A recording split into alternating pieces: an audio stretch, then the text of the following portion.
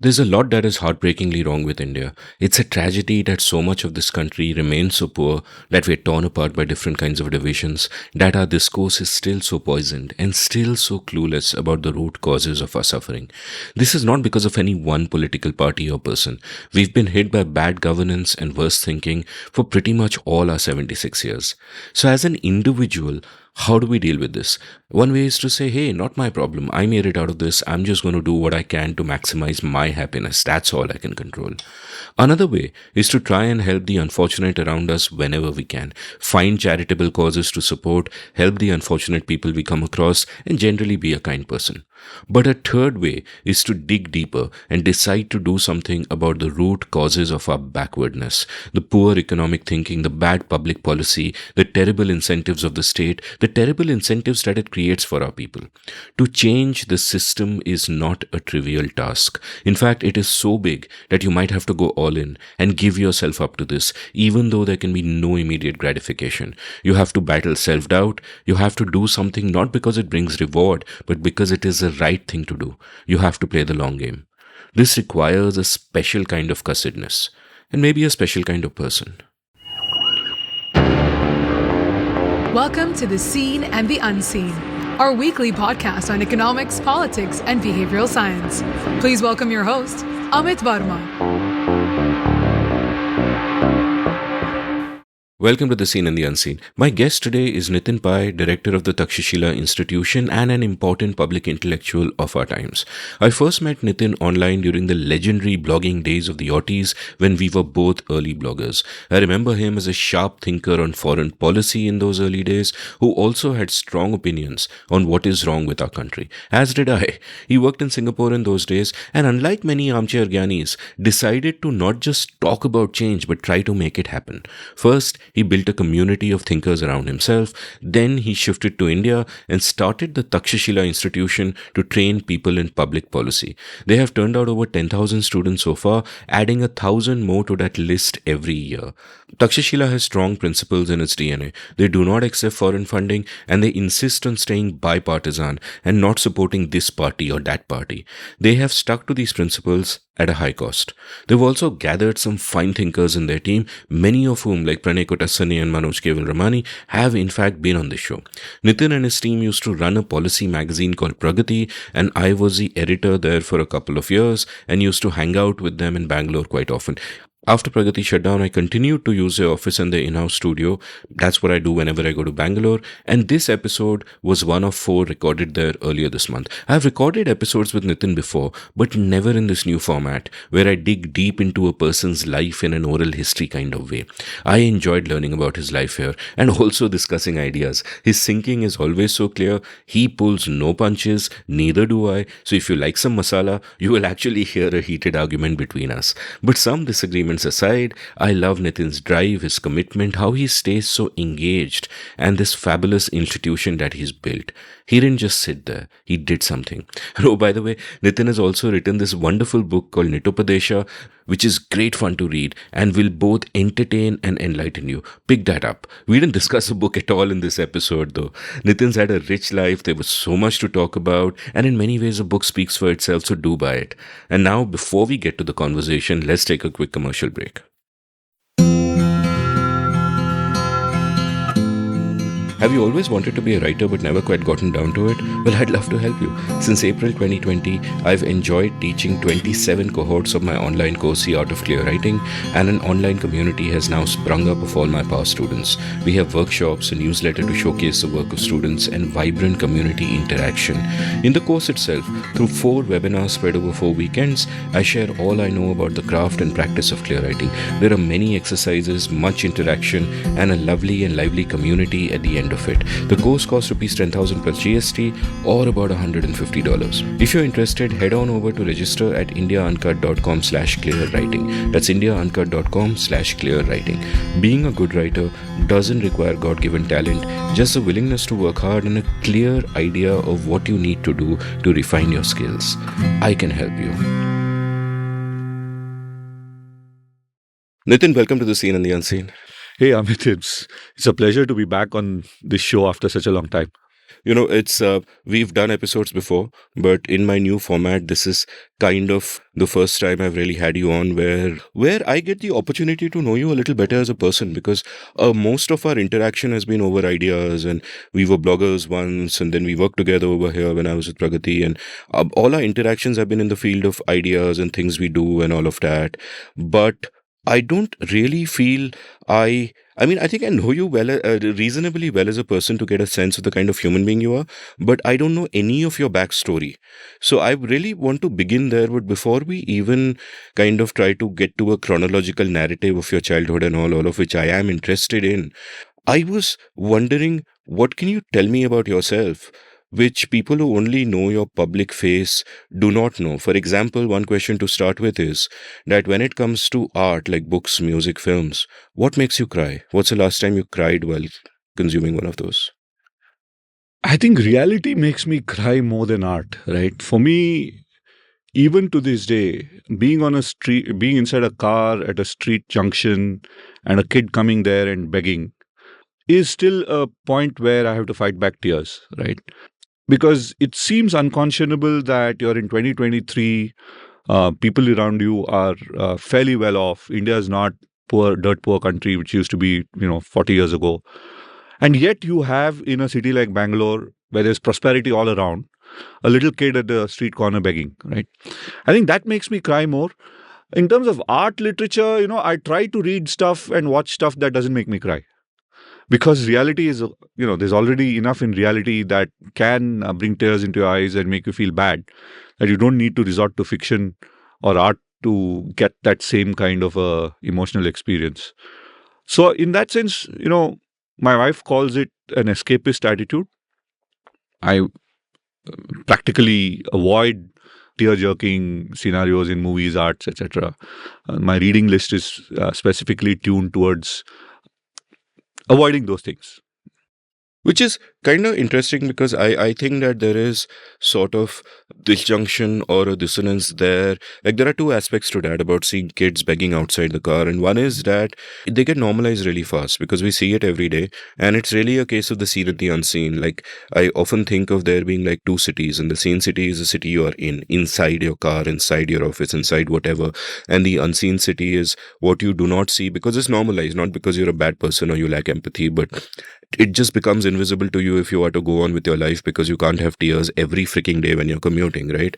And that's one angle of it. But the disjunction I'm talking about is also sometimes the disjunction between the temptation of wanting to do something immediately and the realization that a lot of the sorrows that we see around us are caused by things that are unintuitive.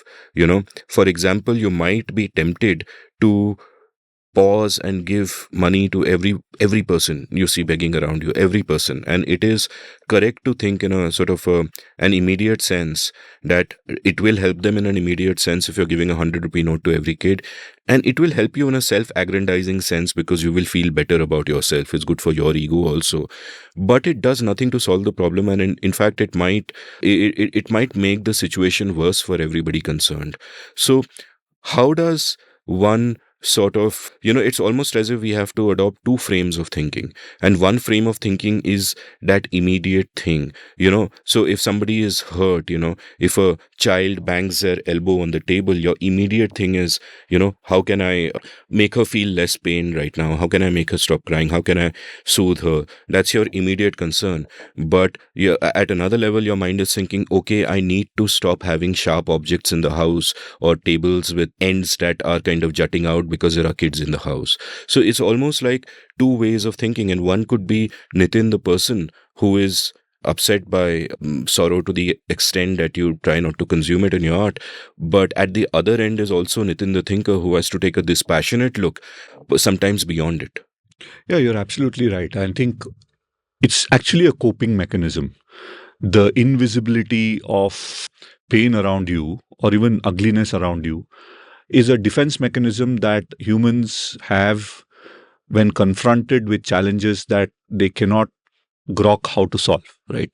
I mean, if there's poverty in the country and you're walking in a street of a city and you see it every day, if you overly absorb it and it grows into you, and you'll probably go crazy, or you'll give up, or something nasty will happen. So you defend yourself by sort of beginning to see it less, right?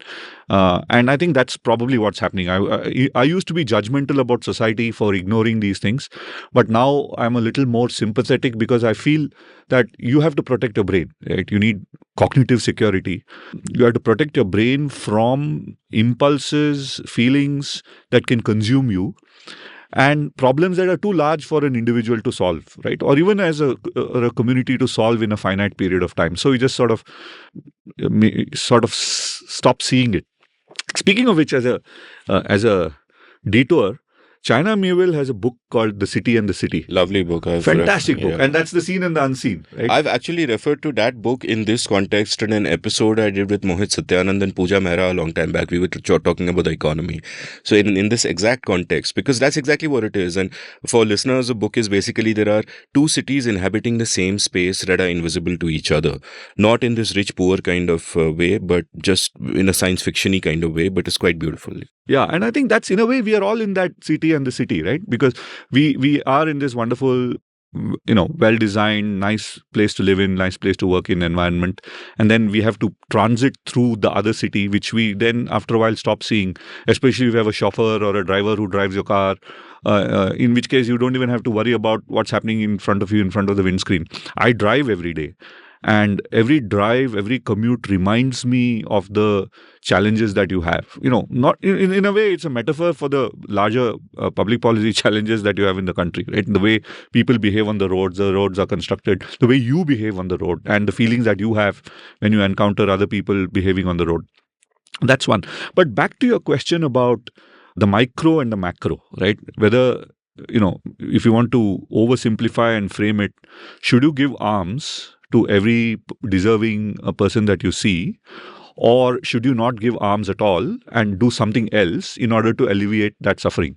Of course, there's a third option which says do nothing. Don't worry about giving arms, don't worry about doing anything, just pursue your self-interest. I think that's not what we're talking about. I think any conscionable person will have to deal with one of the two options, which is you give arms or you do something systemic. My thinking on this has changed over the last 20 years. 20 years ago, I used to have long discussions with two of my friends. One is Sameer Wagle, who's on the board of Takshashila now. The other is Anant Nageshwaran, who's the chief economic advisor and was a co-founder of Takshashila. When we were in Singapore, we used to have these conversations all the time. Anant was big on charitable giving. One of the best features about him is that he has donated to all causes, big and small, for the last 30 years and is still very, very philanthropic minded, right? And at a personal level. And I used to say that, Anand, this is not on, because you are just giving money to an NGO which, say, feeds the children in a city.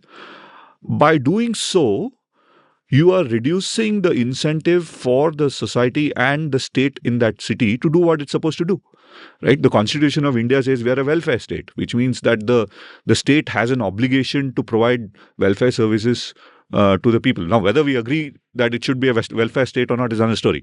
Fact of the ground, it is a welfare state. So the government, which takes our tax money, should be doing this, right? Should be feeding the children, or taking care of the poor, or providing shelter, etc. And the state is not doing it. So what do? You have an NGO which goes out there and starts providing these services. And as a philanthropist, you give money to the NGO, and the NGO is doing a good job, right? It's giving alms, the equivalent of giving alms, and it's alleviating suffering at the point of need.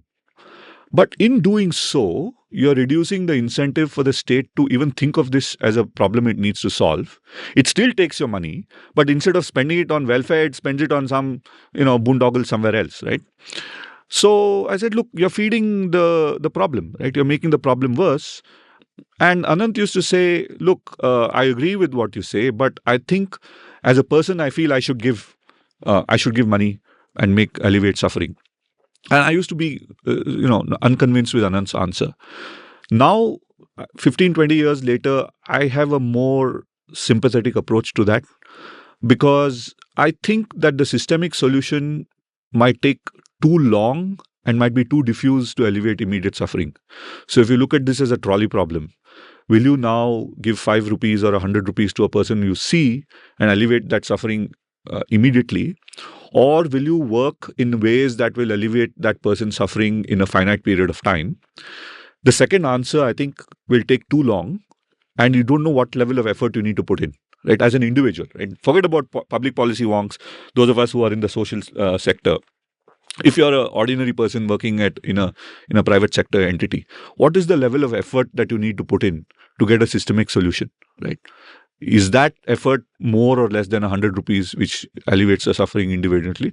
I think a rational decision can be that 100 rupees is a better way to do that. Now, this answer differs from person to person, right? It's not a universal answer. If you feel that giving alms at a particular point is the best way to alleviate the suffering around you, I think go ahead and do it. But I disagree with that. In my calculation, I think we've got to, those of us who I would consider have entered the ranks of the elite of this country, or are born to the ranks of elite of this country, have an obligation to do what we can to help the lot of those who are not yet elite, or not even at the baseline of a decent existence. So we have a social obligation and a moral obligation to do that. And the best way to do that, I think, is to do a systemic solution. Exactly what you said, right? Because things are complex and things are non-intuitive. So intuitively doing something might have counterproductive outcomes, right? And you really don't know. So systemic solutions which are well thought out, especially involving getting agencies of society to do what they ought to, is the right way to do it. So, for example, you must get the government to do what the government ought to do. You must get the business to do what the business ought to do, right? You must get civil society to do what the civil society ought to do, not intervene in each other's business, right? Do what you are supposed to do. In fact, that's a story which comes out in my book about, your dharma is not only doing what you are supposed to do, it's also not doing what you're not supposed to do. Yeah, in this broad sense, I also wonder if this is not just about, like, the distinction that you draw is sort of very often, in the way that you put it, a distinction between the personal act of generosity, where I give a 100 rupee note to person at the traffic signal, and the systemic intervention, where we play the long game, you try to influence public policy or public opinion or whatever it is that you try to bring about changes in the system because you realize that there is a different road. You don't want to give, it's like that old saying, you don't give a person a fish, you teach him to fish, then you feed him for a lifetime. And one problem that I often see, and I'm thinking aloud here, is that the mindset of the first person, the personal intervention, take 100 rupee and give it to the kid, is often a mindset that people extrapolate, either because they're mistaken or they're intellectual lazy, to the larger picture, where they feel that the system's job is also to give 100 rupees to that kid. And often when the system does it through coercion, because they're taking it from other people and giving it to the kids. And often, in times of crisis, you need to do that. That's a necessary anesthetic. The state has to step in, etc., etc. But when that becomes all of the solution space, it becomes a problem, because ultimately, and you've pointed this out as well, that our way out is economic growth. You've pointed out that for every 1% in GDP rise, something between 2 and 3% of the population are lifted out of poverty. And, the hundreds of millions who have come out of poverty since 91 is a huge moral victory, just as it is a huge moral failing that they were there to begin with and that many continue to be there, right? But in a lot of circles, the mindset is stuck with that zero-sum, immediate, intuitive mindset that just as an individual, you want to give 100 rupees. And I agree with you and Anant that that's a good thing. You should give 100 rupees. But at a systemic level, you need more than that. It cannot be the be-all and the end-all of the solution. I mean, there is even sort of one of the new and bizarre fashions of the time is all this talk of degrowth, which of course is linked to other issues also, and let's not go there now. But, so is this also sort of an obstacle one has to face, that the systemic kind of changes that you and I agree would be needed, mostly agree, I think you and I would mostly be in agreement on even the details of that, are actually not widely, considered by people to be the systemic solution necessarily. Absolutely. And I think it's got to do with the fact that the idea of citizenship and egalitarian citizenship in India is only 75 years old. Before the Constitution of India came into force, I don't think there was an imagination of an egalitarian citizenship. What I mean by that is that we are all citizens, we are all equal. Socially, we are equal. I mean, we could be rich and poor, smart and not so smart, and fair or dark, or the kind of Hindi speaking or Tamil speaking. The diversity is there, which are natural or resource endowments. But conceptually, normatively, that we are all citizens and we have equal rights and we have equal status as far as the civil society is concerned. This is a very new idea. And in the absence of an idea, before this idea, what did you have? You had a subject and patron, or a subject and a Maharaja relationship. Raja right? Praja. Raja Praja relationship. Whether it was colonial, whether it was pre-colonial, whether it was Mughal times, whether it was pre-Mughal times, all the way back to history, there was never a time when you were equal. Now, we could argue that there were some places in history where, there were Ganarajas or Janapadas where citizens were more or less equal and so on. I think there were, but it was an exception rather than the norm. Right? The norm was that you were usually a supplicant, you were a subject, and you would go in times of need to your patron, to your lord, and say, "Look, I have problems. Please do something for me." And the lord, out of his generosity, would do it. And now there was also an obligation on the lord to do it, in the sense that it was not pure altruism on the part of the lord. It was part of the dharma of that relationship that your lordship requires you to not only look after your subjects, but also in the times of need. You are the insurer, you are the lender, you are the healthcare provider, you are the all of that. Now, this is idealized, of course. There obviously people would not take these dharmas as seriously, but conceptually it was there. Now, we've replaced that kind of a relationship with an egalitarian citizenship for the last 70 years. But 70 years is a very short period of time given, civilizational memory that we have. So it is not surprising that we still have relics of that subject-patron relationship in the present day governance, right? Classic case is ex gratia payments. There is a bus accident or a train accident, and the government announces an ex gratia payment of 2 lakhs. Now I think it's 5 to 10 lakhs for a person who's passed away. Now, what's an ex gratia payment? By its very definition, you're doing it out of it's gratuity, right? You're feeling that, oh, I have this obligation, or I feel that I must give something to this person. You're not obliged to give it. There's no obligation. There's no legal obligation. There's no need. You're just giving it ex gratia. Right? That's like, going to the Mughal emperor and he takes out the moti, the chain of pearls around his neck and gives it to a guy. Hum aapse khush hain, to ye lijiye, right? It's that is ex gratia. And I think it's boring for a democracy to have something called an ex gratia. Now, what would you do if you didn't have an ex gratia? That's an important question, right? In most places, you would have insurance. You would have a culture of insurance that each person takes insurance to his or her level of risk profile or reward profile.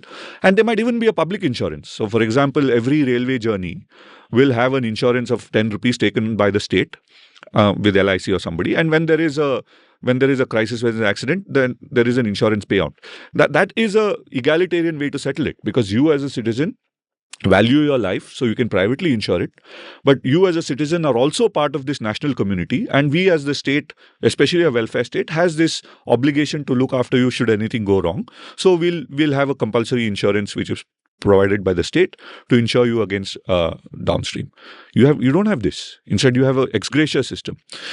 Now, the problem is you can't move to the insurance-based system as long as there's ex gratia.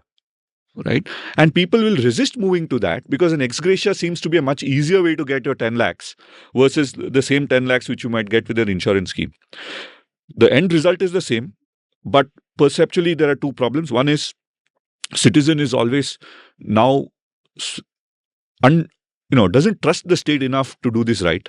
Like the farm agitations would have told you that you don't trust the state. You don't trust the promises that the state makes. So you say, look, I'd rather stay with the known devil rather than go to an unknown God.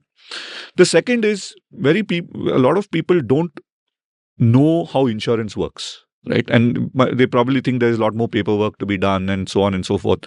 And therefore you don't want insurance. So we are stuck in that kind of a thing.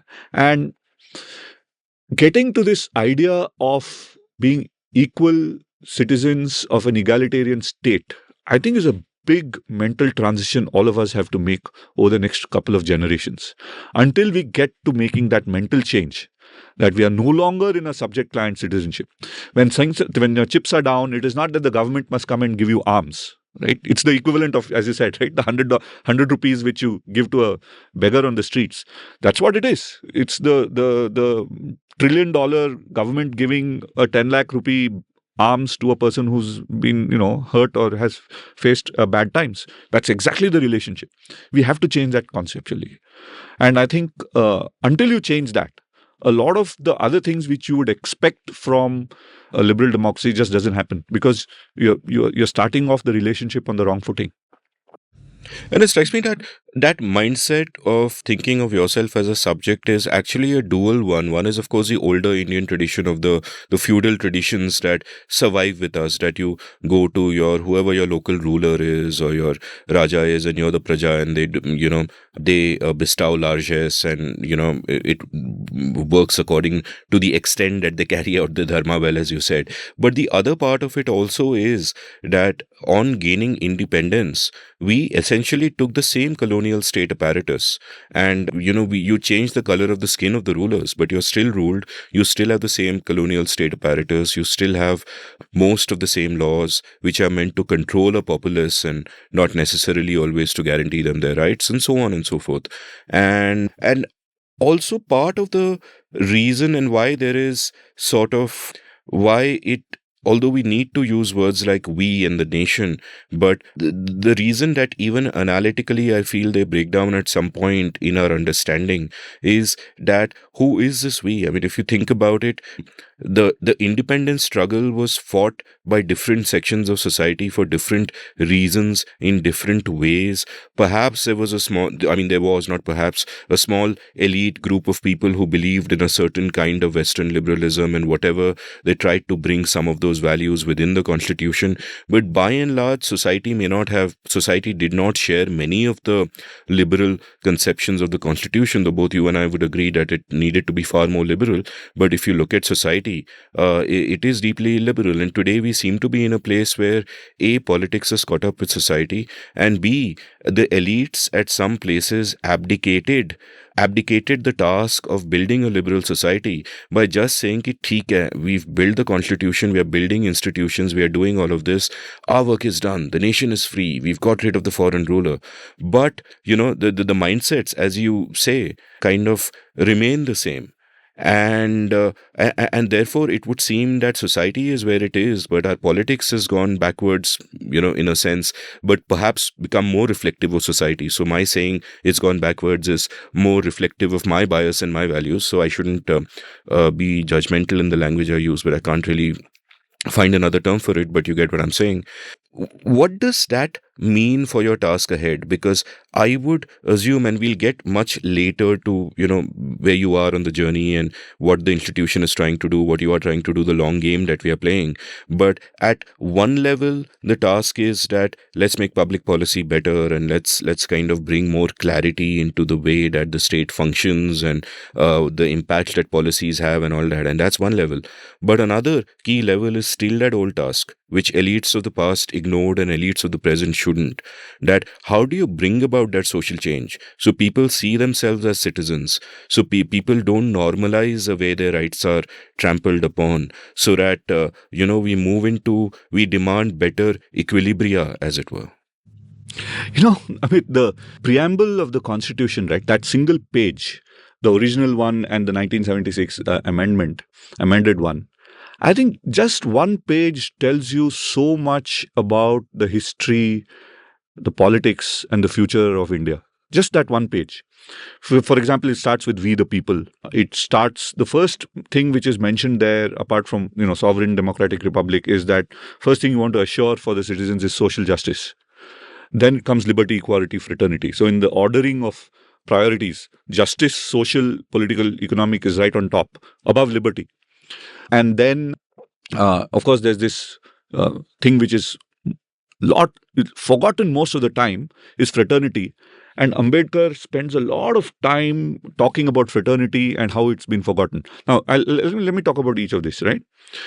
And that responds to what you were saying.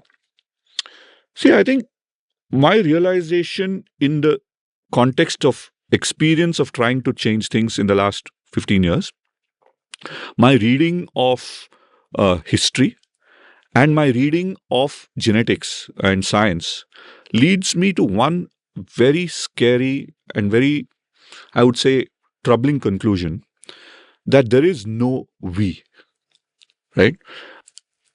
I like to think of it as we are an us-less nation. There's no we, there's no us in largest numbers. I think David Reich, in the book on genetics, right, who we are and how we got here, talks about, he has one sentence there about the genetic diversity of India. He says, India is a large country of small populations. The Han Chinese are one large population. Han Chinese are one large population. India is a large nation or a large country with small populations. The population size of an endogamous community can be a couple of lakhs of people, 100,000, 200,000, 1 million, 10 million. And these are endogamous. And endogamous implies that mostly you marry within the community. And the endogamy is so strong in India and for so long, for about 1,600 years, roughly, right? About 1,800, 1,600 years. About 2,100 years, I think, according to Tony Joseph's book, what I remember. There are phases. So there's a early phase of a lot of mixing. For 1,000 years, there's a lot of mixing. The early phase of a lot of mixing, if I remember correctly from Tony's book, is about a couple of thousand years after the Aryans got here, but before about 0 BC or 0 AD or whatever. And then for the last 2,100 years, it's endogamy and it's that particular ideological Gangetic belt tribe winning over with the caste system. Yeah, and all so that. what we know from what we know from science is that endogamy is at least 1,600 years old. It could be 2,000 years old or more, right? It's about 1,600 around years. there, yeah. So for 1,600 years, endogamy is surprisingly endured. Now, this is not the 4-level Varna kind of thing. This is the matrix of jatis, right? So Brahmins in one place will not marry Brahmins in the other place. Brahmins of one flavor will not marry Brahmins of the other flavor, and so on. So this is that beti roti rishta, they say. It's interdining and giving your daughter in marriage. So these were the two gateways, right? You wouldn't dine with somebody who's not of your community, and you wouldn't let your daughter marry somebody who's not your community. And that effectively is this endogamous community. Now, we have lived as a bunch of endogamous communities for almost 2 centuries, with a strong sense of us within that endogamous community, but a very weak sense of us across communities. Which is what I said, it's not like any of the varnas, any of the jatis are not homogeneous, right? Within that flavor, there are sub-flavors, and within sub-flavors, there are sub-flavors, and until it gets, it's just mind-boggling in terms of its thing, and all jostling and competing with each other for social status, for economic privilege, and for political power. So you have that. So the history of India, if you look at it in that sense, is a competition for status, economic power and political power among these thousands or hundreds of thousands of communities. What this meant is that you ended up with a very weak sense of a national us, right? We are civilizationally of the same belonging, right? Because, in terms of, religious things or, common philosophical threads like dharma, the idea of dharma is across, whether it's Jains, Buddhists, etc. And there is also an attempt to create an us through, Shankaracharya and his pilgrimages. So there have always been attempts to create a unifying thing, whether through language or through politics. The Maurya Empire tried to create an empire. The Akbar tried to create an empire. So there were political attempts, there were social attempts, religious attempts to shape a common us. But those common uses were much, much weaker than the endogamous small u uses, right? So when you say we the people, I think the correct way probably to be say we, the peoples of India, right? Come together. So there was no one single we. And we're still living with the consequences of not having that one single we. Which brings me to what Ambedkar was saying. And I think a lot of us have a lot of things to learn from Ambedkar. Those who are pro-Ambedkar and those who are anti-Ambedkar, people who see Ambedkar as a caste icon, people who see Ambedkar as an economist, people who see Ambedkar as a constitutional scientist. Whoever, all of us have a lot to learn, because I think we've missed many points of what the guy was trying to say. What is said in the mid-1940s, and especially when forming the constitution, is that unless you have fraternity, the rest of it just goes for a toss. And when he talks about fraternity, what he's talking about is creating a big us, you know, crossing these lines of small V's and creating a big V called We the People of India. And what do you need to do that, right? I think a lot of people have taken the cop-out solution of reservations or affirmative action. It has a place. It does a lot to achieve the first goal in the constitution, which is social justice. I agree. Given that social justice is a goal in the constitution, are reservations and affirmative actions a way to achieve that? I think yes, to an extent it does. There are other ways. It's not the only way. There are other ways. And those other ways ought to be debated. But yes, reservations, affirmative action allows you to get there. But it doesn't answer the bigger question of fraternity. Because you can't just say, oh, we have reservations and therefore we are going to get fraternity. On the contrary, you don't. On the contrary, the reservation system creates a greater sense of small V's because every caste, subcaste, etc. wants to jostle for space, right? Because now you've created a prize for being a certain caste. So that sense of small V and weakness of a big V increases because of reservations. But you have public policies which emphasize fraternity. Now, for example, if you have a public park or a ground where kids of all economic and social communities can come and play, right? They know each other.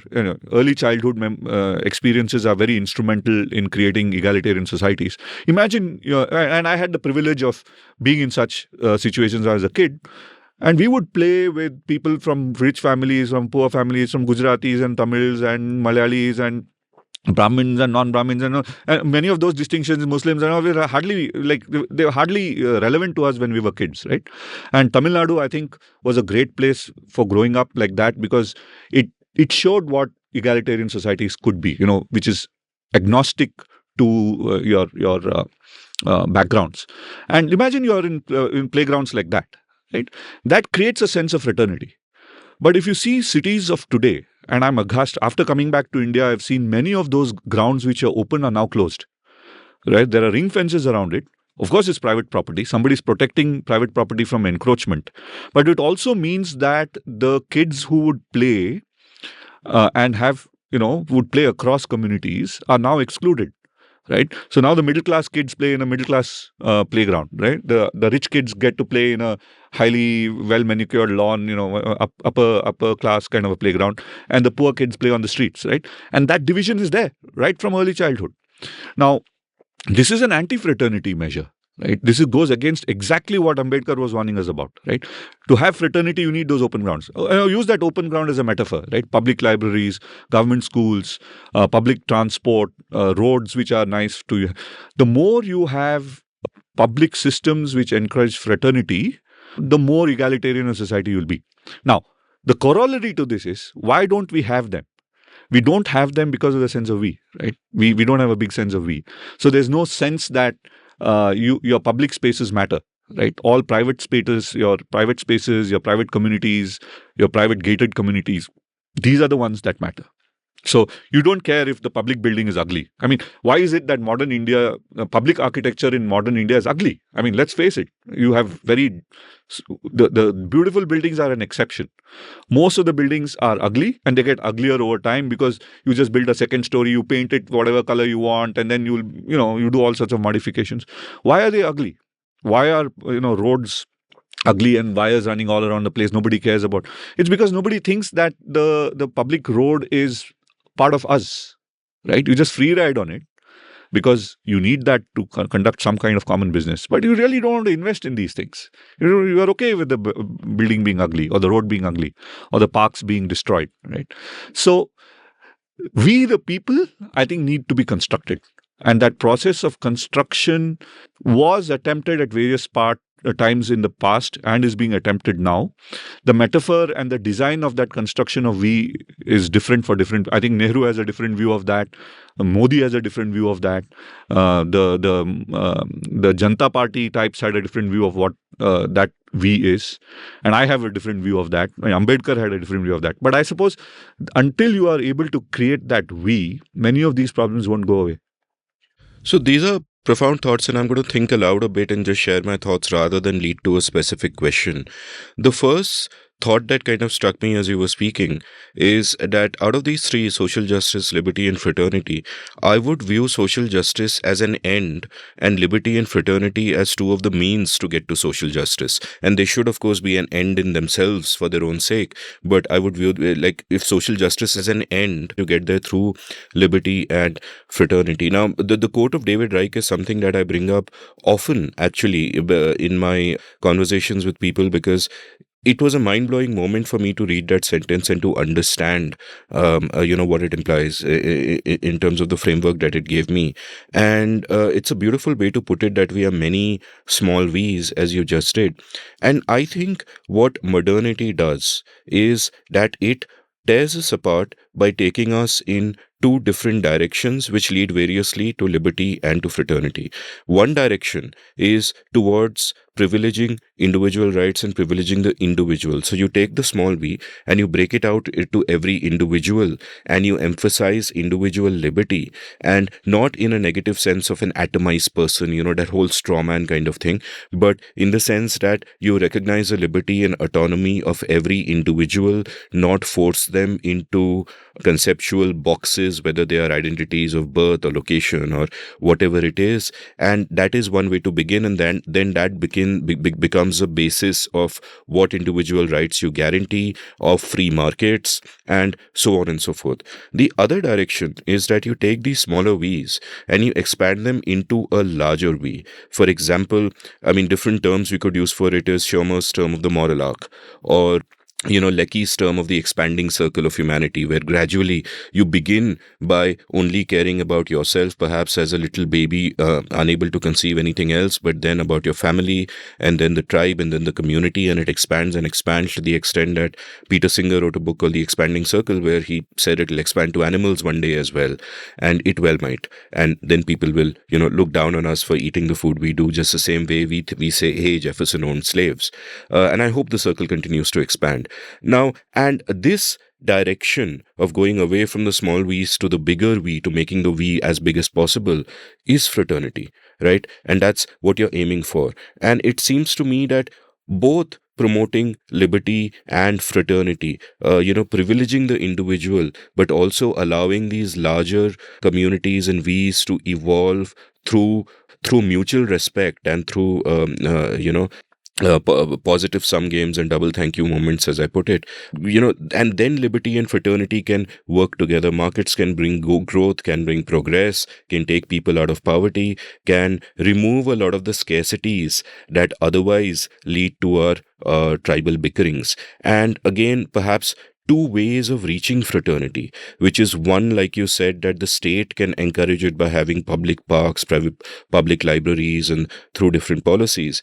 And the other is a cultural change that can come about where people begin to see themselves as part of larger communities and just, for example, Pathan recently released is such a big hit. You could argue that, at least for a moment, at least in this one context, is a larger community of Shah Rukh Khan fans, right? Of which I am not one, purely because I don't like his acting. His politics is great. And so, and the challenges that we face to both of these in modern times are also, are not just inertia that society stays the way that it is, but also the state, in the sense that in modern politics, you don't want to ameliorate, or you don't want to do away with the identity politics. You want to use it to your advantage in whatever tactical way you can, which is why, when you think of the 2014 elections win, and Prashant Jha has a good book on how the BJP won, which lays bare the strategy of saying that, okay, the Dalits don't vote for us in UP, but it's not all the Dalits. Even within the Dalits, the Jatavs are relatively well off. So let's appeal to the non-Jatav Dalits. Let's appeal to the non-Yadav OBCs, and so on and so forth across the center. So you're still thinking in terms of identity, though I think there are interesting sort of movements happening here, but identity is still, to some extent, key to a lot of the politics and to a lot of the agitations that we see around us. And their fraternity becomes a problem. And a lot of the modern politics is, of course, about different portions of society saying, hey, extend the reservations to us. While the original idea was it'll just be for Dalits, but now it's kind of become this political tool, this political thing playing into the notion of smaller V's, as you said. And I had a great episode with Chandrabhan Prasad where he's spoken about this aspect of it, but he's spoken about how much markets in the liberty that they play on, and in the fraternity that, in a sense, that they also bring about by changing everyone's incentives, have actually played a far greater role in the upliftment of the downtrodden than any top-down measure by the state. But that's a separate matter. And the state can sometimes also, I mean, the existence of the state is a blow against liberty, because the incentives of the state are always to sort of grow its own power at all times, and that militates against notions of that militates against us being more free. And we've seen in recent times that it can go backwards as far as individual freedom is concerned. And culturally as well, there is not as much of a demand for individual freedom as you would expect. In fact, in modern times, perhaps because of the incentives of social media or modern politics, where people are incentivized to go on the extremes, where those who are tribal get the most rewards from their tribes and everyone else is, in a sense, incentivized to shut up, where again you don't have that cultural longing for liberty, those demands for liberty, which at least in the US you still see that, if taken in strange directions sometimes. So these are just sort of my thoughts, because I love your taking off from Reich, your framing of that there are many small V's, and it just struck me that liberty takes them in one good direction and fraternity takes them in another good direction, but we are stuck in this bad place where everything is tribalistic and antagonistic, and the discourse is so polarized. Yeah, I think, you had Pranay Kotastane on your show, you had Rohini Nilekani on the show. From the two of them, what I've learned is this idea of Sarkar, Samaj, Bazaar having to be in balance, right? There's a harmony between the three. You're absolutely right. Left to itself, the state will gobble up individual liberty. That is why you need the other two. You need the market, and you have the Samaj, or civil society, to be able to check that. Similarly, you will leave it to civil society, and without the state and the market, you will have downward. You have some other set of problems. You leave it to the market alone, you have other set of problems. So you need a harmony between these three institutions of human living, right? Human society. And I think that is a fantastic way to construct public policy and constitutional thinking, not only for India, but for the world at large. Especially now, I mean, if you look at the United States now, a lot of the woke social justice agitations are an attempt to get an India-like social justice awareness within the political system in the US. And for good reasons. I'm sure I'm not an expert on US society or politics by any measure. I mean, in fact, I would call myself US illiterate in terms of the social and political things.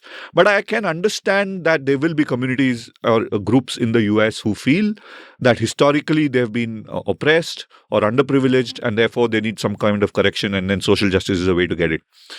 Unfortunately, that mechanism and that method usually ends up eating into liberty and fraternity, and undoing, is counterproductive to the cause of social justice itself, right? Even if you believe that social justice is what you want, the mechanism of how you get there can be counterproductive. It's been counterproductive in India, it can be counterproductive in the US as well. I think what Ambedkar was saying at that point is very interesting. He was not a champion of reservations as he's made out to be. He said that reservations have an important role. That's why it was time limited, 10 years, 20 years, whatever it is, you can talk about it. And he said that, for example, reservations can't be beyond 50%, because reservations have to be an exception. Reservations, small amount of 20-30% is fine, but you can't have a majority of your allocations based on reservations, because then that would destroy the other parts of what you do. A lot of the Ambedkar, I would say the Ambedkar fans ought to really read what his thinking is. He's really one of the most prescient, very thoughtful people we've had in the last 100 years. I would say, for example, Gandhi probably as a agitating politician is number one. But Ambedkar beats him in terms of constitutional thinking and administrative thinking. As a practical administrator who has to run a state, Gandhi was a moralist. He was not really interested in running practical things. But Ambedkar had the prescription. I think if you look at Ambedkar, what he's trying to say is that, look, beyond egalitarianism and equality, right? For example, banning untouchability, banning caste discrimination. The state should not get involved in this business of trying to change, the nature of society through legislation, right? What he was saying is that fraternity is the way that you would do this. Have, state acts in a manner that increases fraternity. You leave it to societies to make their own changes. So you need India, Hinduism, Buddhism, whichever religion, Sikhism, whichever religion which has been here, even Islam in India has had internal reformist movements, right? So the idea is that you get internal reformist movements in religion, religious societies to fix those problems. You as a state don't get involved. And then as markets, you allow maximum amount of market freedom. I think the Ambedkarite, I'm oversimplifying and probably speaking with my bias, characterizing Ambedkar from the biases that I come from. But I think the Ambedkarite prescription for how you want to run your affairs is probably still the best one. If you don't do that, I think you end up with all sorts of gaming behaviors, right? Because if I were to tell you that all people with the name Amit will be allowed into the train first, a lot of people will claim they're Amits, right? It's nothing to do with caste, community, identity either, right? And second, especially now, when you talked about, the social media and the internet thing, I think the effect it has on liberty is negative for one simple reason. Because you turn individuals into a crowd. And what a crowd does is it erases individualism, right? That's why, there's this book called The Crowd where, the classic idea is that when human beings get together, you're not the same person, right? The crowd has its identity, which basically dilutes or probably destroys individuality, ability to think, reason, etc. And the crowd behaves in its own way. Right? A crowd does things which each of the individuals might not have done if they were doing those decisions on their own. I want to take a diversion. A few years ago, just before COVID, I was studying locusts. Okay, because there used to be these locust swarms, locust infestations coming from complex El Nino kind of La Nina kind of phenomenon. The locusts in Africa would form huge swarms and fly across Iran, Pakistan, and come into northwestern India and devastate crops all the way to Delhi. There's the British actually set up a locust monitoring station system 100 years ago, right? So this is an old phenomenon of locust infestation. But here's the interesting thing about locusts. Individually, they are solitary beings. Okay, they are brown in color or green in color. I can't remember the color. They are in one particular color. I think they are brown in color. And they are individual beings. They are solitary beings. Okay, so they stay, other than for mating, they live in deserts. They live in very bare circumstances, and they go about life like that. Now, because of certain atmospheric changes or environmental changes, when locusts starts coming into proximity with each other, they begin to change. They change their color. They change their body shapes, and they change some of the body functions. And from being solitary, organisms, they become a group called the swarm. And the swarm becomes larger and larger. And its entire behavior is different. Solitary, the solitary creature stays within its geographical zone, doesn't stay, maybe a kilometer here and there. That's all. It moves in its entire life. But when it forms these swarms, they move thousands of kilometers across continents, right? That's a great example of how group behavior, right? It's the same locust. It's the same individual, right? When it comes into contact with a lot of other individuals, strange things happen to it and becomes a swarm and behaves in a different way. I don't think human behavior online is much different, right? You could meet a lot of nasty people on social media. If you meet them individually, they are very nice people. You can have lunch, you could have coffee with them. They hardly appear to be shrill, bigoted or violence-loving kind of people. But once they are organized on social media, they're entirely different. So the ramification of that for liberty is serious, right? Because every society which forms swarms or if you call, let's say on social media, they form tribal communities, is not going to emphasize liberty, right? Liberty is not going to be the first thing which people want. So liberty will be deprecated in favor of community, nationalism, tribalism, or whatever ism that you want, and individual liberty will take a beating. So I think the biggest threat that radically networked societies, social media networks, large transnational communities which are formed because of the internet, the biggest threat from them is to individual liberty. And then the consequence of that will be felt in almost everything, right? Even imagine you start believing less in individual liberty, a lot of your political systems will change, your preferences will change, what you want from government will change, right? Yeah, I sort of love the way that the locus of attention has gone to the locus of identity, as it were. E.O. Wilson, the biologist, once said about ants, once said about communism, that great idea, wrong species. And his point was that, it's suited to ants, it's not suited to humans. And I would say it's not suited to locus either, or maybe it is, because if we are like locus, if we tend to go in those directions. So But I must tell you something about the locust, right? Because it's an interesting, I was so fascinated with locust infestation before COVID, right? I was going to study this, then COVID came and I had to get distracted studying COVID. So there were very many ways to tackle locusts, right? So these locust early warning stations were set up, and they in India and Pakistan, they do spraying. And you'll be surprised, through the thick and thin, India and Pakistan have been talking on locust monitoring through all the conflict that's been going on across periods of time, because of course it matters. Common enemy, and it's done at a very low level. It's done at a very low, non-controversial level between experts, and they spray. They decide where to spray. They share information and decide where to spray, etc.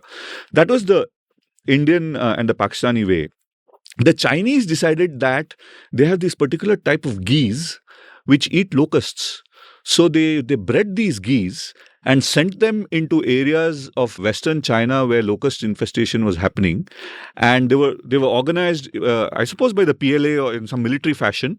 And the geese were sent there. And the Chinese idea was that the geese will eat the locusts and we'll eat the geese.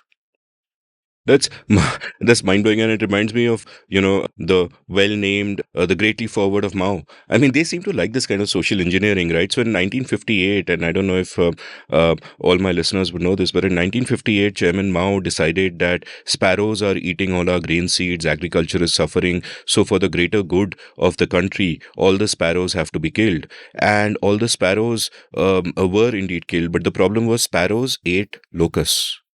And once there were less sparrows, the ecosystem balance changed, locusts proliferated, destroyed China's crops. There was famine, hunger, starvation, 45 million people died in 3 years, which is, again, insane. And it also kind of tells you that they haven't learned from history. I mean, they've learned locusts are a problem, but can you really solve it like this? What other thing are you changing? So I'm going to go to my, before I go to my next question, a few thoughts sparked off from all that you have been sort of talking about. And first of all, in my episode with Chandraban Prasad, Chandraban ji was also talking about how his two great heroes are Ambedkar and Adam Smith. And his contention was that a lot of the people who cite Ambedkar are citing early works, and his thought kept evolving. And if you read the stuff that he wrote, right before he passed, his thinking had evolved to a large extent. He understood, and he was always, a fine economist, understood the power of markets, but even more so as time kind of went by. Moving on from there, I think the problem that I have with all identity politics, whether it is wokeism or bhaktism or whatever, is essentially that they hit out at exactly those ideas of liberty, of fraternity. They hit out at ideas of liberty because they take the individual away from the center of your thinking. You are put in a box, which is usually the identity of your birth or the identity of your sexuality or whatever it is, and that comes along with narratives of oppression or victimhood or whatever. And everything is analyzed in terms of group rights and group prejudices and so on and so forth. And that's deeply disturbing, because just by thinking like that, you're stripping those individuals of their autonomy, of their personhood. It's a condescending and terrible way to do. And obviously, it hits against fraternity as well, because you are insisting on these narrow divisions which don't allow you to. And if you accept those divisions, then you ignore commonalities and therefore possibilities that exist outside of those divisions. And that's really why it is so toxic. And the internet plays towards that, because, as I keep saying, the natural tendency when you go online is you want to feel that you belong, right? You want to be part of a we, and you find your tribe of whatever sort it is. And if it's an ideological tribe, your incentives are always to be strident. If you're reasonable, you're just going to get beaten up by all sides. Your incentives always are to attack the people on the other side, never the argument, just the people. Attack people on your own side for not being pure enough, and you're kind of driven to extremes. And unlike in our times when we were growing up, like something that I thought at 20, I would not be tweeting it.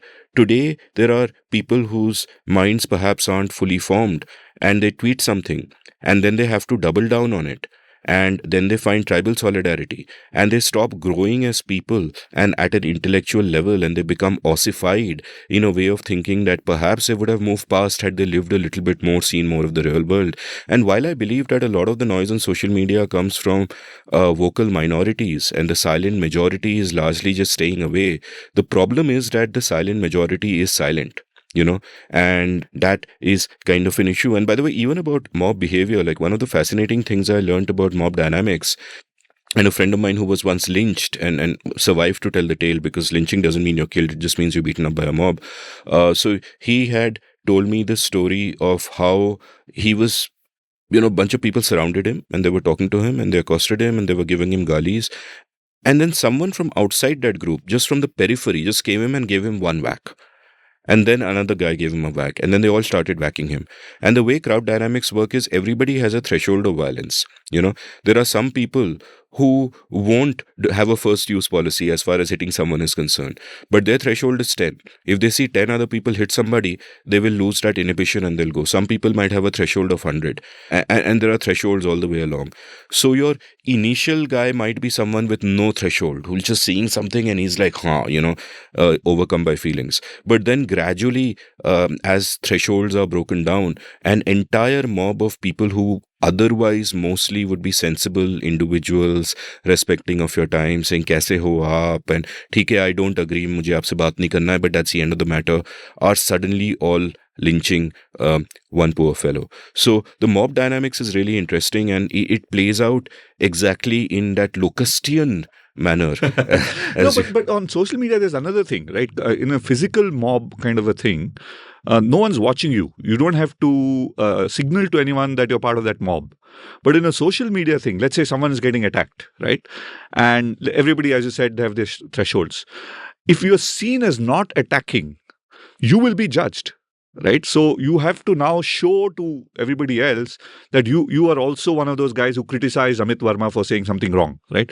So and if you don't do that, you're afraid that you will be attacked by a small group of peers for saying, oh, look, Amit said something wrong, but Nitin didn't criticize him. So Nitin must also be complicit. So now you become part of the suspicious group. Right. So that's the cascading effect which happens online. I mean, mercifully, that's not physical violence. It is psychological violence to some extent, but that's what makes the online thing a lot more scary.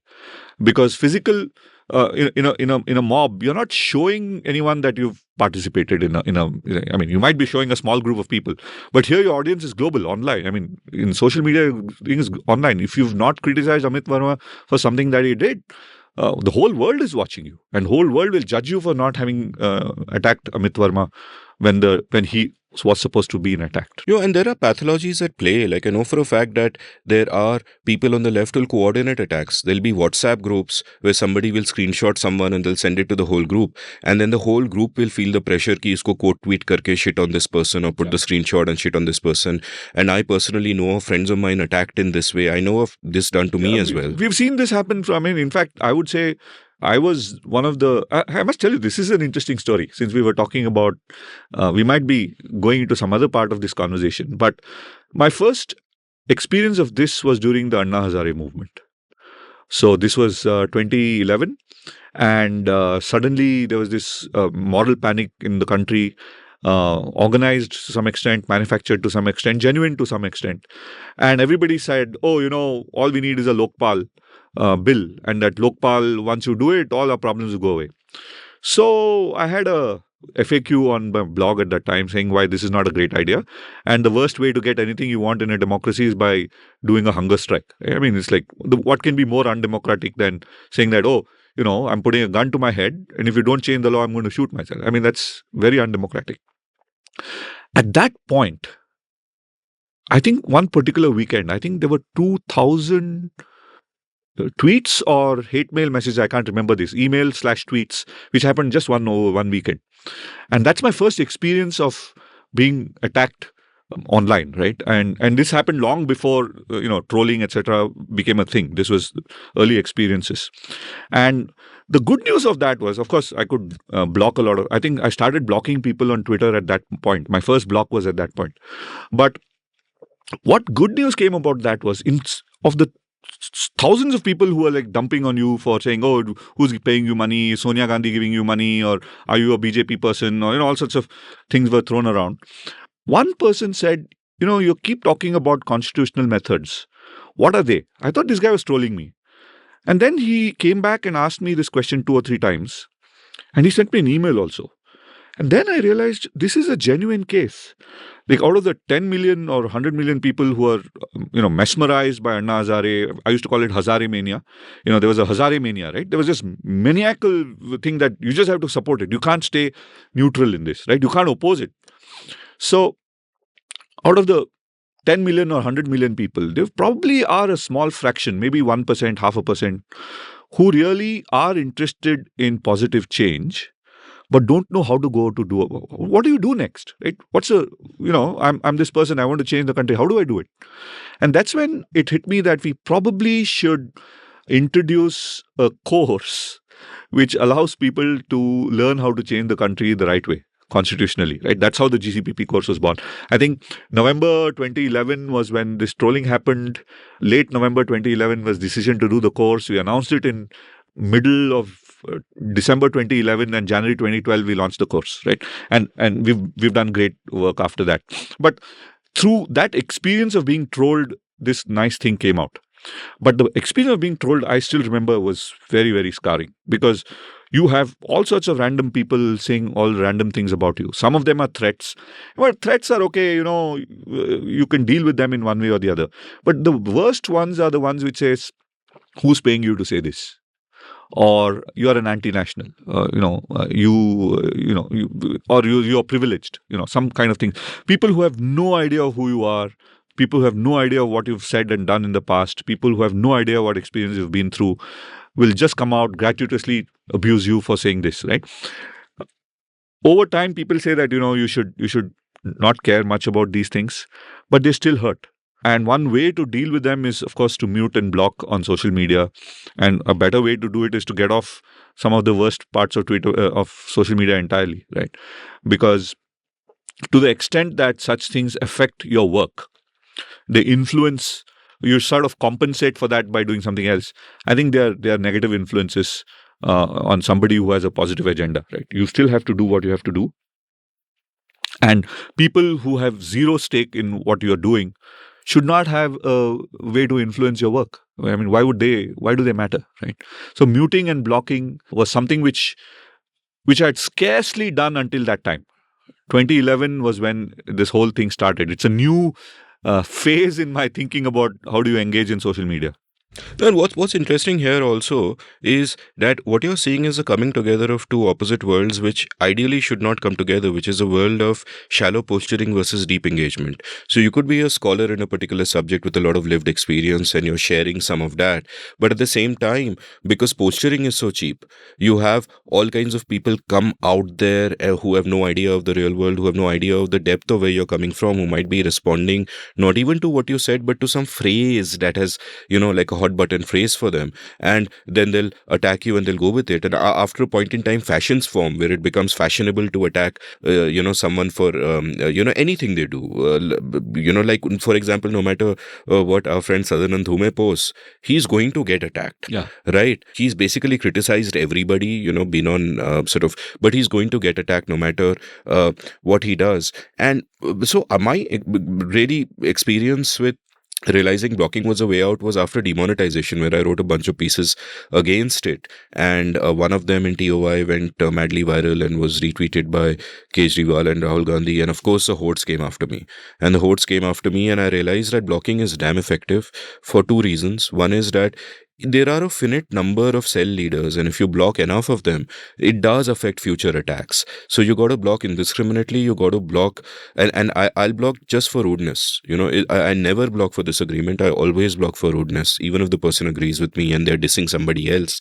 I will just block them for rudeness. And the other advantage of blocking is dopamine. That every time you hit block, there's a dopamine hit to your brain. It's possible to get addicted to blocking. I don't think that's really the case with me, but it's entirely possible. And even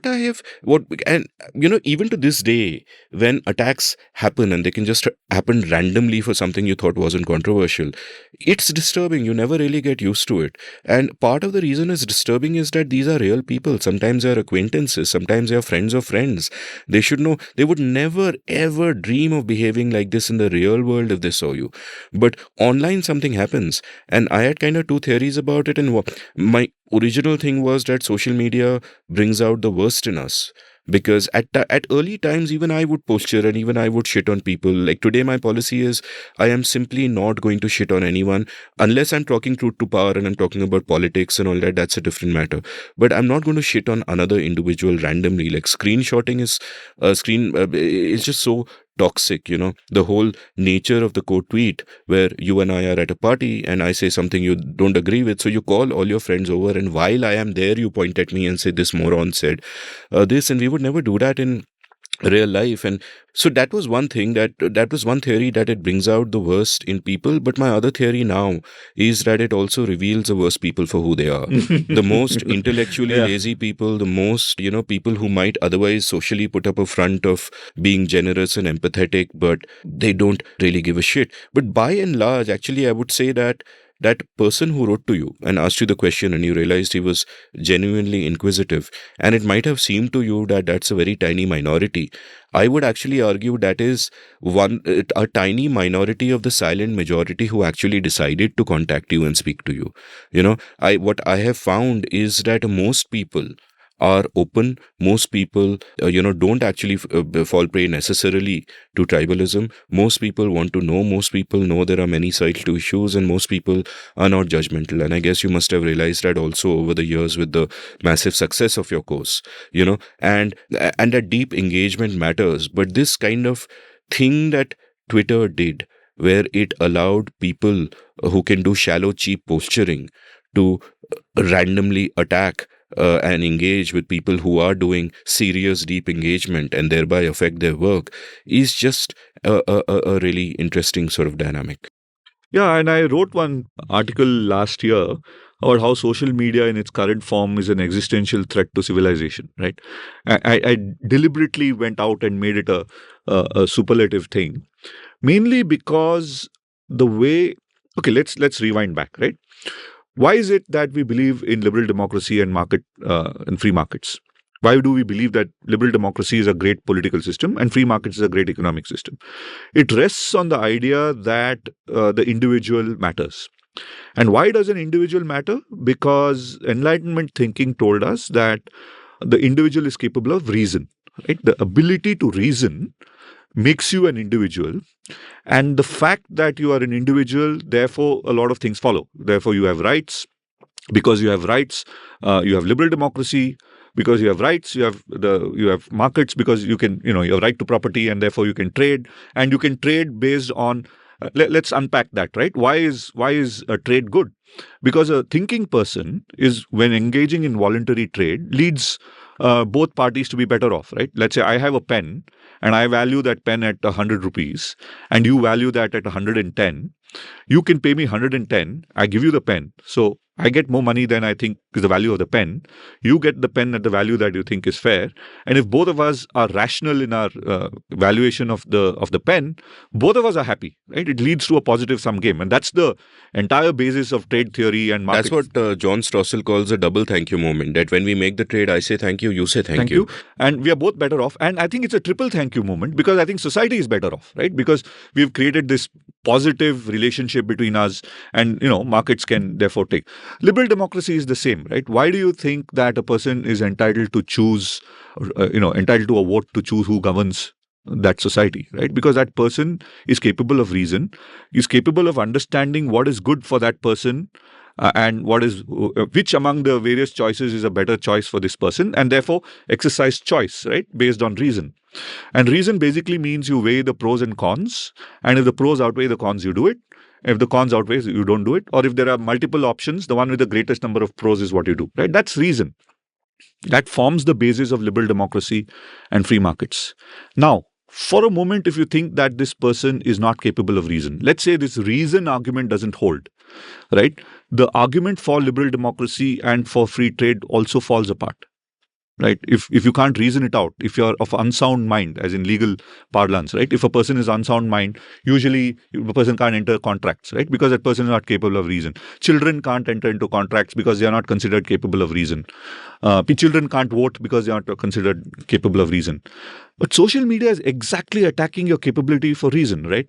This is where we go to insights from Kahneman and Swirsky, right? The thinking fast and slow.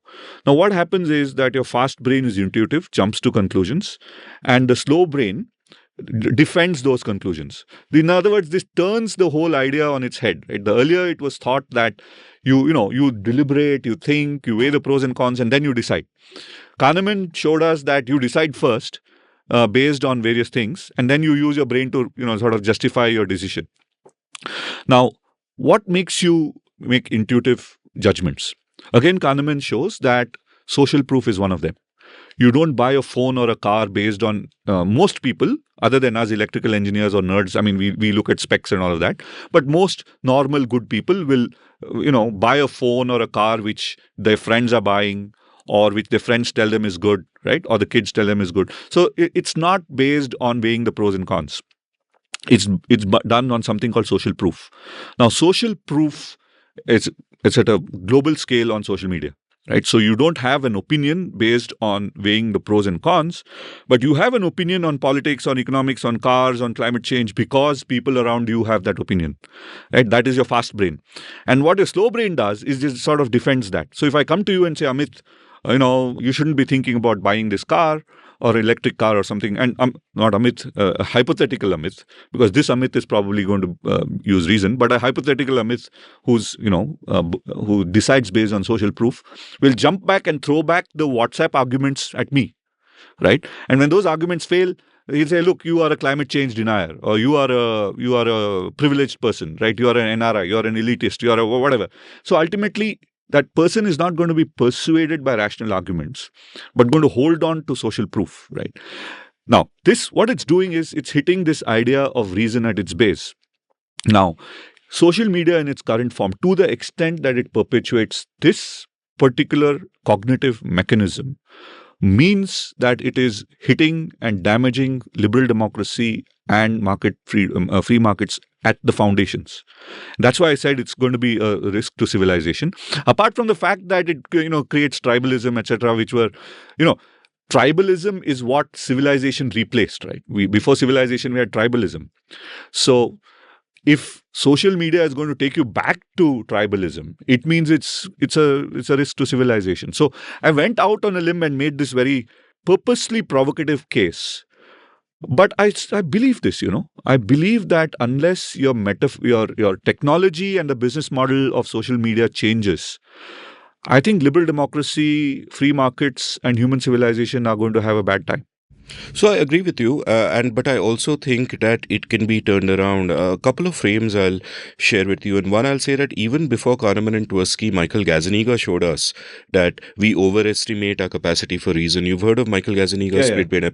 Yeah, I mean, just for my listeners, what basically happened there was Gazzaniga is a great neuroscientist, and he was working with patients of split brain epilepsy, and one way of treating that was you sever the connection between the left side of the brain and the right side of the brain, so they can no longer talk to each other.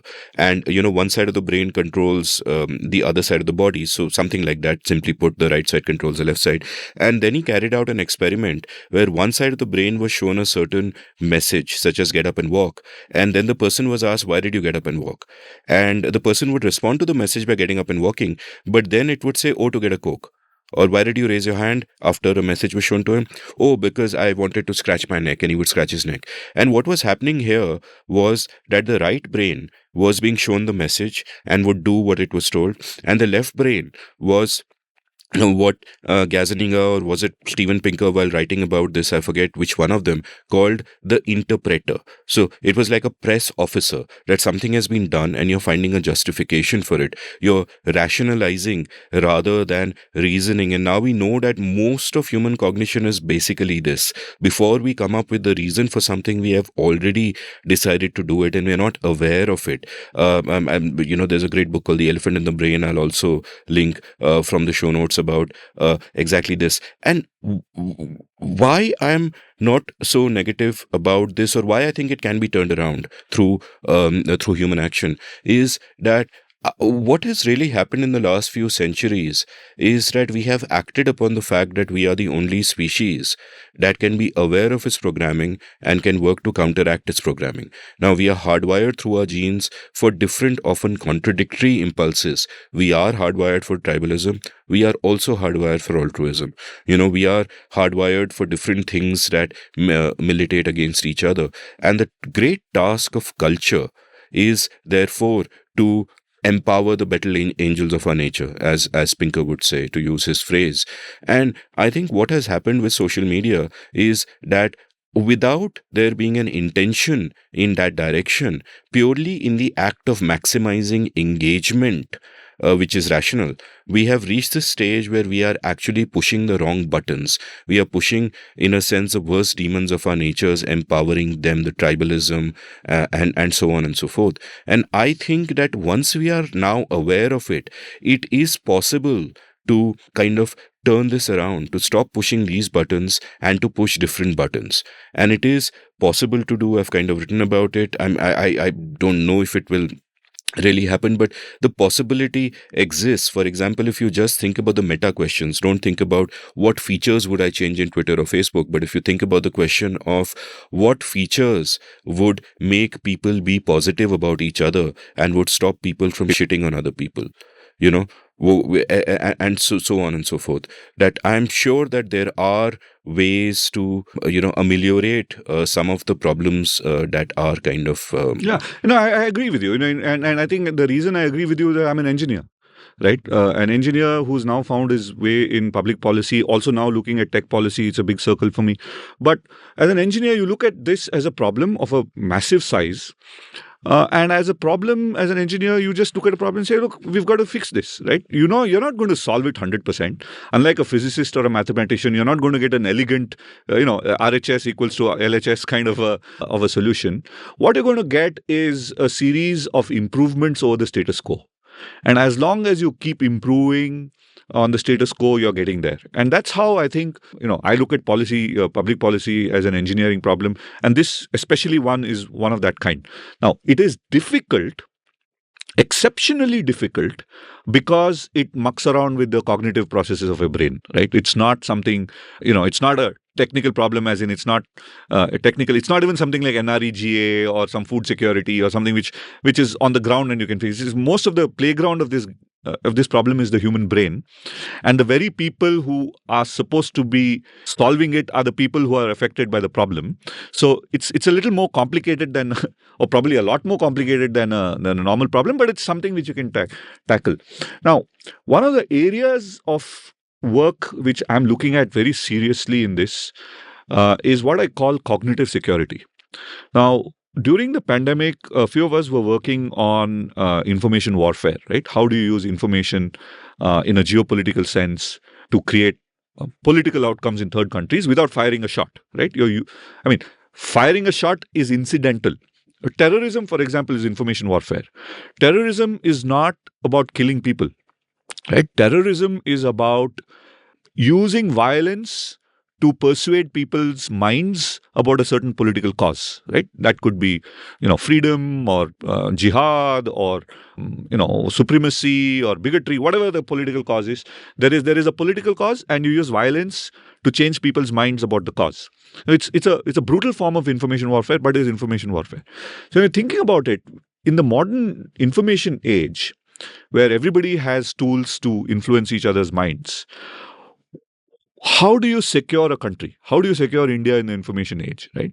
You need information security, right? Just like you have defense, you have, national security, internal security, counter-terrorism.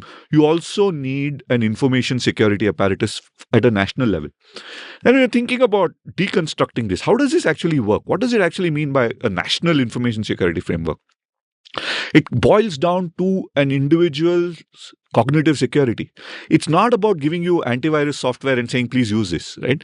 It's about you having a mental framework in order to discern malinformation from good information, right? From being able to make sense of good information and act on it, to recognize bad information and to avoid it, right? So that's at a citizen level, right? So you need cognitive security. I was thinking about it from the perspective of national security and cognitive security.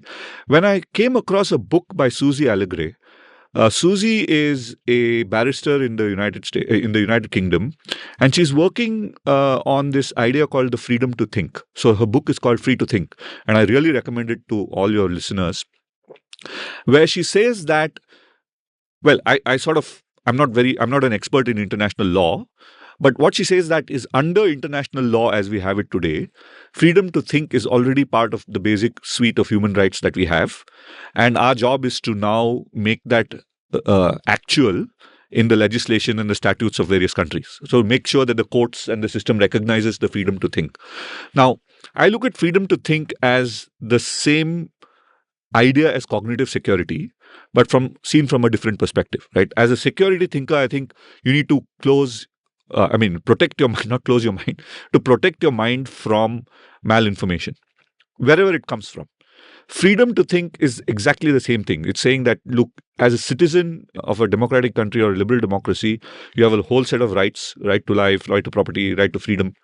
And your right to freedom includes the freedom to think, which means you have a right to be protected against interference in your ability to think.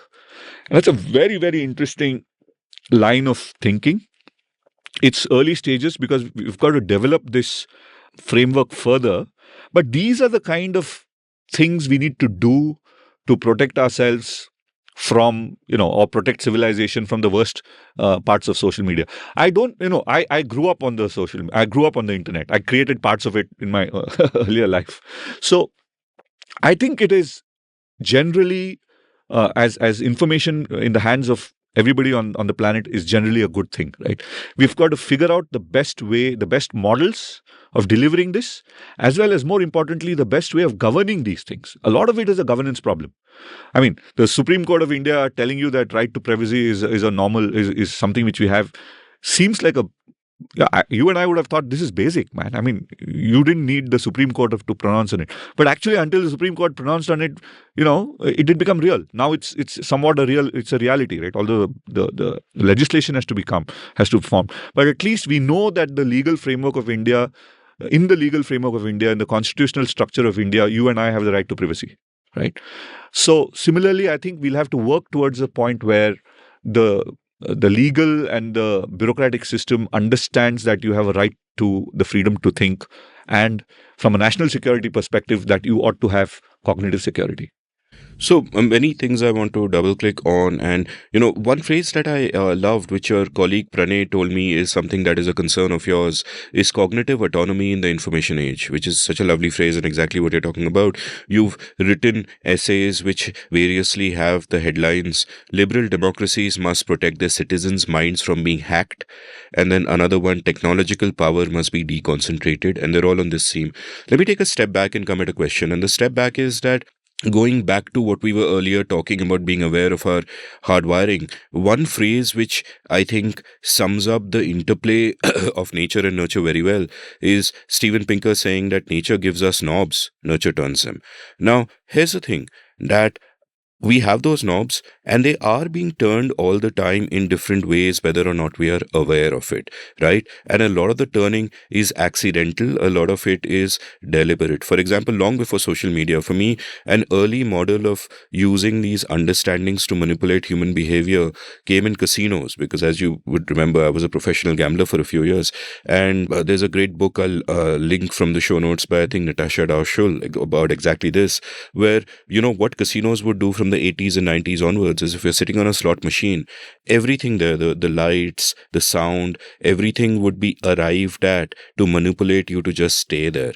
They would be able to centrally, every slot machine would be monitored. They would be able to detect when there is, by the patterns, when you are 10 minutes away from getting up. And just at that point, somebody would come to you and say, "Oh, sir, here's, thank you drink for playing for so long," and blah, blah, blah. And then you stay for longer. I've played in casinos where if you go to any casino, you'll know that there's no sense of daylight. There's no sense of time. There are no clocks. There are no windows. There's nothing. You're just, time passes quickly. Some of them might even pump out oxygenated air so you get tired less. And so it is that kind of manipulation going on. Now, social media has arrived at the same thing, not in an intentional way of let us create tribalistic people, but in an intentional way of let us create more engagement, which is a noble cause, which you'd expect a business to try and do. But in the process, or these unintended consequences have happened and we know about them. And now that we know about them, I think the important thing is to realize that there are knobs, that they can be turned, and to think about being intentional about them. Now, the way I see it, this can happen at three levels. One is the personal level, where you and I take advantage of this understanding and say that at an individual level, I will try not to be manipulated. That when I'm bored, instead of reaching for my smartphone to check Twitter, I will pick up a book and I will read something nice. At an individual level, I can change my behavior. This is one way in which behavior can change. Then there is the social level, where you try to bring about social change through enough understanding of this so it becomes culturally unacceptable that if four friends meet at a cafe, it is seen as not cool to be staring at your phone. Instead, you have to look at people's faces and talk to them, and that's a cultural change that can happen over time and through osmosis. And the third is, you bring the state in and you say that, look, this is harming your citizens. Your job is to protect them. You pass whatever regulations you have to on big social media companies. You do what needs to be done. I'm ambivalent about this. At one level, I'm in fact deeply ambivalent about the state stepping in coercively to solve social problems, because it will normally make things worse. And the state is not some random, omniscient, benign entity. The state is politicians with specific interests and people, and you simply don't know that once you make it acceptable for them to manipulate business and social media in this way, where this is going to lead to. Is it going to lead to much less freedom? Is it going to lead to the hacking of the brain, as it were, at an industrial scale? On the other hand, when it comes to the national interest, as you put it, and in the later part of the show, we'll sort of disentangle that a lot more. But when it comes to the national interest, I'm kind of with you there. That, for example, if the elections of my country are being manipulated by another country in a specific way through citizens' minds being hacked, hey, we can't allow that, right? So I kind of get that. So these are all the sort of, different aspects of this problem that I see. But the crux that I am coming to is that if you are talking about a person having the freedom of thought, my point is that we overestimate free will. I don't think anybody really has a freedom of thought in a pure sense, but what you want to do is be intentional about whatever parts of it that you affect and try to figure out ways to minimize cynical manipulation of the way our brains are designed. Yeah, in fact, we were once thinking about creating a course called Defense Against the Dark Arts and offering it to school children, because I think that's where you have to start. My wife and I have had long arguments about our kids using mobile phones and social media, and at what age, right? My wife feels that it should not be given to them because it's massively distracting. And of course, you don't know what they're looking at and all of that. But also the fact that it distracts a lot from the important stuff that you need to do, right? Whatever that important stuff is. And you sort of go off on a train. I have been of the other opinion that the earlier they get it and the earlier they learn how to deal with it, the better equipped they are for the rest of their lives. And my wife and I, we've now, if we keep the score, there are sometimes when I'm winning and sometimes when she's winning. I don't think we've had a sort of consensus on which is the best way to go, because depending on the time and the context, there are different things. There are certain times when my kids, for example, have a fake news detector which is like almost innate. So you send them something, they'll say, nah, this is not true, right? So I think that's already sort of equipped them with the ability to sort of sniff out many things that you and I probably will not do. I mean, deep fakes, for example, right? How do you now have an ability to spot deep fakes? But if let's say it's grown with you and you've sort of learned that you're better at spotting them than you're not. Let's say your accuracy of spotting deep fakes is greater than 50%. That's a great thing, right? Without external tools. In fact, brief timeout moment. Question for the listeners. Pause and think about this. How do you know it's actually Nitin and me you're listening to? Pause. Okay, continue. Right? So that's a good thing. But on the other hand, where I agree with my wife is that you've now seen that your screen time does, it does suck away bandwidth, which is important. And kids don't really know, how to allocate their time, right? Because, you have exams, but you think this is important. Forget kids, nobody knows, boss. Yeah, but in the case of kids, it's important because they've got to, they have an academic thing to go through. But we were thinking about defense against the dark arts because I think the ability to engage in social life and civic life in an information society requires you to have certain, tricks. You need to have certain skills in order to be able to deal with it, right? Like if someone sends you a link with saying click here and put your father's or you put your phone number, right? You should instinctively know that this is not right. But imagine you've never, you're touching a smartphone for the first time when you're 18 years old, and you get a message like this, and you don't know. It looks like HDFC Bank, right? And it says put in, and you might just do that, right? So you might fall prey to very low level scams because you're not really prepared. Now, defense against the dark arts, if you do it well, you'll probably still fall for some scams, but they are more sophisticated ones. So you'll probably avoid 99% of the scams and then get caught in the 1%. But that's great, right? So I think there is a space for something like that among kids, starting with the idea of what you said, right? That, how the brain works. Why do you get agitated? Why do you use a phone? Why shouldn't you use a phone when you're sitting in a cafe, right? You should be talking to each other. These are kind of skills which I think kids must learn when they are in, 6th or 7th grade onwards. But again, putting that into the curriculum requires the state to intervene. And then, that's the problem, right? If you let the state intervene in this, then the state might have its own ideas of what it wants to put in that curriculum, right? And that's the scary part. I think parents should do it. But if the parents are unable to do it, then I think you'll have to figure out other ways to do it. Put it in some kind of a curriculum or a national movement or cultural awareness or some kind of awareness mechanisms which tells parents that, look, if you have kids in 6th grade, this is the time for you to inoculate them against information viruses, right? No, I love the way you put that. And I would actually take a step back and say that Defense Against the Dark Arts, which is a great course. I would love to attend such a course or even conduct it. But that Defense Against the Dark Arts to me is just, is not just something that encompasses things like phishing and getting scammed, and oh, don't give away your OTP and all that. All that is basic, that's part of it. But also, inculcates a kind of critical thinking and natural skepticism, which allows you to not be manipulated in other ways. For example, there are notions which are dogmas of different ideological tribes out there, like, India is a country of Hindus, everyone else is an outsider. That could be one dogmatic belief of one set of people. Another set of people could take it for granted that, oh, J.K. Rowling is transphobic. And if you identify with that tribe, you just take that as an axiom and don't actually examine it and read her words and see what the arguments are.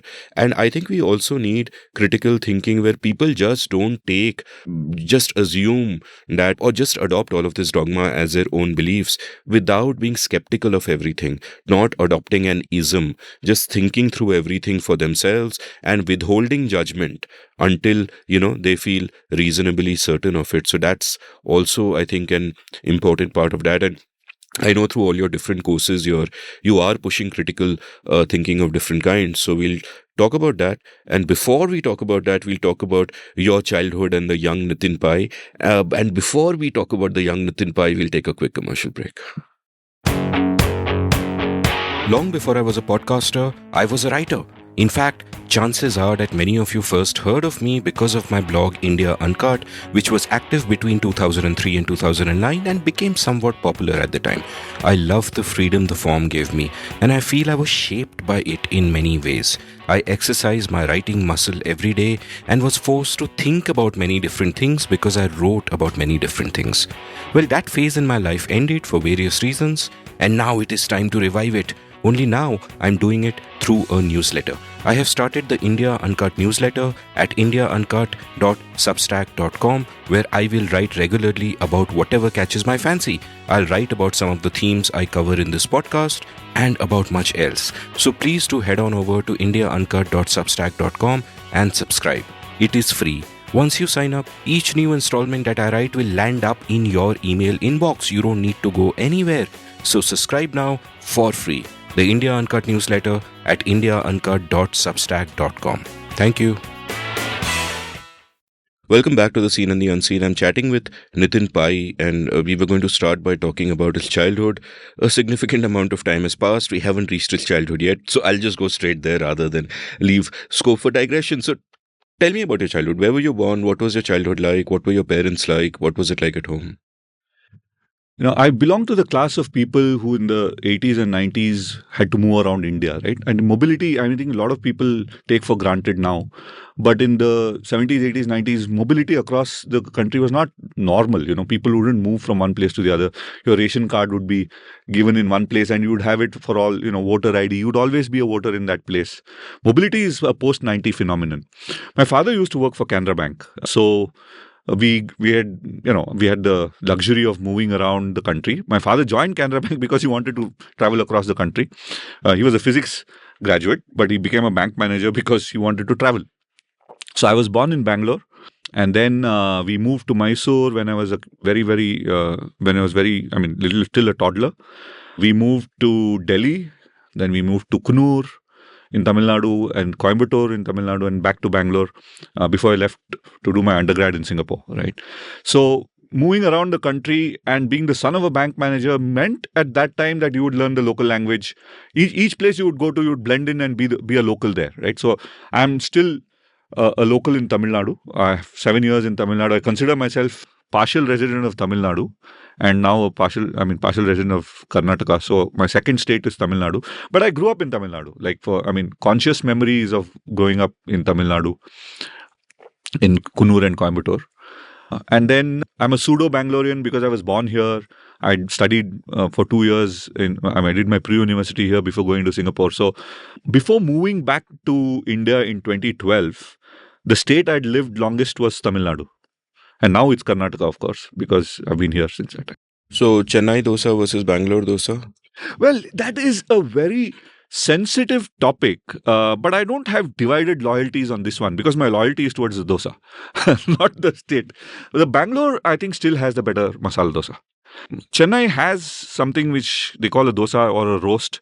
I think it is crispier, but the real dosa feeling is what you would get in Bangalore, South Bangalore to be precise. And there are no divided loyalties on that account. Although there are quite serious conversations we've had with our friends and colleagues about the origin of the sambar and which state makes the better sambar and where it originated. That can lead to conflict, but not the dosa, I think. And for the sambar, my primitive knowledge of it tells me that the state that puts a least sugar or no sugar is Tamil Nadu, and therefore that must surely be the best because sugar is poison. Is that true, or what are your views? Well, I think the sugar and also a little bit of spice.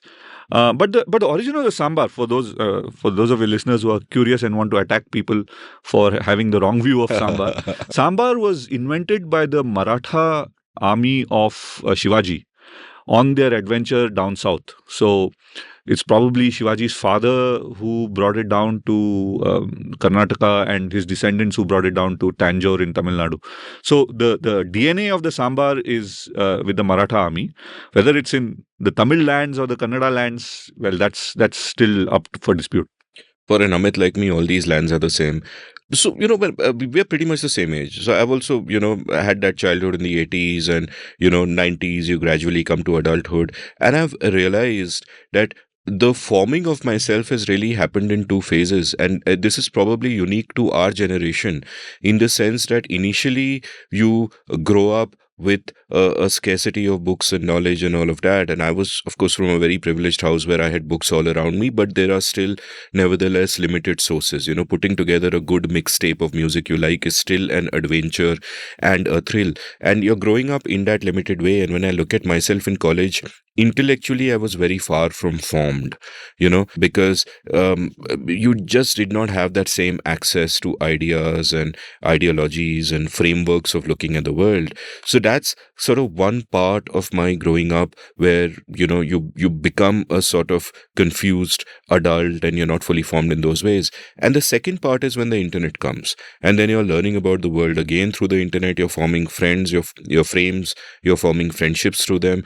You are becoming part of communities of choice rather than communities of circumstance, right? And that there is that clear distinction uniquely for our generation. So it's almost like growing up twice, being educated twice, and so on. So tell me a little bit about your processes of forming yourself. Like when you are young, as a kid in the 80s and the 90s, what are the formative influences? What books are you reading? Are there moments where you read something and you're blown away and you say, shit, this explains something about the world. Something is clearer. I have a way of looking at it. And then as an adult, and in your case, it's further complicated because then you go to Singapore for your undergraduate degrees. I'm guessing that the ecosystem, the mahal, the influences around you are completely different. And that also must be a moment where things that you otherwise normalize, you suddenly, you see different aspects of them. Veils slip away from your eyes. So just take me through this process of over the years, how the form of you changes. It's I was trying to analytically arrive at like categories of this. It's a little difficult to unpack. But be impressionistic rather than analytic, perhaps. That Yeah. See, I think for me, the 1991 liberalization was a big event, right? And for us, right, because we sort of came of age when that happened. So we can divide the time when before liberalization and after liberalization, right? Before liberalization, you had a few books.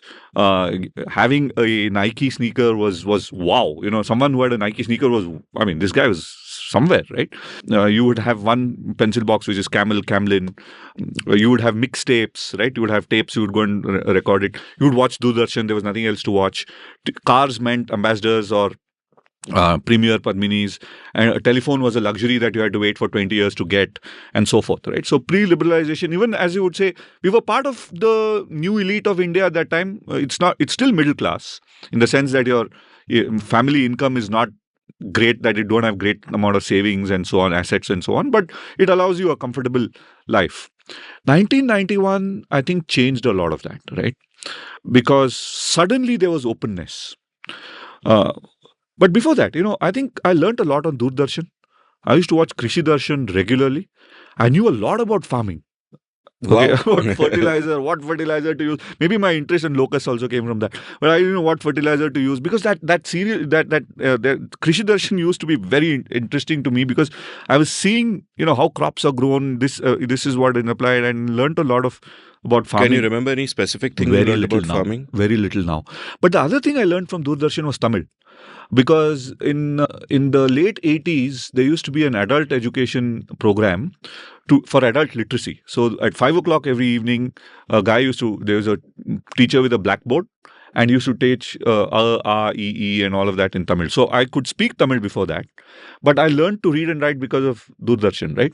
And this was an adult education program. Then we used to have the UGC programs in the afternoons, which had some science programs, etc. A lot of that was learning through that. But I used to look for material to read, right? So whatever you could find, whether it's a Russian publication or whether it's the Hardy Boys or Tente Comics or Tinkle or Children's World, newspapers, we used to read newspapers cover to cover. So just voraciously read whatever you could get your hand at. 1991 was dramatic, right? Put it this way, I spent a lot of my time in school in NCC, right? I was in air wing in school and I was in infantry division army in college. And it was a serious part of my school life, right? So, learning about stuff about defense, leadership, analyzing defense issues, all of that used to happen in school and college. But it was only in 1991 that I first saw the map of India, the practical map of India on BBC or CNN, because that's when satellite TV just came in, right? And 1991 or 1990, maybe it's just before reform, because I think satellite TV came in just before economic reform, right? I suppose it is 1990, Gulf War.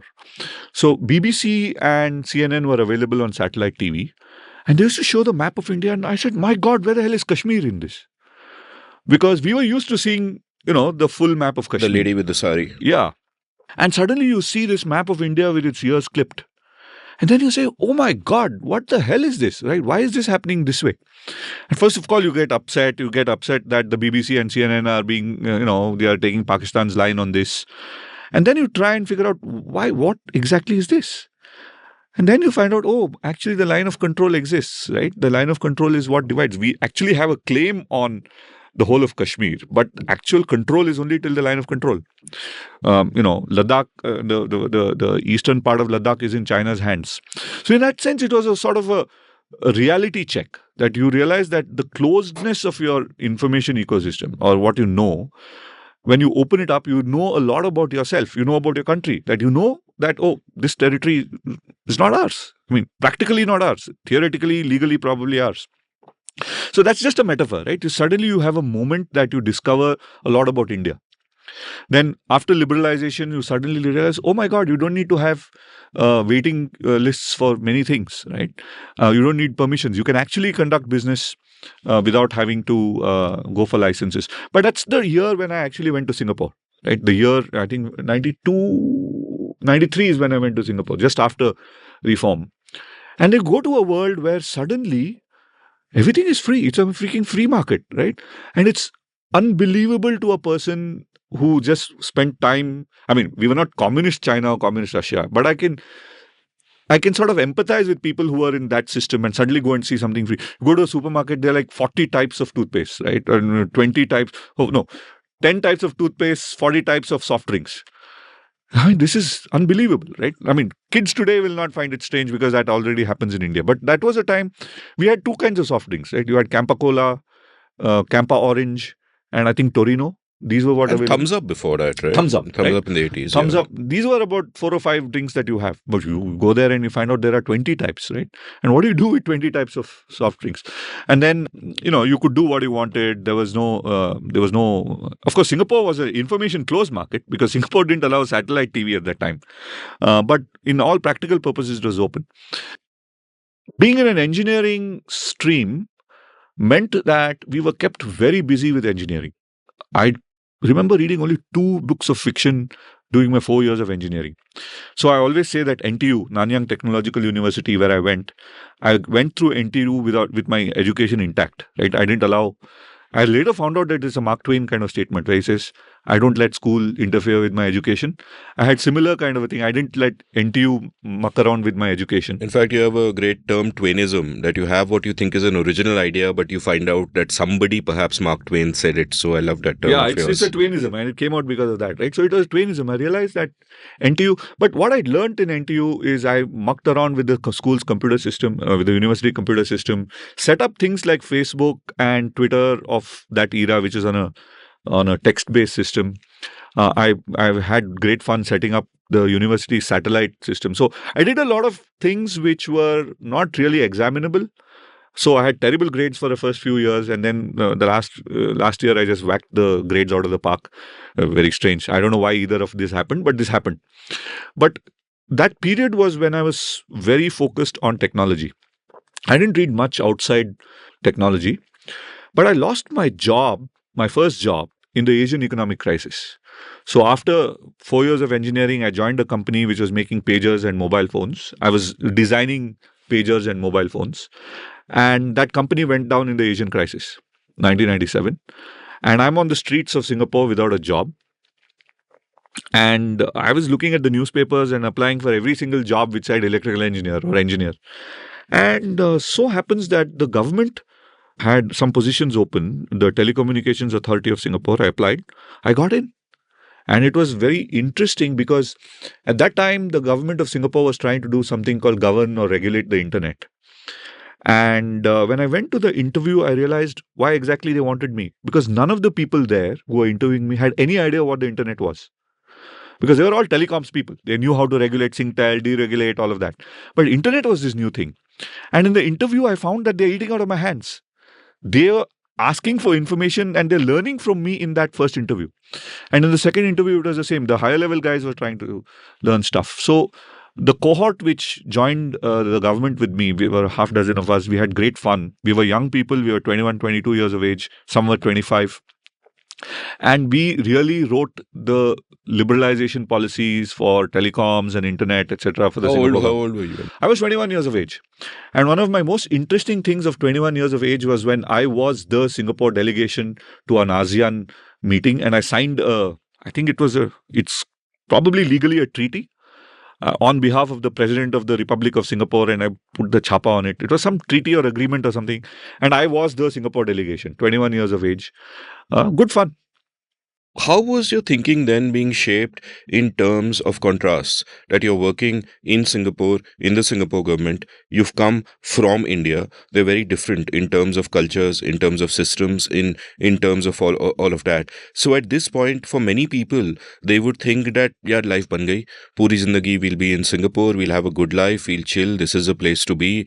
To paraphrase that saying from Kashi Kasi, Bhar mein jaye duniya, hum bajaye harmonia, right? Because things are going well. But in your mind, was it that right from the start you were kind of looking at these contrasts and connecting dots and all of that? How are your frameworks of looking at the world being formed during this time? Like, are they coming out of the contrast that you see around them, that there is this kind of economic freedom here and therefore things are working better and so on and so forth, that this is how this particular state works, and these are the values which are good, these are the values which are bad? Take me through the process about thinking through all of this. Yeah, I think the value which has stayed longest with me in terms of what I can remember is patriotism, which I got from my parents, especially from my father. It was a very, very diffuse, very liberal, very pluralistic sense of patriotism, which is sort of loyalty towards your country and wanting the best for your country. So even when I went to Singapore, when I left in 1993, my idea was always to come back. So I remember landing up there on a Sunday, and the very next Sunday there was a sort of a welcome event where there was a ethnic Indian or an NRI professor who was there from business school, and he was asking me, so what do you want to do? What do you plan to do? I said, look, I just want to finish my engineering and the bond that I need to serve, and then I'm going to go back. And he said, everybody says that, but very few people do it. I said, oh, really? I mean, I really mean it.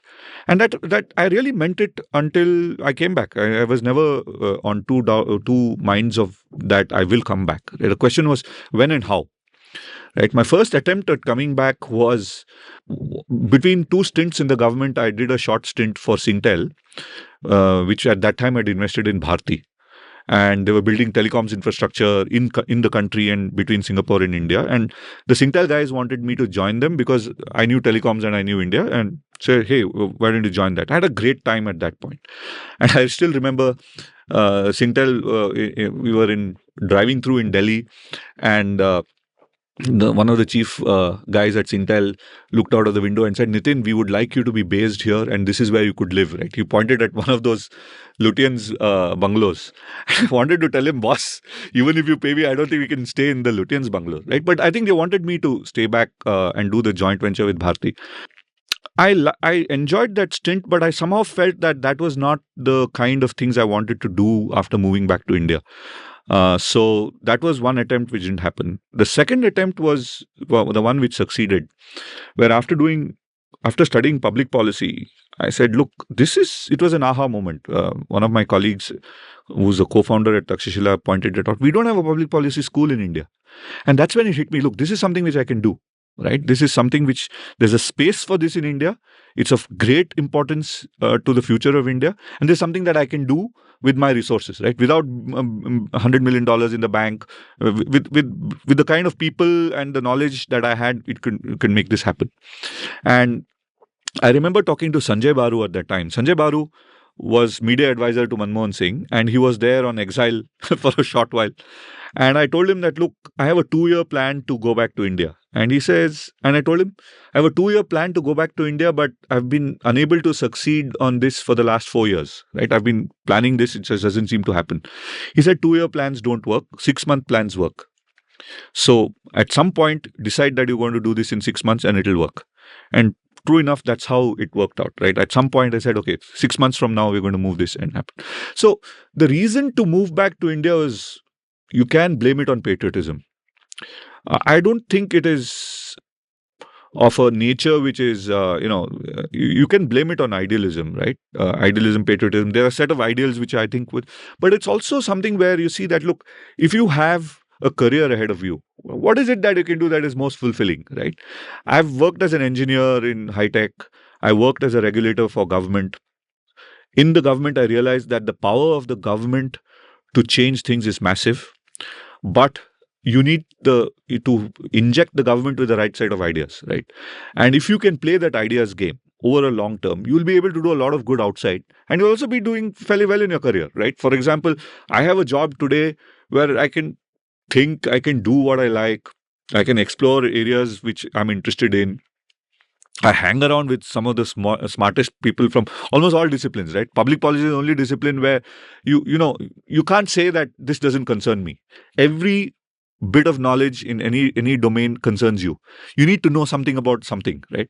You need to know people who know something about something. So if you need someone who knows about space, I know somebody about space. Nuclear weapons, yes. Biology, yes, right? Arts, yes. Podcasting, yes, right? So you really need to, and that's really, it works for me. So maybe I could say that I came here for the idealism, but I'm staying here for a mix of idealism and sheer joy of doing what I'm doing. Which year did you which year did you finally make it back? I moved back in 2012 with Boria and Bistaria. But you know what? I spent 2 years before that bumming around the country. I resigned from my last job with the Singapore government in 2010. And I spent 2010 to 2012 literally traveling the country, lowest class, lowest fare. It's not like the Gandhiji kind of third class thing, but, low cost airlines, staying in, now you have Oyo rooms and Fab hotels and others where you can stay inexpensively. But at that time, they weren't, right? To find inexpensive places where you could stay and have safe, decent stay was not easy. But along with a colleague, we sort of went through the country. My whole point there was to discover the right kind of model that will work for us, given the opportunities and the constraints that we have, right? We started off Takshashila with zero money in the bank, right? We had some goodwill from Rohini Nilekani, who gave us a small amount of money to start off. Decent amount of money, but a small amount of money, which meant that we had to make that money, last. right? So figuring out the right business model was important, right kind of place to stay, right kind of place to operate, right kind of areas to focus on, because India has thousands of issues, right? You have problems in agriculture, healthcare, this, that, and you could spend 100 lifetimes solving just one of them. So figuring out what you want to do, where you want to do, took me 2 years. What I really enjoyed was talking to people with various types of social spaces. Some people would be in politics, some people would be in non-profits, there would be journalists, there would be academics, there would be students who are trying to figure out how to crack UPSC. So I met people across the country, and that was quite a experience. And after the 2 years, I used to stay in Singapore at that time. And that's when I came up with that statement saying Singapore is the best city to stay in India, because you were just 3.5 hours of flight distance from any city you wanted to go. And once you were in Singapore, you didn't have to worry about pollution and traffic and tax payments and compliance and all of those things.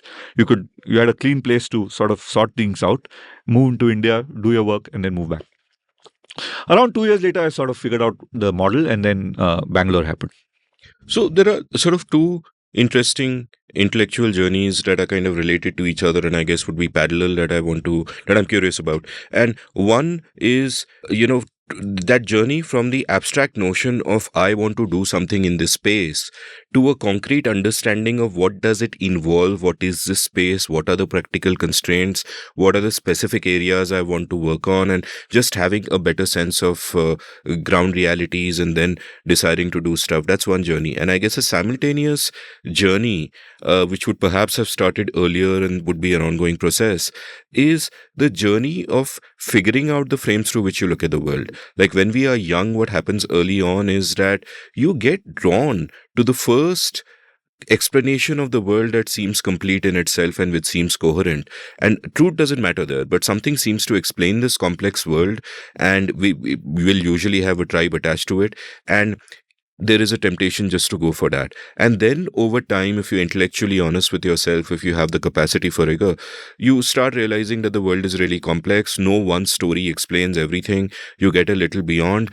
And then at some point, you arrive at the essence of what you believe in, the essence of your values in a sense, like the way I think of myself is that my notion about the reality of the world is constantly changing and open to change because the world is so complex and one can never understand it fully. But I know what my values are. And in that sense, I'm pretty rock solid. And our values would have some overlap, but my values would really be about individual rights and the centrality of consent and how we need to minimize coercion.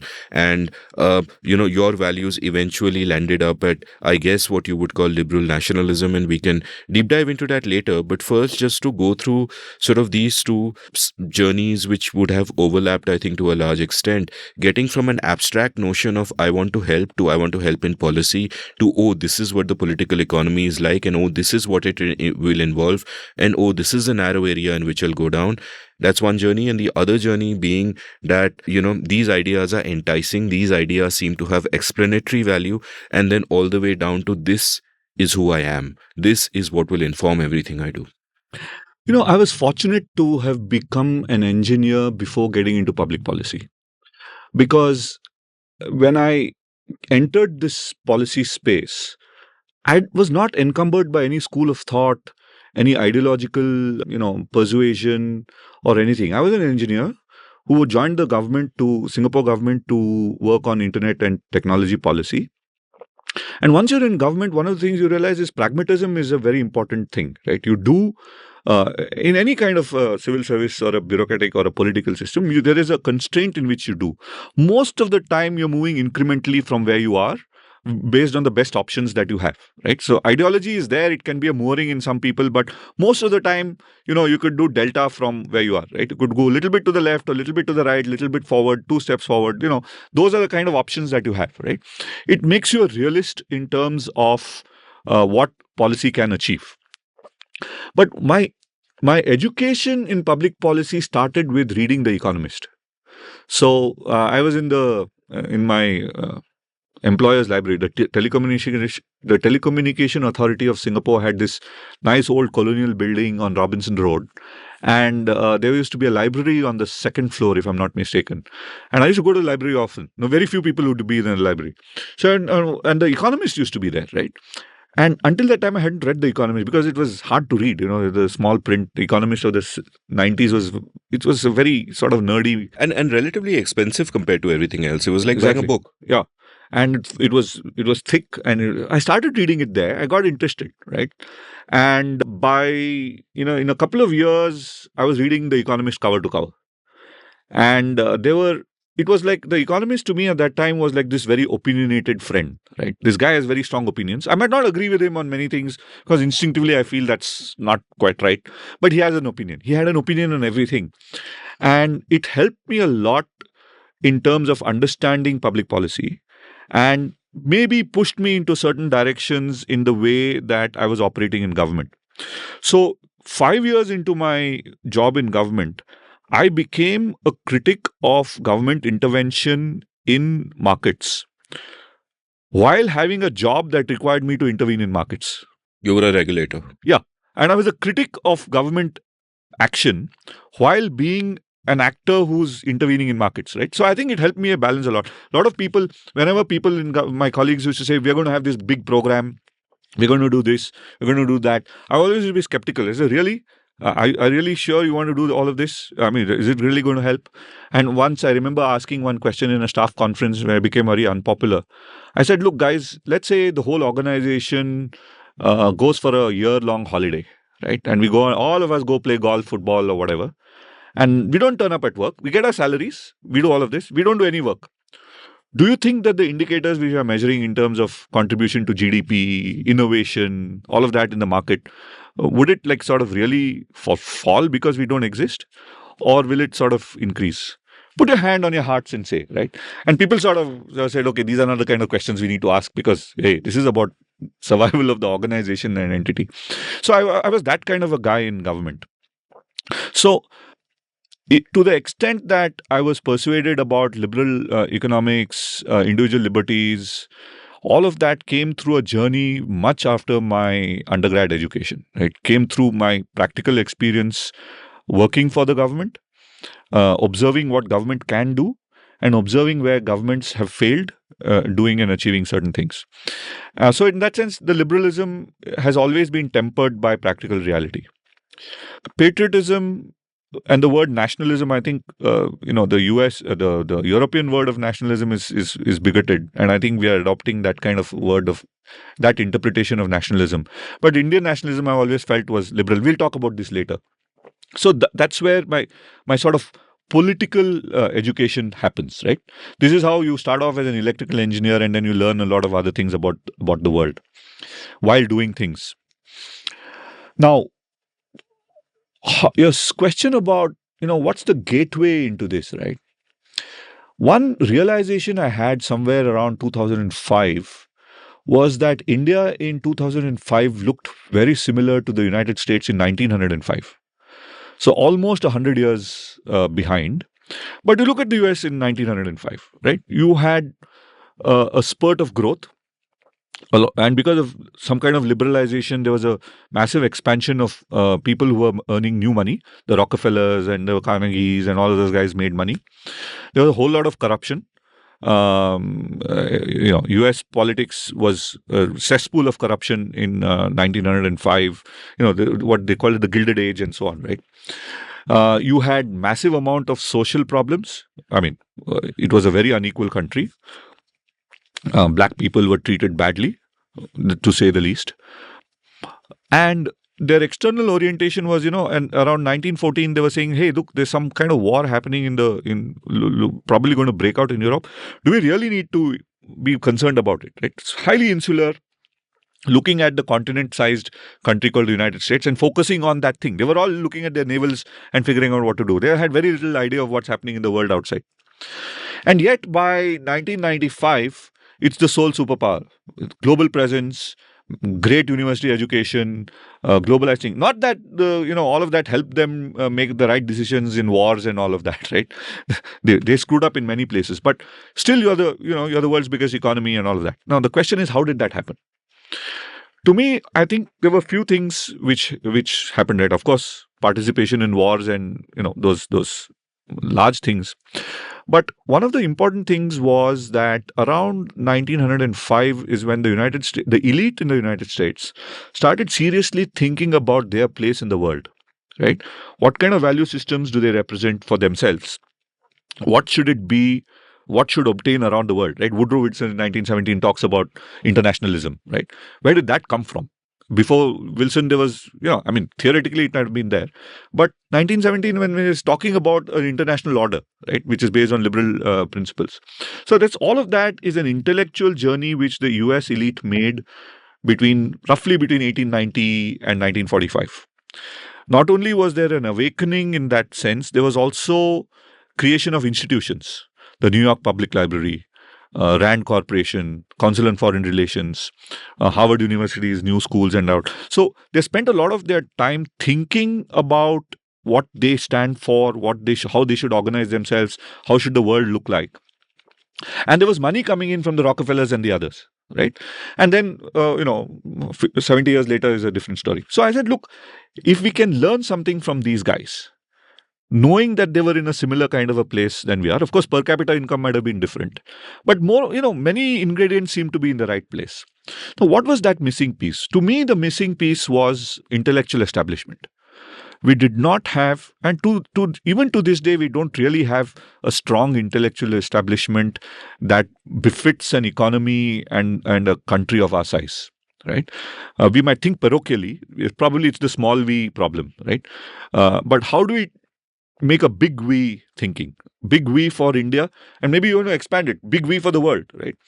Unless you have that, you don't achieve the kind of outcomes that the United States achieved.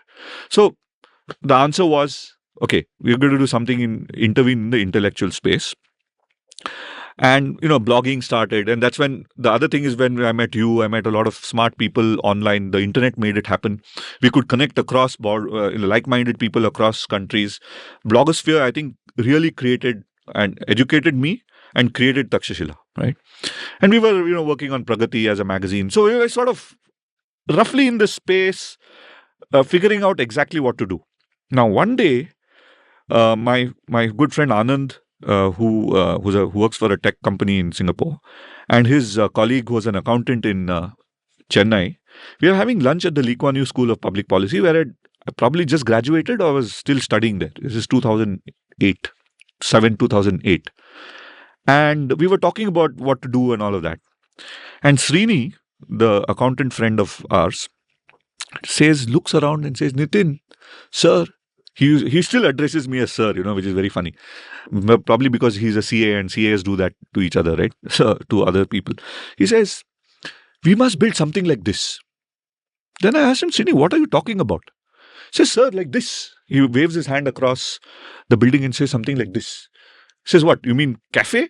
We were sitting in a cafe. He says, no. He says, we must build something like this institution, sir. I've never seen anything like this in India. And then it sort of came together, right? That the Lee Kuan Yew School of Public Policy, as a school of public policy, as an intellectual establishment, which the Singapore government set up for certain reasons. But if we add that to what happened in the United States, that's exactly what the Americans did. Council on Foreign Relations, Rand Corporation, various forms, Harvard University's School of Government.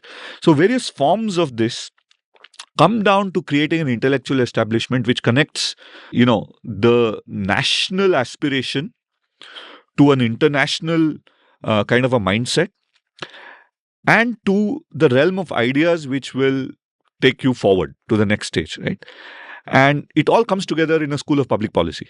It comes together in a think tank, and then Takshashila was born out of that. I think that was the founding moment of Takshashila, where I connected it. Why Takshashila? Because I connected it to 2,500 years ago, where if you were an educated person in India or in the subcontinent at that point, you would be a Takshashila alum. You would go there to study grammar, you would go there to study arts, you would go there to study statecraft, you would go there to study mathematics. And it was, in current day Pakistan, part of Gandhara.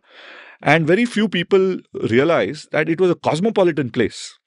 rooted in Indian tradition and culture, but very cosmopolitan. There were Greek Bactrian influences, there were Chinese influences, Tibetan influences, Persian influences, Roman influences, and of course, Indian influences, which is Hindu, Buddhist, Jain, various traditions thereof, atheist traditions, Charvaks, and so on. So, it's a very cosmopolitan place where various schools of thought, various kinds of people came together and created knowledge, right? And to the extent that the who's who of that world had to be from Takshashila. So that's how all these things came together. I said, we are going to create Takshashila. The question is how and when, right? That's why I talked about the 2 years of bumming around the country, trying to figure out if you have to build a new Takshashila based on all these influences, what's the best model to build it? And that's, in that sense, what we built was a unique model. But all these are, the inspirations or the DNAs, motivations, aspirations which sort of constructed that. I think to do something like this, you do need a strong dose of patriotism. Because the question is, why do you want to build it in India, right?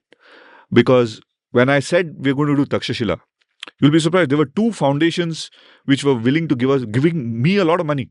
They were talking about here, one was talking about $1 million plus and the other was talking about $2 million US. They said, this is a great idea. Why don't you locate it in Singapore? Right? Why do you want to go to India and do this? We'll give you the money. And I said no to that. Right? That requires a little bit of idealism and a lot of insanity. And I plead guilty to both. But it had to be done in India. It had to be done in India in a modern Indian way, anchored to what India is, what we are as an ancient civilization and culture, and as a modern republic. It couldn't have been a Singapore or a US based enterprise. What you said about going around the country is resonant because when Mohandas Gandhi arrived here from South Africa, there's this famous story. He goes and meet Gopal Krishna Gokhale, and Gokhale, his big hero, and who, by the way, he first met in Pune in, I think, 1893. And the first time they met, they took a walk around the grounds of my former college, Ferguson College. So a lot of history there. But anyway, so circa 1914, he comes back from South Africa, he meets Gokhale, and Gokhale kind of realizes, perhaps also by reading Hind Swaraj, that there's a lot of naivete here. This guy doesn't really know the country. So he makes him promise that he will not take part in public life without traveling around the country for 1 full year. And Gandhi embarks. A month later, Gokhale dies, a great national tragedy. And Gandhi continues on that journey to fulfill his promise, except that because Gokhale has died, in homage to him, he decides to do it barefoot, which is, one of those weirdnesses about Gandhi. But it seems to me to be like a really interesting journey that's also metaphorical in a sense, because you're engaging with reality and you're actually figuring it out. And it seems to me that for you, there would have been sort of two parts of your journey which you can perhaps demarcate clearly. And the first part has to perhaps include your blogging years, where I find that a great way to learn about something is you write about it a lot. You're getting immediate feedback. And just the act of even writing about it in isolation helps you think better, as you sometimes discover the way how you think, you find holes in your argument, you figure out different directions to go in, it deepens and deepens and deepens, and plus then you have feedback coming in from various places. So that's one part, I guess, of that intellectual journey where you're coming to terms with ideas and concepts and frames. And I guess the next part of the journey is where it is interacting with the real world all the time, where you're understanding systems of government in India. Of course, you understand it there, but systems of government in India, what politicians want, what bureaucrats want, what is the policy ecosystem here, what are the margins in which you can make a difference, how do you go about making those differences, how do you create spaces. So take me through, these two sort of journeys. The first, a journey of discovery where you're clarifying your own ideas, and the next, a journey of figuring out how to apply these ideas to the real messy world. Yeah. See, I think the challenge for me and my colleagues in 2008-9 was that, look, you want to be a think tank or a school of public policy, etc., right? But you're starting with no money in your pocket.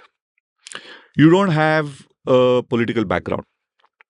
you don't have great amount of academic or political experience or working experience in India, right? And yet you want to create this. So I characterize this as a triangle where you need to have a body of knowledge, right? Or you need to create a body of knowledge. This could be, writings, it could be books, it could be textbooks, curriculum, all of that, which didn't exist. Modern public policy curriculum didn't exist. We still had, I still remember 2008, people said, oh, why did RBI do it well? Oh, no, because Dr. Reddy was there. He was a great guy. Dr. Reddy managed it, right? Which is true. Dr. Reddy is a great guy. He managed it. But what's the story, right? What's the logic? What was the reasoning, right? What were the intellectual inputs they had? What is the epistemology of that thing, right? None of that is known. Nobody talks about it, right? Nobody writes about it. There are no case studies, nothing, right? So we just say, oh, Dr. Reddy was a great guy. Or Vajpayee was a great prime minister, right? Manmohan Singh did the reforms. Very little about the intellectual content of their decisions. So body of knowledge didn't exist. Second, you need good teachers, or people who can teach, or researchers who can do. You look at it in 2008 and 9. Even now the bench strength is very weak. You have very, very few good people in public policy related disciplines. You have people in political science, you have people in history, you have people in all those other areas, but very few people who are in the game with one foot in the policy domain, right? Even now you have a lot of people who say, I'm just an academic, I just write papers. But you don't have a person who says, look, I'm writing this paper, I'm doing this research is going to inform policy direction in this field and is going to change this, right? It still doesn't exist in adequate quantity. And the third is, who's your audience, who's your student? So we had this triangle, and all three parts of the triangle were like non-existent. So we had to fill that. So the initial plan was that let's go and discover how do you fill this. So that's the 2 years of running around, how to fill this, right? So that's how do you do the content. The second is also mundane questions like where do you locate? What kind of structure do you need? Who's going to give you money? What kind of funding decisions do you need to make? DNA of any institution or a business. Based on my experience in government looking at private companies, I really believe that the DNA is very important. You need to get that DNA right, which includes your value system, your sense of purpose, your core mission, right? Why do you exist, right? You need to get that right. And then, of course, there's a lot of compliance, all of that. So 2 years spent to get that. Now, if I were to pick this, the easy one was to figure out that let's create the body of knowledge, as you said, blogs. Because the blogs brought together a lot of smart people who might be electrical engineers, who could be some other, they're not necessarily public policy people, right? But deeply interested in these areas. Now, because we had a family of blogs, we had my friends and, extended network of people who are in the blogosphere. Creating that body of knowledge was a easy starting point, right? So we could start there. From there, we could identify people who could teach. You could build people who could teach. And then you also, as I talked about the Anna Hazare movement, which sort of accelerated everything. My initial plan was to start teaching in 2015 or something. We brought it ahead by 5 years because of the Anna Hazare movement. We said, look, we have to do it now. You can't be a full-fledged policy school doing an MA. You have to do this to people who are already working. Their first priority is their job. The second priority is their family. The third priority is India, right? Now, what do you do? How do you bring public policy to a person who says, look, I want to do something for my country, for my society to improve, etc. But I have a job and I have a family. Now, when do I do this? So find the interstitial space and provide that. I think that was the business model, the success factor for the GCPP program, which works to this day, right? You could be working. We have military officers who are working in Ladakh or who are working in Arunachal Pradesh doing military stuff during the day, still can spend 3 months and get a top-notch public policy certificate, education. Now, that was easy. The second part of the DNA was a sense of purpose. I think was very clear. This is going to be a project which is deeply committed to India's growth, prosperity, and national interest. Right? You can call it nationalism, you can call it patriotism, you could call whatever, but the India centricity is key to what we do. Right? So it's not this cosmopolitan, the brotherhood of man or citizen of the world kind of thing. Right? We are very conscious that we have 1.4 billion people in this country. changing and improving the lot of the 1.4 billion is probably the best we can do for the world, right? Then the second important thing was to do with funding. From the beginning, we said no to foreign funding. A matter of idealism, because at that time, I remember we had a tagline which says, we want to build the intellectual foundations of an India with global interests. I said, look, if I have such a tagline, and I have foundation from, funding from Ford Foundation or some genuinely good Gates Foundation, good people who will give you money. But it looks very funny, right? I'm saying, look, I want to build the intellectual foundations of India with global interests. And where's my money coming from? From these foreign donations, right? So I said, we're not going to take foreign money. And that's been a core idea in Takshashila from day one. Like, we do not take foreign money. We also don't take corporate money. As in large corporate money, and we don't take political money, which meant in 2009 that all sources of funding are gone. Like, you have no sources of money, because we wanted to be independent, non-partisan. That was also part of what we are. I knew even at that time that it's going to be a hard slog, because independence and non-partisanship is a hard set of values to sustain even in mature democracies like the United States. You will get attacked from all sides. You will be seen as the other by all sides. So you're never inside. You're like, oh, Nikita, you're the other side of any given line in time. Line in sand? Line in time. Elton John. Whatever. I mean, Nikita, it's both are good phrases. Yeah, oh, Nikita, you're the other side of any given line in time, I think. I can. That's Elton John. So that's what happens to a person who's independent and non-partisan, which was very clearly that we are not neutral on issues, but we are neutral in terms of political party preference, right? We support all parties, we oppose all parties. I later found that a Kabir Doha works wonderful to describe this. It says, Kabira khada bazaar mein, mange sabki khair, na kahu se dosti, na kahu se bair. Kabira khada bazaar mein, so we are market friendly, right? Na kahu se dosti, na kahu se bair. So all of this meant that financing was hard, but it meant that you also had to think differently.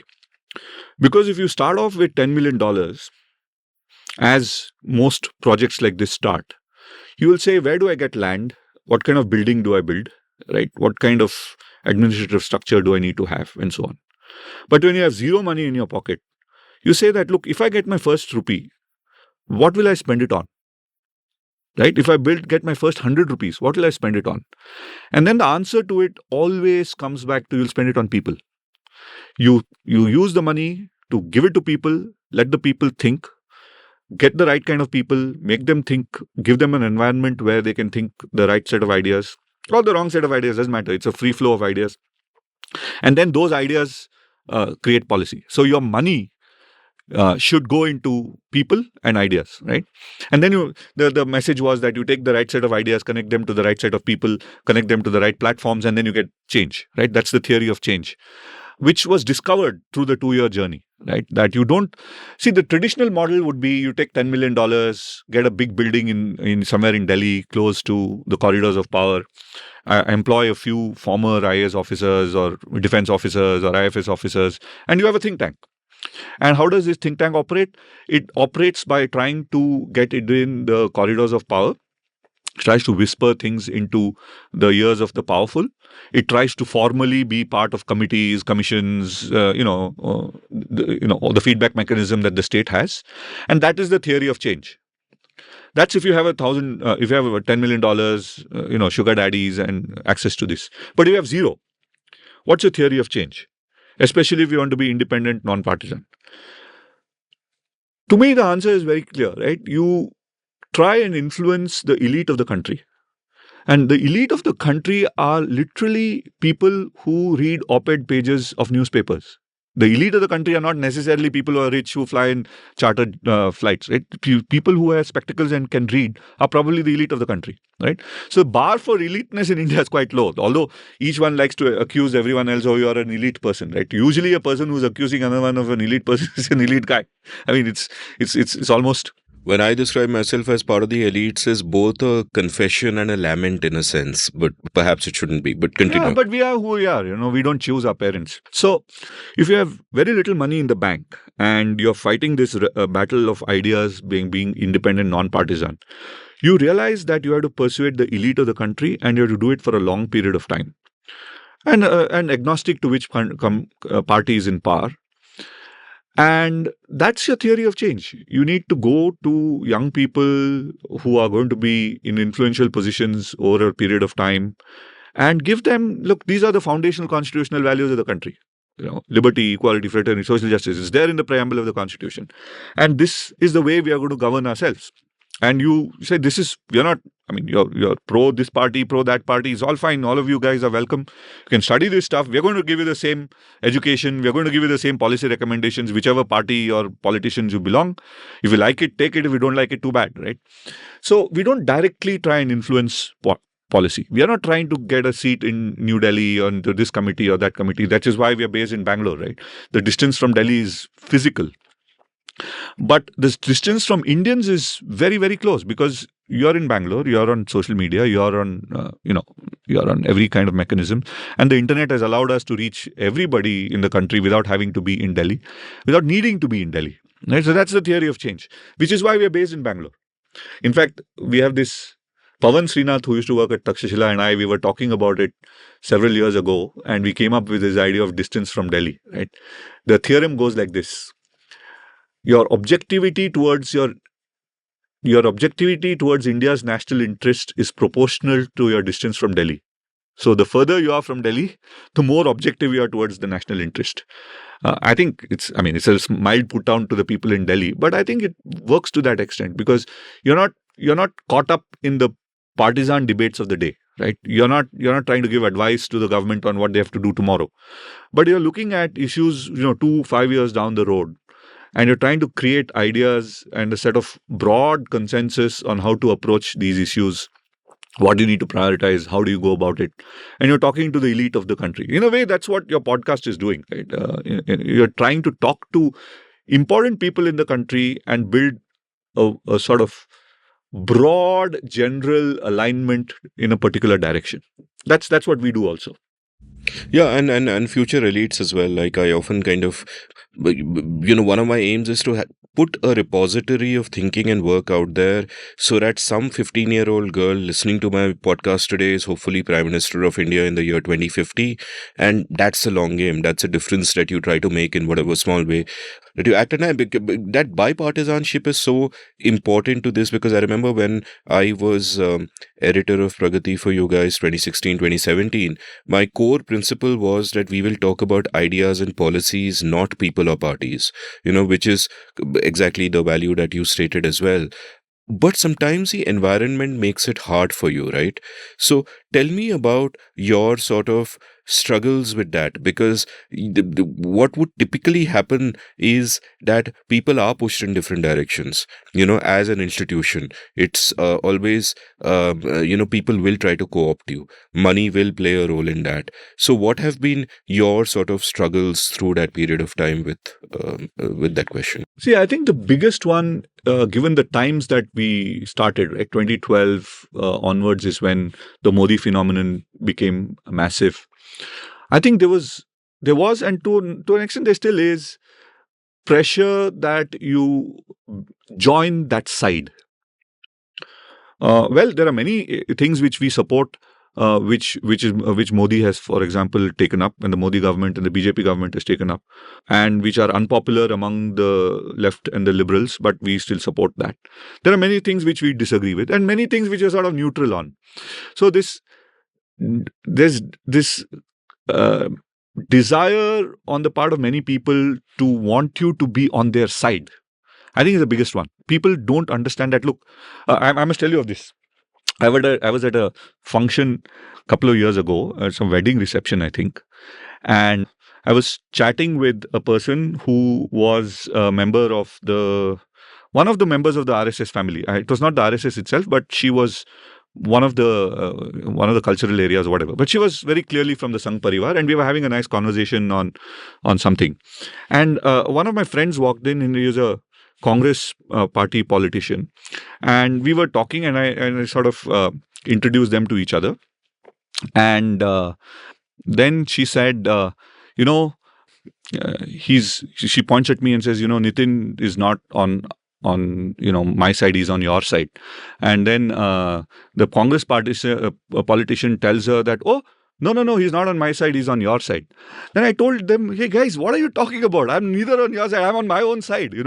I am on a side, it's my side, and I'm the side of, I'm the citizen of the country, so I have my own side, I don't have to belong to your side.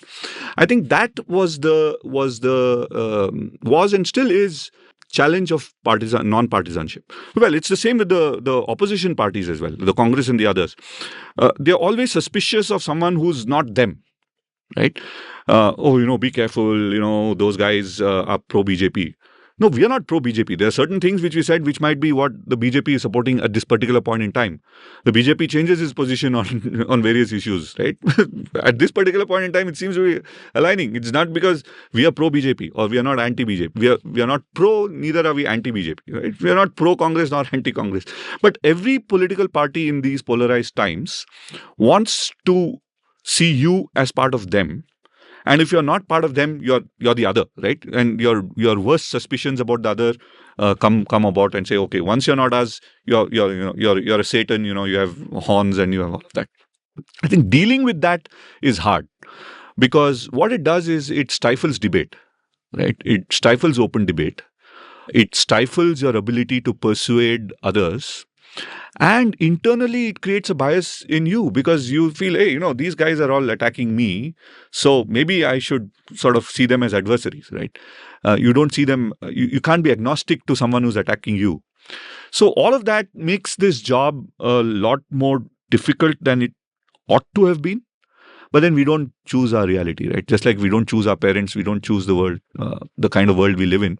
We can try to operate the best that we can, but you don't get to choose this. Yeah, and also, and in that discourse is kind of amusing the way that every side will attack somebody like a you or a Ramachandra Guha or a Sadanand Thume or a Pratap Bhanu Mehta, just because you are not completely, buying the party line on one side or the other. And again, what I said earlier about shallow posturing versus deep engagement. Like, I remember when there was this talk of Adityanath changing the labor laws, doing away with the labor laws. Now, the thing is, anybody who's engaged with policy deeply for any period of time understands that the labor laws weren't helping labor, weren't helping workers. They were doing just the opposite. They were stifling Indian industry deeply, preventing the creation of jobs, and are one of the many reasons that we didn't become a manufacturing superpower right from the 70s onwards, right? So you just know that the laws are terrible, and doing away with them is a great reform because they weren't helping workers. And yet you had so much social media outrage from people who have zero understanding of public policy or economics, and heard of those laws for the first time then, who were just making that classic mistake of mistaking intention for outcome and saying, no, these laws are protecting workers, they're doing away with them. Look what a monster. Look, Adityanath. Oh, Nitin Pai is supporting this thing. He must be an Adityanath supporter. He must be whatever, and that discourse kind of completely breaks down and becomes impossible. And what has really happened at a wider level than just social media is that a lot of thinking now, a lot of the stands that people take seem to coalesce around which party is proposing something. Even with the farm laws, a lot of those reforms have been spoken about with bipartisan consensus among experts for 30 years. They were part of the Congress party's freaking manifesto in 2019, and yet the opposition is united on one side, the support is united on the other side, and it kind of makes one wonder that if these sort of tribalistic and political considerations are going to drive policy, then it kind of makes the landscape for reform much worse. Of course, most reform just really happens incrementally in the details, in the back rooms, and it's only a few high profile issues which get into the news like that.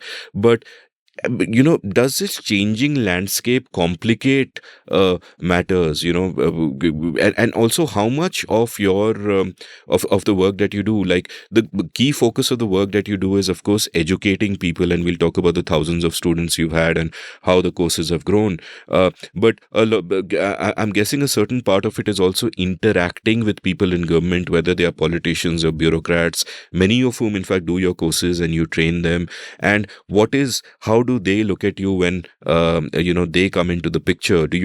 Like when you're going out there with a policy recommendation, do you have to strategize on how you're going to sell it? Can you simply come from the completely rational point of view, removed from context of just saying, this is X is good because ABC? Or do you have to contextualize it depending on which stakeholder you're talking to? So kind of complicated, almost a set of questions. But yeah, three specific things, right? I think from roughly from the 90s, we got into a situation where the opposition opposes. Whatever the government puts up, it opposes, right? And if the parties change, that same party proposes what it had opposed, right? Like the BJP did it GST. for GST, whole sort of things. And that's not a new phenomenon, right? At least I've noticed it from the 90s. Now, what is new is that people have become tribal with respect to the political preferences of their parties, right? Like people have started taking positions on farm laws, on labor reforms, or on GST, or on all of that based on their political loyalty and the tribalism, right? Little knowing that the political leaders themselves are pragmatic enough to change their positions depending on where they are, right? For example, if a political party which is in the opposition today gets elected and becomes government, it's probably going to do some of the things which its predecessor did and which it opposed, right? And you as a supporter of that party are left bewildered to say, how the hell did this happen, right? And you rationalize it. And you rationalize it by blaming something. Now, that becomes a problem because if you're trying to influence public opinion on a certain set of ideas, you get diverted from a debate on those issues to a debate on the politicians and the partisan issues that the politicians are promoting at that particular period in time. I think the labor reforms which you mentioned about Yogi Adityanath, or more recently the farm laws which the Modi government pushed forward, good examples, right? I think we've been long talking about labor reform, the necessity of labor reform, like for 20 plus years. And in generally, I mean, there might be some things which we disagree with and all of that, but the general thrust of that labor reform was exactly what UP needed. I mean, Uttar Pradesh is a labor-rich, demographically vibrant state which needs mass employment, which needs labor reform more than any other state. And it's within the constitutional mandate of the state government to enact those labor reforms. But the point there might be good reasons to oppose it. I'm not familiar with UP politics or economy anymore in great depth. There might be reasons to oppose it. But the opposition can't be that Yogi Adityanath is a guy whom I don't like, and therefore I'm going to oppose labor reform. It makes no sense, right? I mean, you need the labor reform for the state. Similarly, I think the case of the farm laws, more complicated, because here the government was also at fault. But you can't oppose farm laws based on the simple fact that the BJP government led by Modi is doing it. You can oppose it by saying that, look, it was not done properly. It was railroaded through parliament. If there is a law that affects 60% of the country, you better have a consultation process. Take your time, take 1 to 2 years, go and sell it to people in various parts of the country, build consensus and support for it, and then introduce it in parliament. Bring the opposition on board to the extent that the opposition is willing to play ball. You don't have to listen to them, but you genuinely go through the exercise of bringing them on board. And if they disagree, too bad. You're the opposition, you sit outside. We are government, we'll do it. You can fault the government for not going through this process. But you can't fault the government for saying, I don't like this because the Modi government is doing it. It's okay for the Congress to say it, because that's true to form. They're in the opposition. They'll oppose everything the government does. But if you're a citizen of the country with pro-Congress sympathies, you can't oppose it, or your anti-BJP feelings. You can't go and oppose it just because one country doing it, right? And that's become the problem now.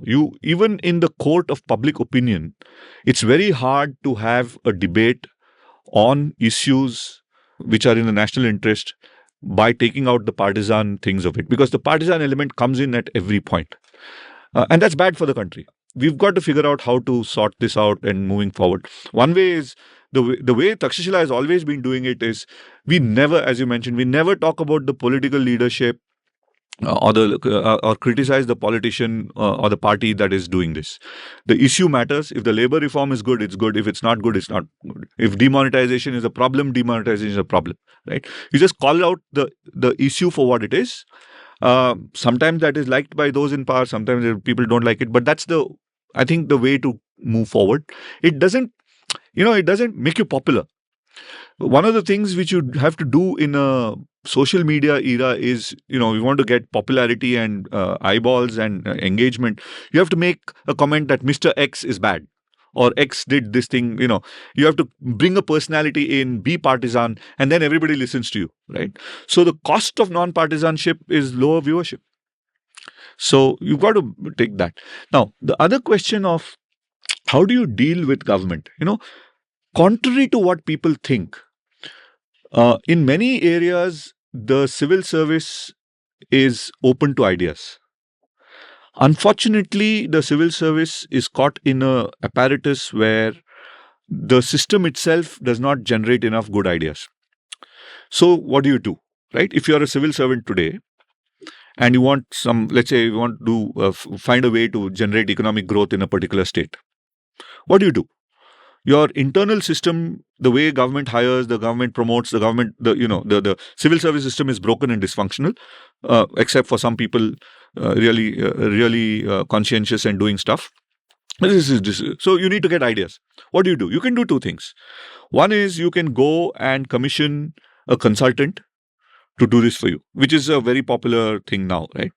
And the consultant route has an added advantage of getting a view that you want to do. When I was in government in Singapore, I remember one minister telling me that a consultant is a person who borrows your watch to tell you the time.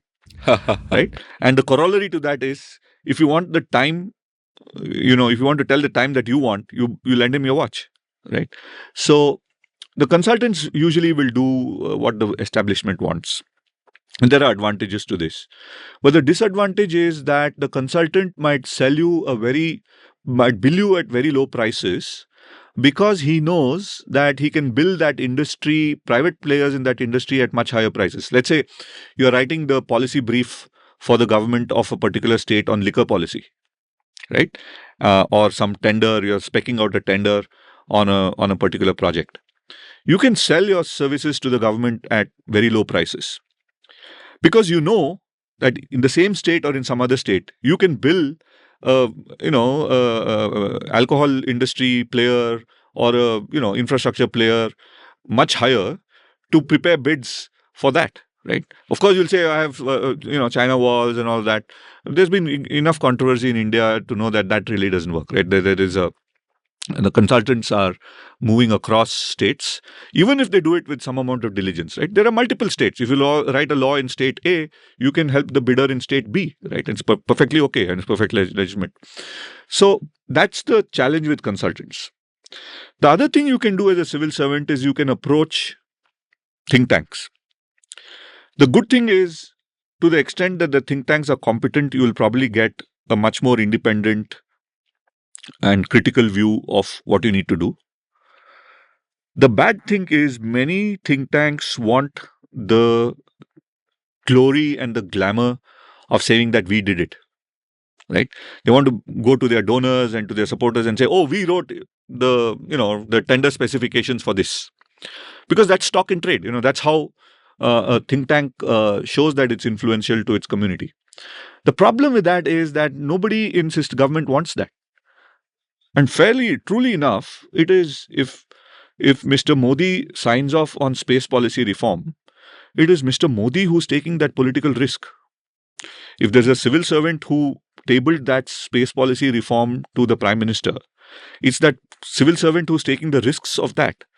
So it might be a think tank which wrote the space policy document, but the real credit does belong to the Prime Minister, to the political leader and the civil servant who's actually putting that in place. It's not. You're just a scribe in that. But if you go out and sell oh, we did it. Then it creates, let's call it, sensitivities within government for them to listen to you, right? So the best way to do this is to do it quietly. Respond to civil servants who ask you questions and ask for help. Respond to politicians who ask you questions and ask for help. Do it quietly. You don't have to go and sing, you don't have to go and advertise that you did this, you did that. As long as you know, they know, your stakeholders know privately, you're fine. Yeah, this is something my good friend and perhaps our good mutual friend Ruben Abraham, also early blogger, once was at pains to point out when he was with the IDFC Institute. He's now with Artha Global. That when you work with government, just keep the low profile. Make sure they get all the credit. Your interest is only in the work actually getting done and not in posturing to the public that, hey, I've done this, I've done that. And what you said about the farm laws, I had a great episode with Ajay Shah where we talk about this, how the BJP for once might have got the economics right, but they bungled up the politics so incredibly badly and brought it on themselves. And about bipartisanship, the test that I give people is, it doesn't matter which side you support and which side you oppose. Just tell me this. What is the one good thing that the people you oppose have done? And what is the one bad thing that the people you support have done? And if you can't think of anything, that means it's just tribal thinking. It's purely black and white, because the world is complex. The worst guy out there is doing some good things just by default because they just happen in the administration, and vice versa. Yeah, I think, and a lot of it is, to take what you said further, right? A lot of our common challenge is to persuade the citizen that the citizen is on his or her own side. The citizen, that party ruling is not my party. That leader is not my leader, right? That, we get to choose who's our leader. I might choose Mr. X at one point and Mrs. Y at the other, right? And that is what it means by being my own side. We have to make the political leaders and the political parties court us and get our support. Our support should not be automatic and taken for granted. The moment, your support is taken for granted, you will be taken for granted. Right. And I think that's one of the important challenges of our times. How do you convince and persuade the citizen that, look, we as citizens are our own side. We get to choose. They have to come and ask us for support. And I also want to drill down a little bit on what you said about how, extreme political views get more eyeballs and all of that. And that's true, but there's a nuance I'll add there, which is, this is something YouTube creators also know, creators everywhere know, that you put a sensational headline there. The more partisan you are, the more eyeballs you get. For example, if I release this podcast, say, with the headline that Nitin Pai expresses his fondness for Yogi Adityanath, you'll get a lot of clicks. But the point there is that all the people who click because of that headline will not listen to the whole podcast, will not take in the whole conversation. So you're getting the numbers, but the engagement is incredibly shallow. And I think this applies to all content. And the reason incentives are screwed up is that advertisers haven't yet figured it out, this difference between shallow engagement and deep engagement, which is why I often say that I'd rather have 100,000 people listen to an episode than 10 million people watch a 2-minute YouTube video I put out, because the level of engagement is different. The average time of that YouTube channel might be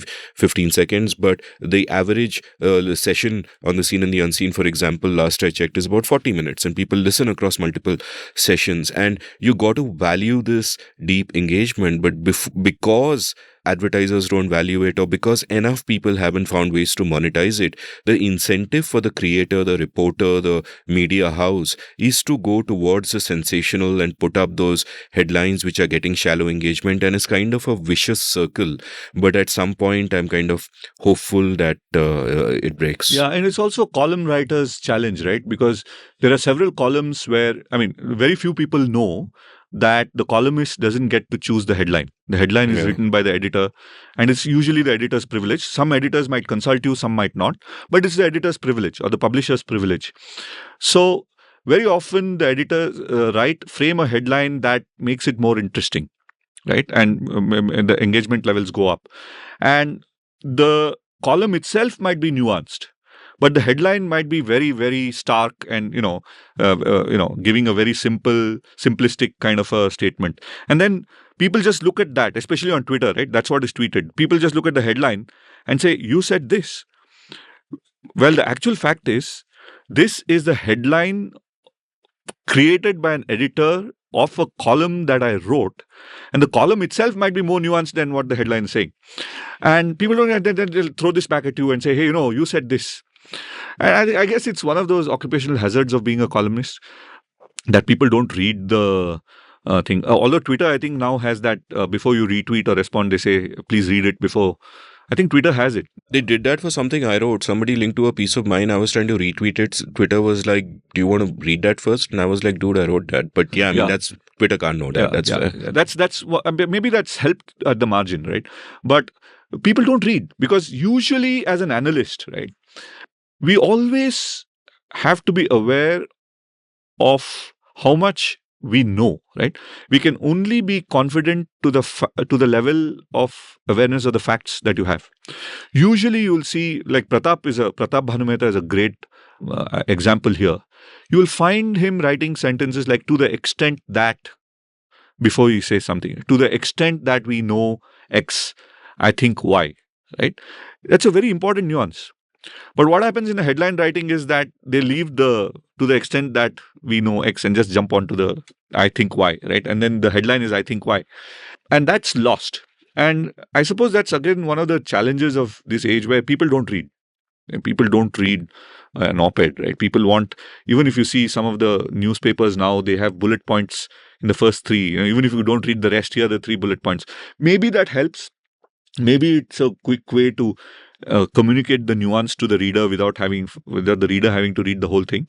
But I think people are obliged to read articles, right? You can't be a citizen unless you spend 2 or 3 minutes of your time reading 800 words on an issue that you think is important. I mean, you have a right to vote. You have a right to mold the future of your country and your children. And if you can't read 800 words on a topic that you think is important and understand the nuances, I don't think you're being a good citizen. I don't think you're discharging your responsibilities of being a citizen. Pratap once described Twitter very beautifully in episode 300, which he did with me, as a decontextualization machine, which I think is such a superb description. And and it again goes to the problem of shallow posturing versus deep engagement. Like, if I have written a long essay on something, I want to engage with people who have A, read the essay, and B, have ideas that are well thought through enough that they can write counter essays. I want to engage with people like that. I don't want to engage with someone who's read the headline or who's read something that somebody said about it and then they want to harangue me. But that is a majority of the engagement that you kind of get. And what you pointed to about Twitter saying that, do you want to read it first? Or WhatsApp talking about a forwarded many times.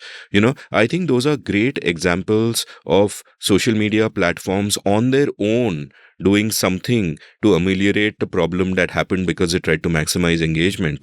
So I think there is hope there that solutions can come from within those companies, because paint them in one-dimensional ways as a face of evil, I think, is also not fair.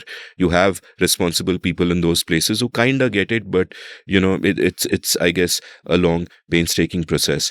My next question is this, and takes you a little further back perhaps into how you sort of designed what you teach at Takshashila. And it is that one way of teaching public policy, for example, is being purely mechanistic, that if you move this lever, then this shifts here, and so on and so forth. And you just kind of focus on that, and it's value agnostic. It is just about, you do this, that happens, etc., etc. And the other way is to have a core set of values which you then bring into it, which you guys clearly do.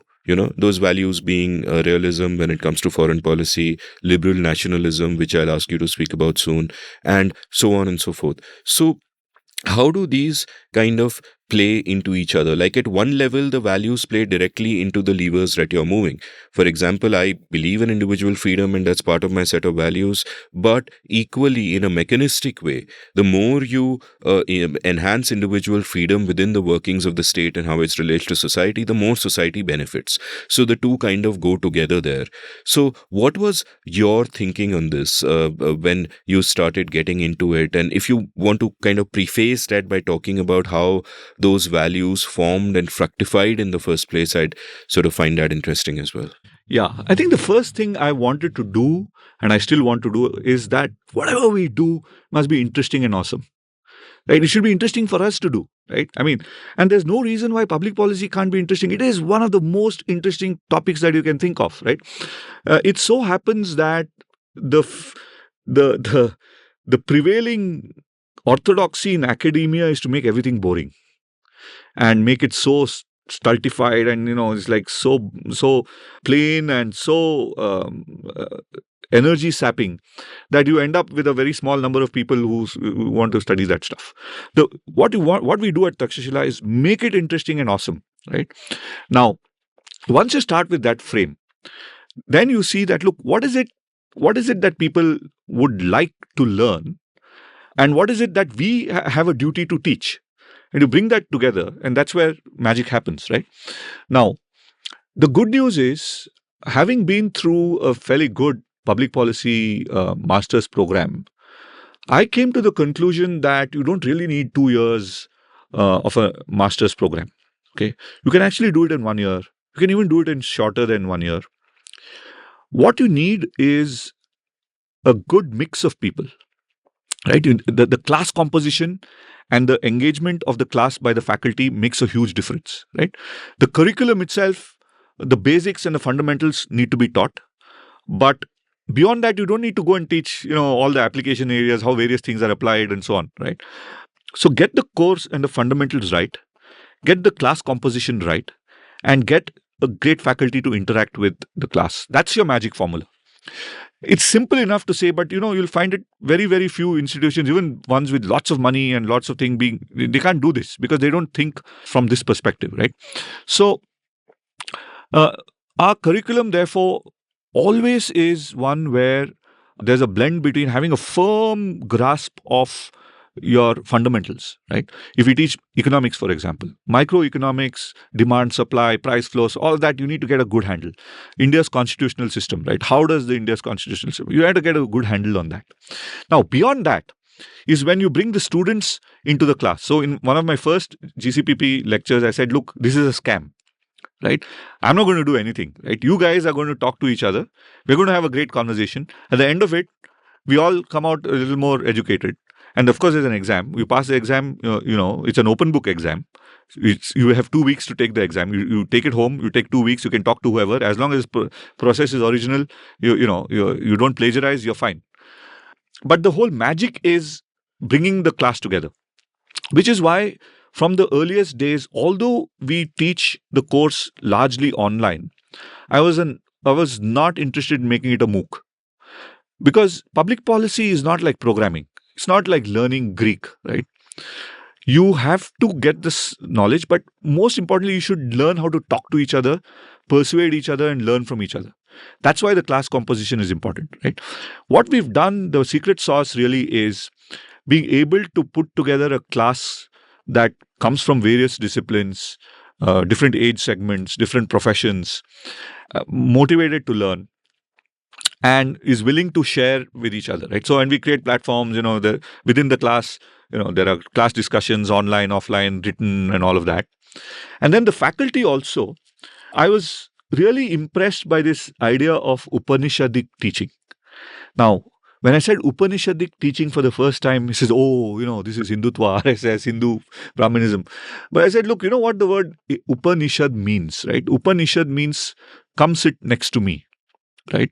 Upa is near, right? Nishad is sit. So you're sitting next to each other, close to each other, and learning. Now, what the Upanishads, although you can buy the Upanishads as texts, the way you learn the Upanishad is from a guru, because there is knowledge which is textual, which is transmitted along with esoteric knowledge when you sit with a guru and he tells you the nuances of this. Some of this might be sarcasm, some of this might be puns, some of this might be counterpoints. So what we do with the philosophy, with our teaching philosophy, is Upanishadic. So we once had a class where Bibek Debroy was teaching a class on economics around a table in a cafe, and all people are all sitting around him and there's a photo of him laughing, and so that is Upanishadic teaching, right? He's not teaching basic microeconomics, which you can learn from a textbook, but he's teaching the nuances, the things which are not written there, and that's the secret part of the secret sauce. Now, all these three things together, awesomeness of the curriculum, great classes, Upanishadic teaching, adds up together. But you said something about values. What we don't do in our teaching is brainwashing. Takshashila as an organization promotes the values of freedom, liberty, citizenship, India is a great power, and so on. So we have strong market sympathies, strong individual liberty sympathies. But when we teach, the emphasis is being more analytically rigorous than on imparting values on day one. My belief is that your foundation should be analytically rigorous. Once you have the analytical rigor, you can sympathize with one value system or the other, right? So at the outset, we don't do that. In fact, we try very hard to communicate. Look, we will give you an analytically rigorous education. You are supposed to come to the class by keeping all of your ideological baggage outside. The teachers will also do that to the extent possible, but be aware that they might have biases. But their biases doesn't mean that you have to take it, at face value. You should question and absorb what you think. So keep an open mind, learn that. So this is contrary to most, institutions where they try to instill the values of the institution in the output, right, in the students. We don't do that. I think I'll be happiest if people go out with an open mind, are able to, maybe someone is sympathetic to communism, someone is sympathetic to, I don't know, free market capitalism. That's fine. They make their own calls. But when they leave Takshashila, the first thing they should have is an open mind with a firm foundation and understanding of the basics, economic principles, civics of the country, ethics, ethical frameworks, and all of that. You choose what you want. And is there, and I'm guessing that self-selection and the selection bias therefore plays a part because anyone who comes in has a certain openness of mind already. And you're helping them with frameworks and analytical tools and all of that. But it means that right at the start, the quality of your cohorts is at least starting at a minimum base level where you're not going to have the dogmatic type coming in who just want their priors to be confirmed, but people who actually kind of want to think about the world and want to engage. So tell me a little bit about the kind of students that you have, and then also about how have the courses expanded through the year? Like, what is the total number of people you've taught? What is a kind of profile like? What have they gone out and done in the world then? Because when you came in, there was no ecosystem of public policy education at all, right? Of people actually getting trained in this in a systematic way and going out there. So you guys are the OGs, right? So so give me a sense of that landscape first from a point of view of what kind of people took your courses, how many people have you taught, how many people do you teach in a year? What are the different kind of courses, and then what is the impact that alumni has had, and how has the ecosystem changed? Yeah. So today, I think, depending on how you count, we've got about close to 10,000 people who've passed through our programs. Wow. Close to probably 7,000 people who've actually passed certificate programs of one kind or the other. Current class sizes, each cohort size, we do 3 cohorts a year for our GCPP program. Currently, the size is about 300 per cohort, and that's about 1,000 a year. And the postgraduate program, which is a 1-year course, has about 20 to 50 in the class. So we do about 1,000 people now. When we started off, we used to have about 30 people in a batch. So we used to do 30 times 3, about 90 to 100 students a year about 10 years ago. Growth is deliberately not astronomical because we have 2 offline components. And this is where, one of my earliest colleagues used to say, look, let's make it all online. You'll get thousands of students. I said, no, you can't teach public policy as an entirely online program. You have to have them here, shake hands, debate with each other, have this interactive experience, which is a human thing. It's okay if we just have a few hundred. So we used to have one program called a GCPP, Graduate Certificate in Public Policy, which is an omnibus program which tried to do everything for everyone. Over the years, we've introduced specializations. So we have something called an advanced public policy, which is generic but gets into deeper areas. We have a defense and foreign affairs program, which is targeted mainly at people in the defense and foreign affairs space, obviously, as the name suggests. And we have a technology and policy program, which is basically targeting people who are entrepreneurs, venture capitalists, engineers, innovators, creators of various kinds, people who work in the tech industry. Because that's, I think, one of the areas where there's a huge potential of these guys to change the world, right? And then we have a postgraduate program, which is a 1-year long, 48 weeks long program, which is equivalent to a master's program. The short ones are just 12 weeks, right? What happens is in the 12 weeks, and this is, I love this design. Okay, you have 12 weeks in which the first 6 weeks where you learn the basics, then you come for a seminar and a workshop physically. Then on the 8th or the ninth week, there's another hackathon, which is we go to Nandi Hills, we lock everybody up for 3 days. People live, it's like a hostel kind of an atmosphere. And we do a lot of exercises, role-playing games, problem solving, etc., which happens there. And then you have a final exam, which is a 2-week process. You just get a question and you take 2 weeks to answer it. You can take anybody's help. You can acknowledge it. You have to be honest. But we are just going to look at the output, right? So who are the kind of people who do this, right? To this day, I think the most interesting bunch and the largest cohort are a bunch of people who say, look, I want to know how to do things properly. How should things work? And if I have to intervene, how do I do this? I'm not interested in changing my career. I'm not interested. I'm an active citizen, right? And as a citizen, I want to do good. What's the best way to do this?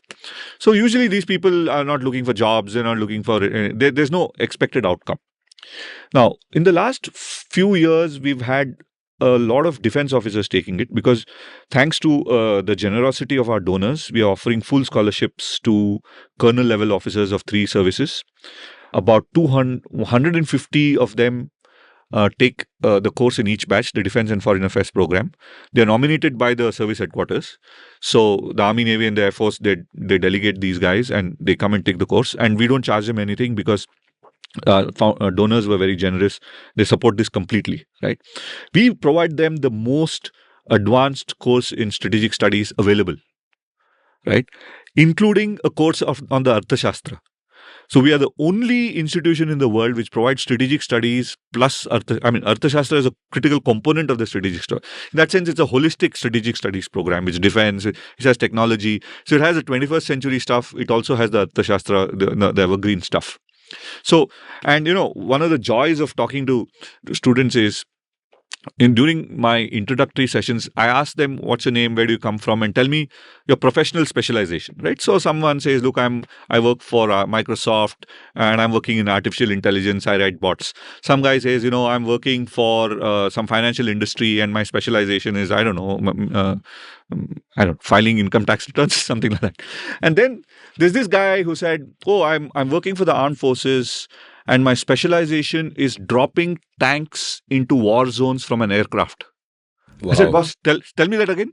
So I drop tanks from aircraft into war zones. And that's his specialization.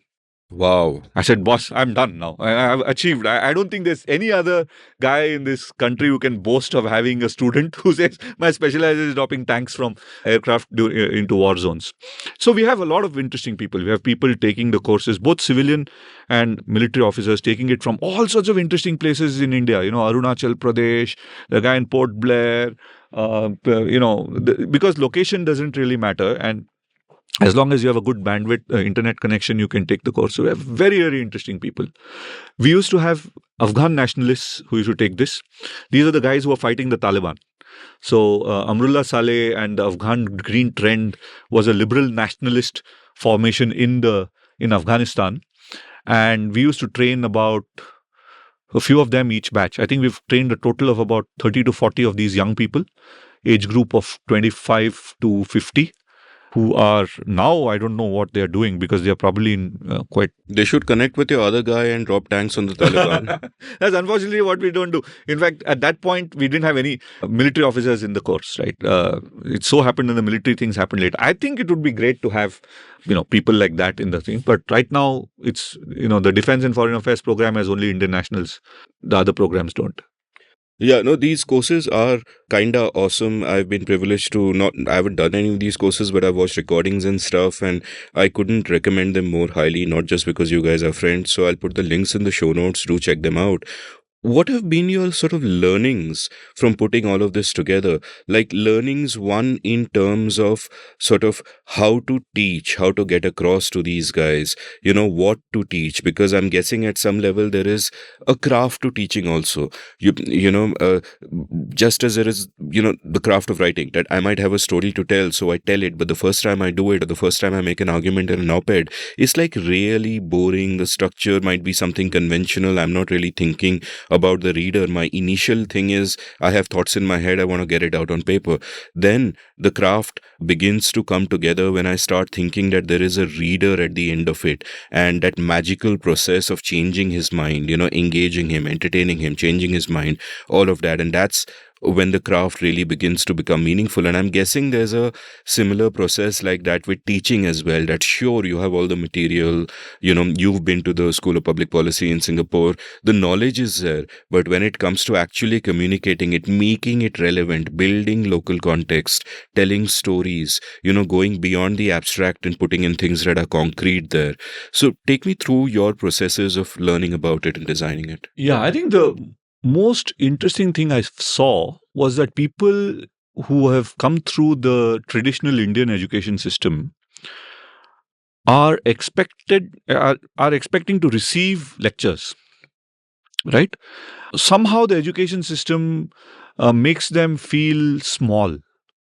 They expect to feel small, right? They're talked down to. They're told what to do. They're supposed to take notes. They're supposed to answer questions in the exam, right? And what we do at Takshashila is turn this whole thing upside down, right? In the sense that one of the things is what do every faculty in every lesson you says, what do you think? And many times, students who are fresh out of the Indian academy say, what do you think? I've never been asked that question in my life. I go to a class, no, the teacher doesn't ask me, what do I think? So changing that relationship is the most interesting thing that I've learned, and I've realized that we have to do it a lot, because a lot of people who come through the education system are caught in this. They have to call you a sir, right? He said there are no sirs here. No one's been knighted by the queen or now the king, right? So you call each other by the first names. You call all the faculty by the first name. You are in a relationship where there is a teacher and you're a student. But the teacher and student relationship doesn't mean that everything that this teacher says is right and everything that you say is wrong. You are allowed to ask questions, but do it politely. Have an open mind. And if you feel that if the teacher feels that, look, you need to study a little bit more before you form an opinion, take that seriously. It's not that you have to form an opinion right up front based on this. So that's what we tell them. I think that's the critical thing in getting out, because I found that the yearning to learn, whether it's in a 19-year-old student we have some junior students who are 19-year-old undergrad who takes the course, or a 66-year-old retiree who's taking the course. There is a yearning to learn. There is also a level of prior edifice which has been built there, right? There is a prior edifice there, which is someone has constructed a castle of communism in your mind, right? Or someone has constructed this woke world, this unreal woke world in your mind. So you do come with that baggage when you come to the class. But despite that, there is a yearning to learn. So the thing is trying to not talk down to people, be respectful of their edifices, but yet ask them to open their minds and compare. And this is a dynamic thing. It's a skill which comes after a period of time. If the organization provides the teachers the autonomy and the freedom to do this. Anupam Manur, for example, who's the professor of economics, I think he does this masterfully. He has mastered this, and he's now teaching other colleagues, right? How do you now go and teach something very non-intuitive? For example, he has to talk about free markets to a lot of people who walk in with great resistance to the idea of free markets. Many people think it's immoral, right? Some people think it doesn't work. Some people think... So a lot of pre-existing baggage which they come in. And Anupam now has to go and talk about how markets work, right? And then the advantages of markets, compared to other alternatives and so on.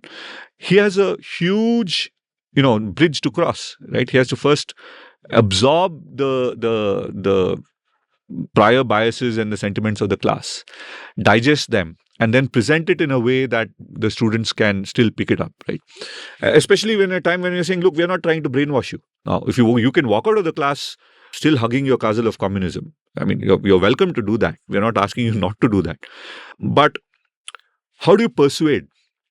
Right? How do you persuade? How do you try and get across and say, at least, can you sort of give some space in your mind to an alternative point of view? And it's an art which I think Anupam and colleagues have mastered over a period of time. But it's important for the organization to give him the autonomy to do and teach as he wants to. If you go and say that this is the syllabus, this is how you're supposed to teach, this is the pedagogy, this is how you're going to teach, you should not stray, you should not get into this territory. The moment you do that, I think you lose it and you end up back into a regurgitation system. There's this famous saying about how if you're not a communist at 18, you don't have a heart, and if you're not a capitalist at 30, you don't have a brain. And I kind of. And I think I can safely speak for both of us when I say that if you come into a place with, communist ideas in your head or woke ideas in your head, that doesn't say anything bad about you, because both of those ideologies will have great intentions at their start, and it is natural to be young and to be attracted to those. But then the question comes in that, are you satisfied with the consolations of an easy dogma, or do you have the intellectual rigor and energy and honesty to always keep an open mind, not to drop this ism for some otherism, but to always be open to kind of learning more and gathering more dots so you can join them and paint a more high definition picture of the world. Yeah.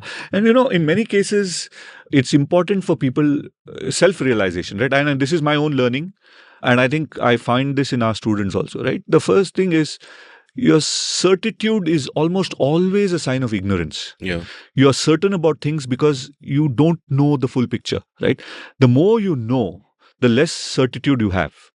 This doesn't mean that you're absolutely unsure about everything and you're confused, right? It only means that you have to now match your certitude or the level of certainty you have about anything to the facts and the knowledge that you have. And you should be willing to change that as you go along, right? It's you could be certain about something now, but you discover new facts, you change your mind. And that's perfectly fine. It's perfectly fine to change your mind. Say that, look, I believed in this at this point, and now I believe something else. I'll give you my own example. I used to believe in the death penalty. I thought that the death penalty was good, because I thought it had deterrent effects. It was also a statement to say that a society will take vengeance on someone who takes a life. But I've spoken to many people, mainly on the blogosphere, our interactions with our friends and others on the blogosphere, who brought in evidence, who brought in moral philosophy, etc. I think I've changed my mind. I think, especially when there is the ability of judicial systems to make verdicts without, full information. Judges can be wrong, and a death sentence is permanent. So you can't sort of say, "Oh, guys, I'm sorry, we made this wrong call, but sorry, we guys is already dead," right? So, and you can also have punishments which are equivalent to a death sentence, but are not a death sentence. So you can punish people who commit harsh crimes. You can punish them harshly without actually having to put them to death. And I've changed my mind on that. And I think it's perfectly okay. And I'm probably going to change my mind on many things over a period of, and I want to have the absolute right to change my mind on everything that I think of today. And this is a very tragic moment for me, because I was looking forward to arguing with you about some things later in the show, but now you've changed your view on the death penalty, which I've always been against, so we can't argue about that. But we'll find other things. And about certitude, like my view of things is that I am at a stage in life where I have certainty about my values, but I'm open to being to have my mind changed on absolutely every other thing, and I think, and there are phases in your life where perhaps you are even open to reconsidering certain values, and be that as it may. But on facts, on thinking that you have a perfect picture of the world, it is simply impossible. The world is too complex, but I keep referring back to Borges' famous short story where he says that if you want to build an accurate map of the world, it has to be the size of the world, and it's immediately outdated because the world is always in flux. So what is even the point there? Here's my next question, that we are always driven as humans, in a sense, to seek validation for whether what we are doing is right or wrong. And not validation in the sense of applause from others and so on and so forth, but just in terms of understanding. And in some professions, you have metrics. You are in a corporate, you can have quarterly returns, right? If I am solving a math problem or programming something, if I write some code, either it works or it doesn't work. The metric there is immediate. Others could be playing a much longer game where you you will never have a metric in your lifetime, but you say it's okay, I'll play the long game. But in the limited context of what the Takshashila institution does with its courses and all of that, are there any kind of metrics? Like, are there moments where you wonder, am I making a difference in the world at all? Or are there moments where something has happened and you say ki haan yaar, it's worth it, I don't care about anything else, it's worth it because this, so what are those kind of metrics? Because in a sense it is a long game. You're training the elites of tomorrow. Somebody you train today may have no connection with the policy world, but through being the butterfly that's flapped its wings could create a storm 20 years later in some strange way you can't anticipate. So how does one think about this? Does one ignore this human desire for validation and just say that I'll just do the right thing? The whole Bhagavad Gita thing, don't think about the fruits of your action. But we are after all human, kuch to chahiye, right? So what's the way you think about this, and what are the sort of happy successes that you have had that, I think this is a tough question, okay? And the honest answer is that this entire non-profit social sector has been plagued by the need to provide metrics, okay? And this comes from a genuine concern, right? Donors want to know how the money is being spent. And therefore, you need to provide metrics. Now, there are certain kinds of donors which are like, let's say, CSR, where it's not your money, it's corporate money, and you want to ring fence your decision to fund. So you will ask for metrics. And what you end up doing is you end up supporting activities where metrics are easily available and easy to see, right? For example, if you are providing midday meal schemes, right, it's easy to find a metric there. You could just say how many kids were given and what was the nutritional quantity of the food and how many kids received that, and you have a metric. So it's easy for you to support a program which provides midday meal schemes to children. Now, what if we were to say that we want to create a performing arts center and visual arts center for this city? What's the metric? You could say, 50,000 people came in and went. But what's that got? It's hard to. But what's the outcome indicator? What you're trying to do is you're saying that, look, the logic is here. Let me unpack the logic. Poverty is at least two-dimensional problem. One of the dimensional is, of course, the multi-dimensional one is a lack of material resources, right? You don't have money, so you're poor. The second dimension of poverty is, very few people realize this, is a lack of dignity, right? You don't have dignity, therefore you're poor. Very often both these go together, but it's not necessary for it to always be the case. So what happens in traditional anti-poverty measures is that here's this bag of rice, and I'm going to give it to you. You stand in line. 100 of you stand in line. I'm going to stand on this truck, and I'm going to give you bags of rice. Now, in that process, by giving material benefits to one person, you robbed this person of dignity, right? You have to stand in line and take this, with your hands open like this. So, if you want to fix the poverty problem, you have to provide both material goods, money, resources, and also increase dignity. How do you increase dignity? First of all, you don't do these kind of stupid things by making people stand in line and treating them very poorly and creating status differences. The second is, one of the ways is that you increase aesthetic content around you. Okay. So if you have a beautiful garden, instead of living next to a railway track, right? You now live in a very beautiful garden. There's, your dignity increases. Your sense of ownership on that thing increases, right? So you live and the environment is clean, it's safe, it's beautiful. So you have access to art, you have, access to all of that culture. Now that increases your dignity, right? And that's also an anti-poverty scheme. Now, I can understand that a government of a democratic country which has a lot of poor citizens will find it hard to justify art galleries. So it'll say, look, we're going to do midday meal schemes, we're going to give food handouts, food security, etc. That's very hard to quantify. But if you're CSR, you can give money to an art gallery, you can give money to a performing arts center. What you do instead, because you can't measure the outcomes of that, you give money back to the food security thing. So you become a fly on the butt of a mouse, on the butt of a rabbit, on the butt of an elephant, right? And the elephant is the 100 gargantuan 1,000 crore government scheme for poverty alleviation. And you're this 500 crore or 50 crores or 5 crores or 50,000 rupees sitting on top of that. I mean, you're marginally you're making no difference. But if you have 5 crores and you set up an art center, right? You can create something which a poor government of a poor democracy can't. A small library in a slum. Small library in a slum, right? So all of these, but you can't measure, you can't get good metrics of it. So what happens is a lot of the charitable and philanthropic money, institutional, especially of the institutional kind, goes into metric showing activities.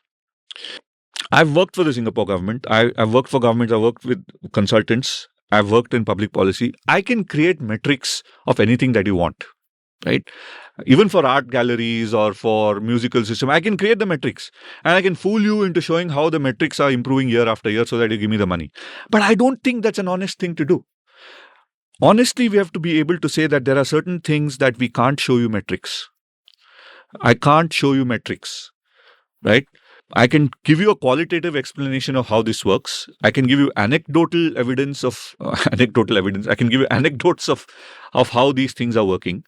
I can also give you metrics, but the metrics won't be honest.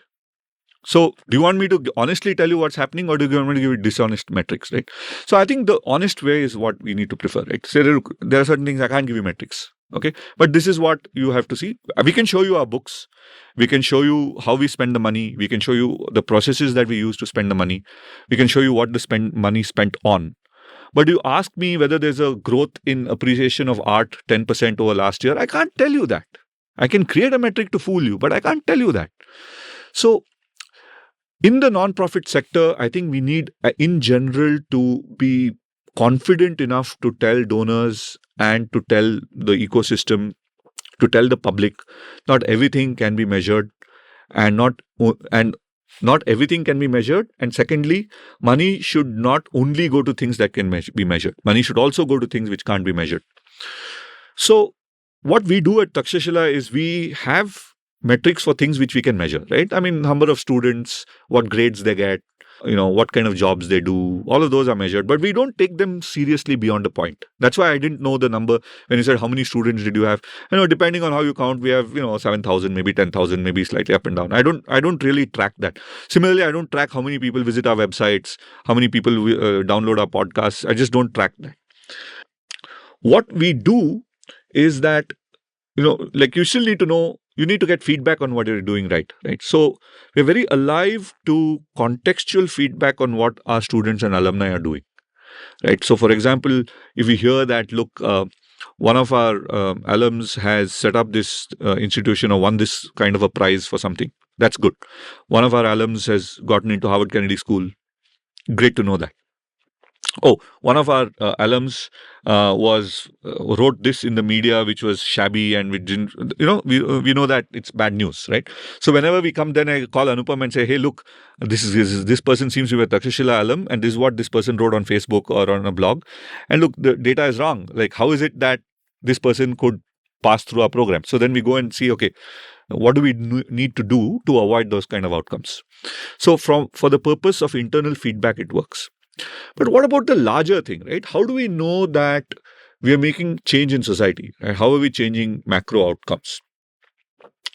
There are certainly policy changes that have occurred in the last 2, 5, 7 years in terms of government policy that has changed because of some of the things which we did, and our fingerprints are very clearly on it. I don't talk about it. Right? As I said, it really, the credit belongs to the Prime Minister or to the bureaucrat or the Chief Minister or the Minister who did it. We helped. Maybe there were 100 other people who helped. We really don't know. But I can see some of our statements, some of the sentences which he wrote appearing in the final copy. So we probably had a role, right? So are you the person who came up with the line minimum government, maximum? No, it's not me. Although it was there as a Pragati cover at one point. It was not me. I think it was part of the Modi brain trust which came up with that. So there are cases where there is direct influence on policy, but I don't talk about it publicly. Internally, I tell our staff, I tell our donors, etc. The other things which you know are some things which just happen and you feel happy that it's happening, like the conversation on labor laws, for example, or the idea that a government botched it politically, but economically it said that, look, we need to change farm laws. Those are the kind of things which make me feel happy, because those are the kind of issues that we are pushing, right? And if there's progress on those issues, it's good. I mean, for example, imagine there's a change in labor laws and agricultural laws in the country, the kind of growth and prosperity that can come. It's going to be hard. You have to push it for multiple years, but here we are, right? So I think that is a better way for us to measure and get feedback on our activity than to count beans, right? I'm fortunate that we've had donors who are of the kind that want us to do more of these things. Not only do they buy our explanations, but they want us to do more of those things, because I think they understand very deeply that the reality of the social space is what it is. It's not a corporate thing where you measure widgets and you have quarterly results which you measure in rupees and paise, and then even that is subject to manipulation by accountants, right? Interpretation by accountants. So they are wise enough to realize it, and we are fortunate enough to have donors like that who push us to do the right thing. So doing the right thing by way of our stakeholders is probably more important than doing the measurable thing. Makes a lot of sense. Let's talk about sort of the donor ecosystem, because on the one hand, as a donor, you might want to feel that you're getting bang for your buck. There's an opportunity cost to any donation you give, because it can go to so many other places. So the desire for metrics is there. On the other hand, at an institutional level, when we talk about the donor ecosystem, there are moments, I am guessing, when certain themes and certain areas are more fashionable than others. For example, today you just put climate change on a proposal randomly, blockchain for climate change, and aa jayenge, and those become fashionable areas and others aren't. And a third issue could be that donors are often constrained by guardrails that they have built in their minds based on previous experience or prior notions and all of that, which might not actually be useful. So it seems to me like any other sector is one where disruption is important. Our friend Shruti Rajgopalan and Tyler Cowen, they're trying that with emergent ventures, where the whole idea is that you pick a good person with an interesting idea, give the money, and then that's it. They don't have to report to you all the time. You don't care about the metrics. You are just going with your gut and backing it and looking for the moonshot. But not everybody needs to look for the moonshot, perhaps. That is just sort of one approach. So what is your sense of the way that the donor ecosystem has evolved? Because in India, we also sort of have a new generation of donors, like the Nilekanis, like the Premji Foundation, and so on and so forth, I guess, who have built successful businesses, who've thought deeply about this stuff, who have been participants in this new India. So give me a little sense of how that is. How hard is it for you? Like, I speak to people in social sector organizations who will be like, I'm the CEO, but 80% of my time is freaking fundraising, which seems such an incredible waste of resource. And then what could happen is that fundraising could carry its own incentives. If you take fund from person X and ABC causes are dear to person X, it creates an invisible incentive there as well.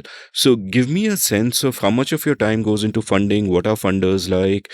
You said you've been fortunate to find funders who don't really care about these metrics, who get it, who get what the big game is. So, tell me more about that. See, I think you're absolutely right. The biggest time-consuming, mental space-consuming activity that any non-profit has is fundraising, right? And it's always a problem. Even the biggest non-profits, Harvard Kennedy School is trying to raise funds. Everybody is trying to raise funds. So fundraising is critical, and it's the most important thing. Resource mobilization is the most important thing that a non-profit leader has to do, because that's on the basis of which everything moves. I think the challenge in India, which I found, is that there is a trust deficit.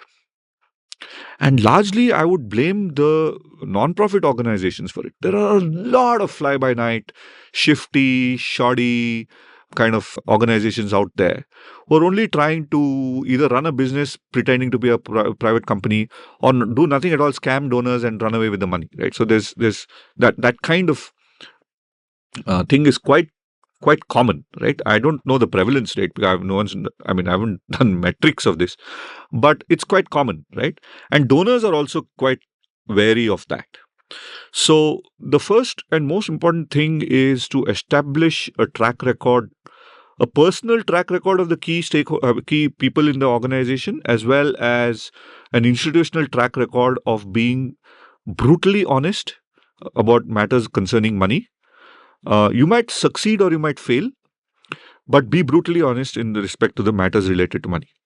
Second, and this is a harder one also. Maybe I don't know, it's harder than the first one or the second one, but it's equally as hard, right? Is to be brutally honest with respect to telling donors about your outcomes. So you say, like, look, we screwed up last year. So we screwed up last year. We had a bad year last year. We couldn't succeed. We couldn't do this.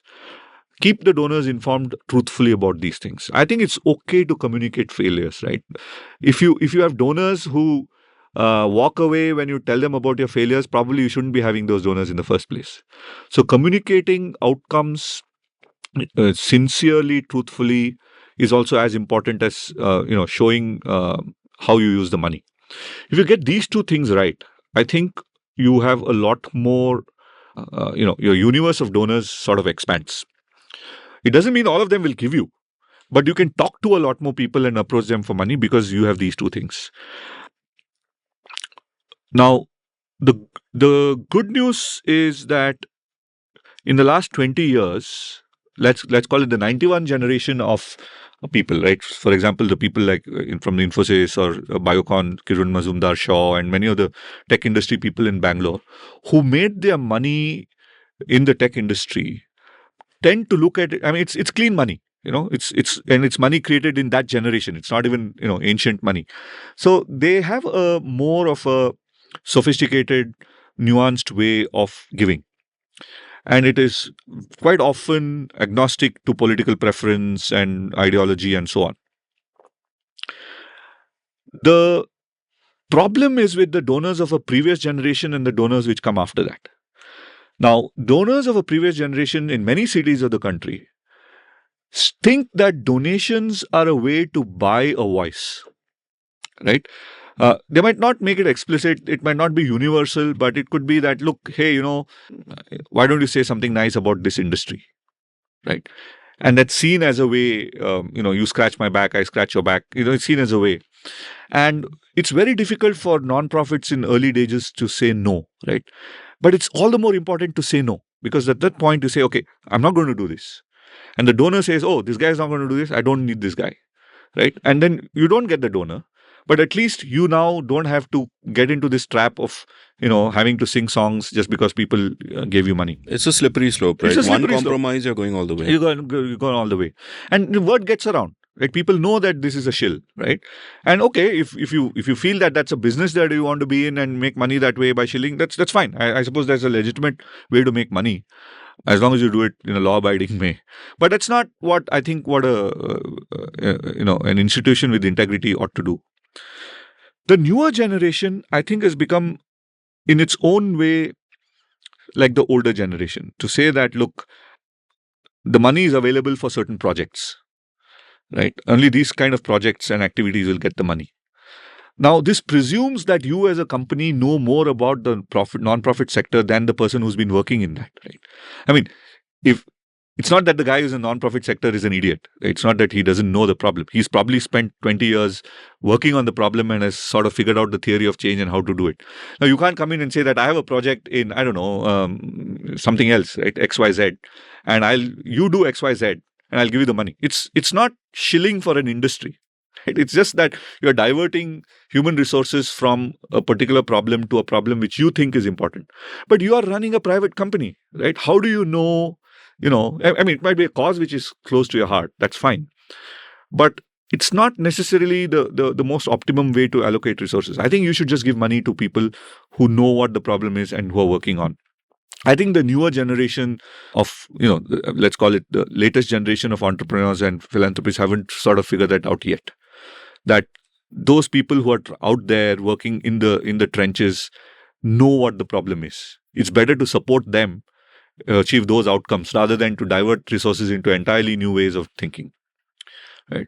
Having said that, there are new areas which talent needs to go into. I mean, issues of the future, like, artificial intelligence, space, technology to mitigate climate change. Not just the old style, we're going to cut down on emissions kind of climate change. But what innovation can you do? What are the kind of social innovations you can do to address climate change? Those are the kind of areas where you need fresh thinking. And those are the kind of thinking areas which traditional think tanks will be sort of loath to support. Climate change is a classic example. People say, oh, I'm this think tank which finds out better and better ways to reduce coal consumption. I'm not going to now focus on this innovation to address climate change. This looks like this. I don't believe in this cause. I'm only going to do this coal.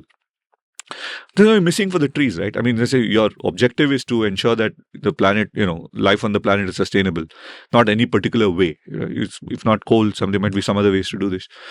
So there is a mistrust problem, which is number one. Second one is a competency problem. Third is this diversion of resources problem. And the fourth and the most important one is a human resource problem. A lot of people think that joining a non-profit organization is like let me try this out. Corporate CSR is also like that, right? Oh, we have this weekend, we are going to this rural area, we're going to clean up the, this pond in this rural area and go away. It's not that. You need, once you clean up that thing, it doesn't mean that the problem is solved. You felt good. One of my friends used to call this conscience laundering, right? So you went there, you cleaned up the river or this lake and you came back. But what about the consequences of what you did? Right? Do you know what happened there? What happened to the ecosystem? What happened to the people? You just don't know. Similarly, working for a non-profit is not something that you say, okay, I'll just do it on my weekends. Although you can volunteer in certain kinds of non-profits. But a lot of non-profits are full-time jobs. They are more than full-time jobs, right? So you must be able to, get in with your eyes open and not think of it as a, let me try this. But that's the talent. A lot of the talent thinks that, oh, I'm between two jobs. Now let me try this out. It's not a vacation and a holiday that you have. It's a serious vocation.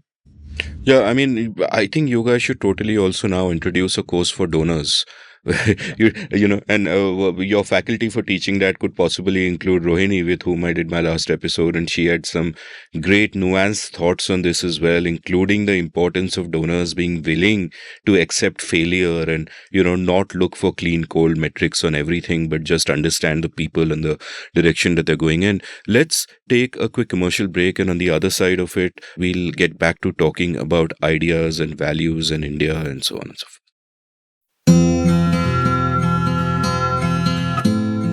Have you always wanted to be a writer but never quite gotten down to it? Well, I'd love to help you. Since April 2020, I've enjoyed teaching 27 cohorts of my online course, The Art of Clear Writing, and an online community has now sprung up of all my past students. We have workshops, a newsletter to showcase the work of students, and vibrant community interaction. In the course itself, through 4 webinars spread over 4 weekends, I share all I know about the craft and practice of clear writing. There are many exercises, much interaction, and a lovely and lively community at the end of it. The course costs rupees 10,000 plus GST, or about $150. If you're interested, head on over to register at indiauncut.com/clearwriting. That's indiauncut.com/clearwriting. Being a good writer doesn't require God-given talent, just a willingness to work hard and a clear idea of what you need to do to refine your skills. I can help you. Welcome back to The Scene and the Unseen. This is my final session with Nitin Pai, by which I don't mean my final session. I mean just for this episode, I'm sure. It's a semi-final session. It's a it's a final session today, but ye silsila chalta rahega. So, I want to ask about the term liberal nationalism, which is such an interesting term and can confuse many people. And I'm going to quote Tagore, though you quoted Tagore in exactly these words. So I'm actually quoting Tagore in a manner of speaking. But Tagore famously said, quote, "I am not against one nation in particular, but against the general idea of all nations. What is the nation? It is the aspect of a whole people as an organized power. This organization incessantly keeps up the insistence on the population becoming strong and efficient. But this strenuous effort after surface strength and efficiency drains man's energy from his higher nature, where he is self sacrificing and creative. For thereby, man's power of sacrifices is diverted from his ultimate object, which is moral, to the maintenance of this organization, which is mechanical. Yet in this, he feels all the satisfaction of moral exaltation and therefore becomes supremely dangerous to humanity.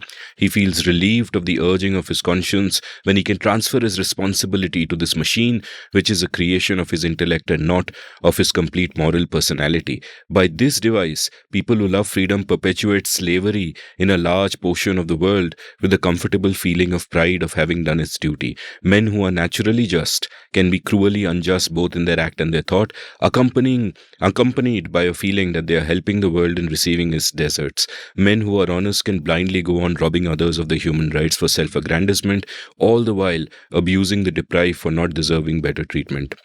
Stop quote. And as you point out, that while in the literal sense of the term it seems that he's being anti-national, and yet this shows his deep loyalty to the country, his concern for the well-being of the people, his patriotism even.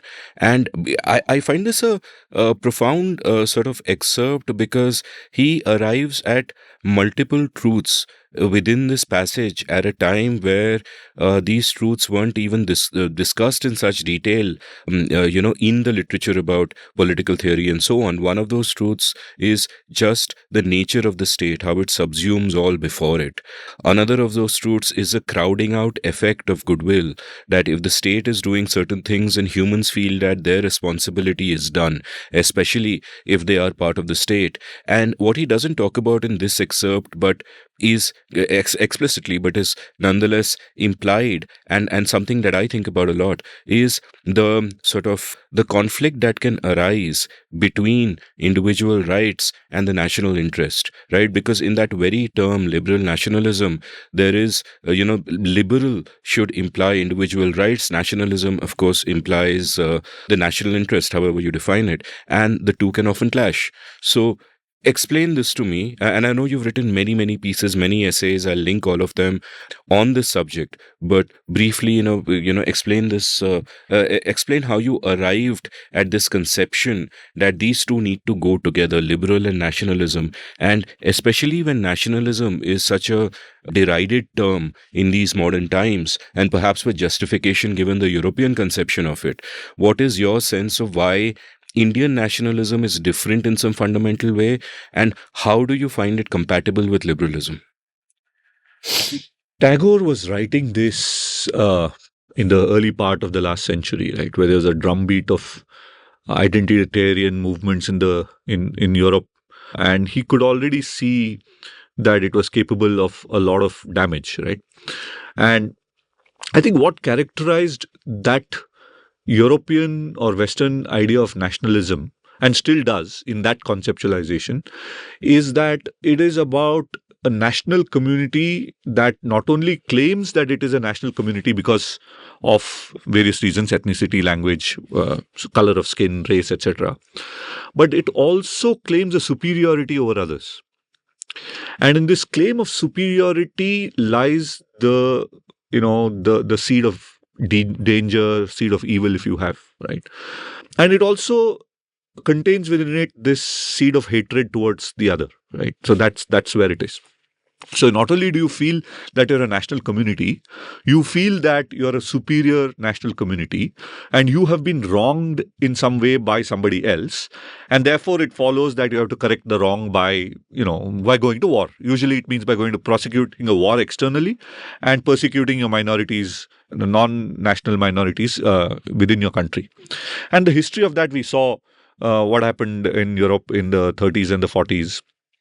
And probably even in the 50s to some extent in some parts of Europe, right? And again, after the collapse of Yugoslavia, you saw this happening in the Balkans. And Tagore writing long before this saw all this coming. Yeah, and he saw this coming.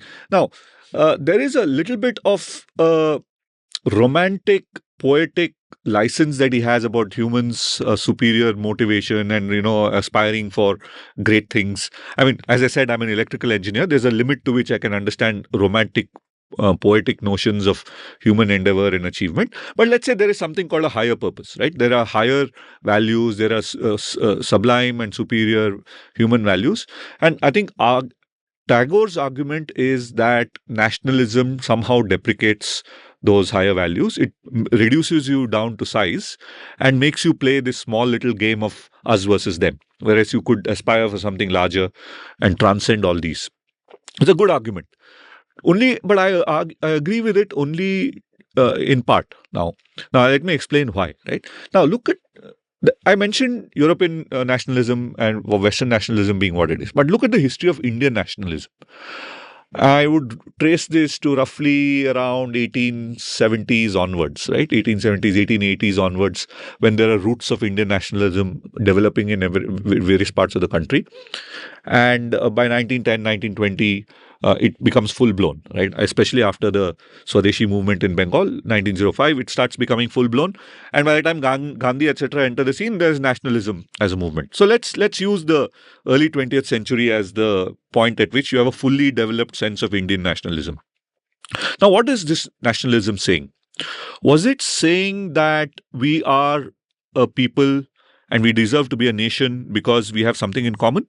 Definitely. Right? There's no doubt about it. It's saying that we Indians are a nation. We have a unique sense of our history. We have a unique culture and civilization, etc. And we therefore deserve to be a people on our own, not subjugated as a colonial, as a colony and a colonial people. We are not subjects of anybody. The second, did it assert a sense of its own superiority over others? Well, I don't think so. What it did, both from people like Vivekananda and also people like Gandhi and the others, it emphasized its difference. Right? Vivekananda saying that our gift to humanity is spiritualism, right? Or Gandhi saying, non-violence and a whole lot of things, right? The whole Gandhian thing, I think Ram Gua can unpack it better than I do. But I've done 2 episodes on Gandhi with Ram, but basically he's saying that he's emphasizing the Indian difference. So he's not saying the Indian nation is superior to anybody else. At best, it's saying that Indians are no inferiors to anyone else, and we are different, right? The metaphor is one of difference. Did it emphasize on hatred and bigotry towards people who don't belong to that sense of nationhood within the country? Absolutely not. And this is the big difference between the European sense of nationalism and the Indian sense of nationalism. In fact, I think Indian nationalists went all the way to try and show inclusiveness, that we are diverse, we have different castes, we have different communities, we have different languages, different religions. We have, various kinds of ways of looking at the world and all of that. But all of us are Indians, right? And Gandhi's special effort to go all the way to try and bring about Hindu-Muslim unity, right, is one. Of course, Ambedkar disputed that by saying that, look, you are all these upper caste guys and you left us out. You left my people out. Within the sense of a Gandhian compromise and the Gandhian bias, I think Ambedkar is right. But even Ambedkar's sense of nationhood is all of us as one big nation, right? There was no sense that XYZ does not belong here and we should persecute them or we should expel them. Never obtained in Indian nationalism in practice or in theory. Now, did Indian nationalism see itself as an expansionary power because we've been wronged by the British? Do we need to go to war with the British and hate them? Again, the answer is no. The demand of Indian nationalism was that you guys are ruling us. You shouldn't be ruling us. Get out of here. Right? Let us rule ourselves. We don't hate you. I don't think at any point the nationalist movement said we hate the British. We hated British rule and we hated some of the British rulers. But as a community, as a nation, we didn't hate the British. It was not, there might have been people who didn't like the British and hated the British. But as a movement, as an ideology, I don't think it condoned hatred towards anyone. So I have always taken the view that Indian nationalism is different from the Western conceptualization of it. Indian nationalism was only interested in emphasizing its non-inferiority and pressing the case for sovereignty, right, in the context of national self-determination, which was the metaphor at that time, that if you're a nation, you are entitled to being a sovereign state and colonial powers are supposed to leave you out, right? That's national self-determination. And that case was pressed. And I think the the whole framework of Indian nationalism is wonderful for us to be able to live life as a nation state together. In other words, if we believe that India is a nation, then that metaphor of accepting pluralism, accepting diversity, accommodating that diversity within the nation, it's a tense accommodation, right? It's not a happy accommodation by and large, right? There is always tension between religious lines. There will be tensions between castes. There will be tensions on social reform. There will be tension on language, on geography, a whole lot of things. But it is accepted that the tension is accepted within the idea of pluralism and diversity. If you want to keep a nation of 1.4 billion people speaking 800 over languages, living in such huge diverse geographies and distances, and a subcontinental sized country together, then Indian nationalism gives you the best metaphor, right? So I don't think there's anything something to be apologetic about Indian nationalism. There are reasons to be apologetic about Western nationalism. I mean, to the extent that you have to go and do a Holocaust and kill your national minorities or go to war to press your claim of superiority. I mean, of course, you've got to be apologetic about it. But I don't think you have to be apologetic about Indian nationalism. Now, if you look at the Constitution of India, right, which is a product of Indian nationalism, right, a political statutory product of Indian nationalism, you see liberalism all over it. It's not a liberalism that Hayek would recognize or Milton Friedman would appreciate. But given the context from which emerging is remarkably liberal, right? And which is why I argue that, Indian nationalism is also a liberal nationalism. If the product of that political movement is a non-violent political struggle, if the product of that movement is a non-violent economic transformation, for example, getting rid of colonial rule, etc., and bringing at least bringing the economy in the hands of Indians without killing a lot of people, without dispossessing people, as it's been done. The examples you had, that was the Russian Revolution, right, or the Chinese Revolution. Without having all that bloodshed, you managed political and economic transition, and you managed to create a product in terms of a constitution that is probably the most enlightened way of ruling and governing a society of that nature at that time. I think it's liberal, and I think therefore that tradition of liberal nationalism is something that is worth protecting. It might be a contradiction in terms, and I totally agree.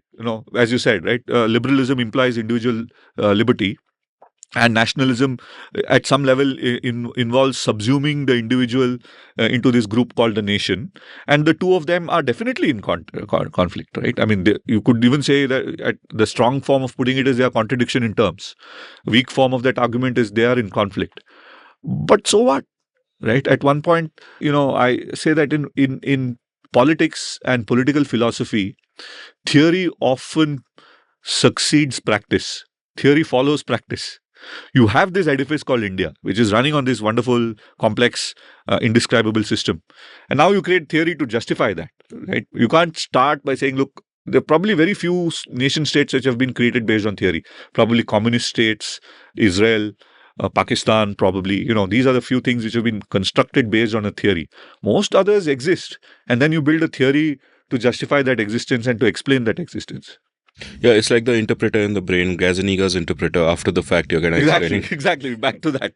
So, a lot of things to double click on. But first, I think I'll just make the observation that the whole thing about, on political philosophy, I think Gandhi was winging it a lot, right? In the sense that Naipaul once called Gandhi the least Indian of the Indian leaders. And even his philosophy of nonviolence is something he picked up from the self-help woo-woo books of the 1880s, 1890s, like Tolstoy's post-fiction work when he was in his last phase, like, Ruskin's book. In that sense, his influences were neither those of the other great leaders of his time, the Gokhale Agarkar, Ranade influences of Mill, Bentham, etc., nor were they particularly Indian. Like I was chatting with Arshia Sattar a few days ago, that was recorded earlier this week, and the episode will be out much before this. And she speaks about how Gandhi's interpretation of the Bhagavad Gita is completely bizarre, I mean, my words, not her, but a similar sentiment, basically. And there also to say that we got our independence via non-violence, I don't know how correct it is. Yes, we got our independence, but a lot of it was happenstance and time, in the sense that, the British also suffered in the war. They were practically bankrupt. Empire was a strain on them. So, they could just have gone anyway, and we had our elites in place to pick up the pieces. Now, I agree, as we discussed earlier in this episode, that our constitution is more liberal than the society it was. But I want to talk about the kind of nationalism that is actually dominant in India today, and that is perhaps the organic nationalism, because it emerges from society and not from a gang of small elites. And in that nationalism is, for example, not pluralistic. Like, you have a lovely passage about pluralistic nationalism where you write, and I'll quote that. And I'm not contradicting this. I'm saying this is true, but that is also true. And what you write about it is that Indian nationalism was inherently pluralistic. It prized Hindu-Muslim unity and attacked the deep iniquities of the caste system. The Constituent Assembly, dominated by Indian nationalists, created a precocious republic that affirmed liberty and individual rights. Our experience of nationalism was so dramatically different from Europe's, even considering the communal rights of partition, that I could not agree with Hanaz's contention that nationalism is always a bad thing. Stop quote. That's a guy you were citing. But my contention is that the dominant nationalism today is definitely exclusionary. The dominant politics today, which at least in the Hindi heartland, it's definitely anti-Muslim, right? About caste, it's a mixed question. More Dalits voted for the BJP in both 2014 and 2019 than any other party in India, and so leave that aside. But although that does remain the original sin of Indian society and Indian religion per se, but as far as our politics is concerned, the dominant strain, the worrying strain, is this anti-Muslim sentiment, which is why whenever anyone points it out, they are instantly asked to go to Pakistan. A binary is straight away being drawn there. And it seems that the model of, a lot of our politics today is to turn us, in a sense, in a Hindu Pakistan. It's been said many times, rather than affirm that original idea of India, which I naively once thought that mostly everybody shares, which is of this pluralistic, liberal society. And I guess at some level, my sense is that this is where nationalism intrinsically kind of get. So before I go to my next point, what would sort of your response to this be? Because if we talk about what you are talking about as Indian nationalism being different, inherently pluralistic, I agree with you. I'm not disputing that, but I am saying that we are looking at 20s, 30s, 40s. We are looking at a certain set of leaders there also. And of course, the sort of progenitors of this kind of modern politics that we see didn't even fight against the British, really, right? But those who did, and those who framed the constitution, they are not here anymore. And those who are talking about, those who dominate our politics are pushing forward this kind of nationalism. So when you talk about liberal nationalism, are you talking about an ideal end state which you would like to take us towards, and which is your personal value system and which you believe is possible because, hey, it did happen once here? Or are you saying that there are still living strains of it around, and we just have to isolate those strains and fight the bad strains? Yeah, I think the first realization I had over the last 10 years is that, this is my own education, right? Nothing is settled, right? I think it is very complacent to believe that matters or issues are settled. It's probably that, when we thought that we settled, maybe we were kids, we were not educated or informed enough. Nothing is settled. It never was settled, and it will never be settled. So in the sense that there is a constant churning, a constant ongoing debate of who we are, what we want to do, where we want to go. And there are multiple threads or multiple vectors which are sort of influencing where things are going. So it was our mistake to believe that things are settled, and it was complacent. And because of that mistake, we thought we became complacent and took things for granted. That was wrong, right? And I think we've got to realize that. I think the case for liberty has to be made every day. The case for liberty has to be made with every new generation. It has to be made constantly. It cannot be that we believe, we expect people to accept that. The case has to be made. Persuasion is a daily exercise. You cannot say that, we are a liberal democracy and this is how we should behave.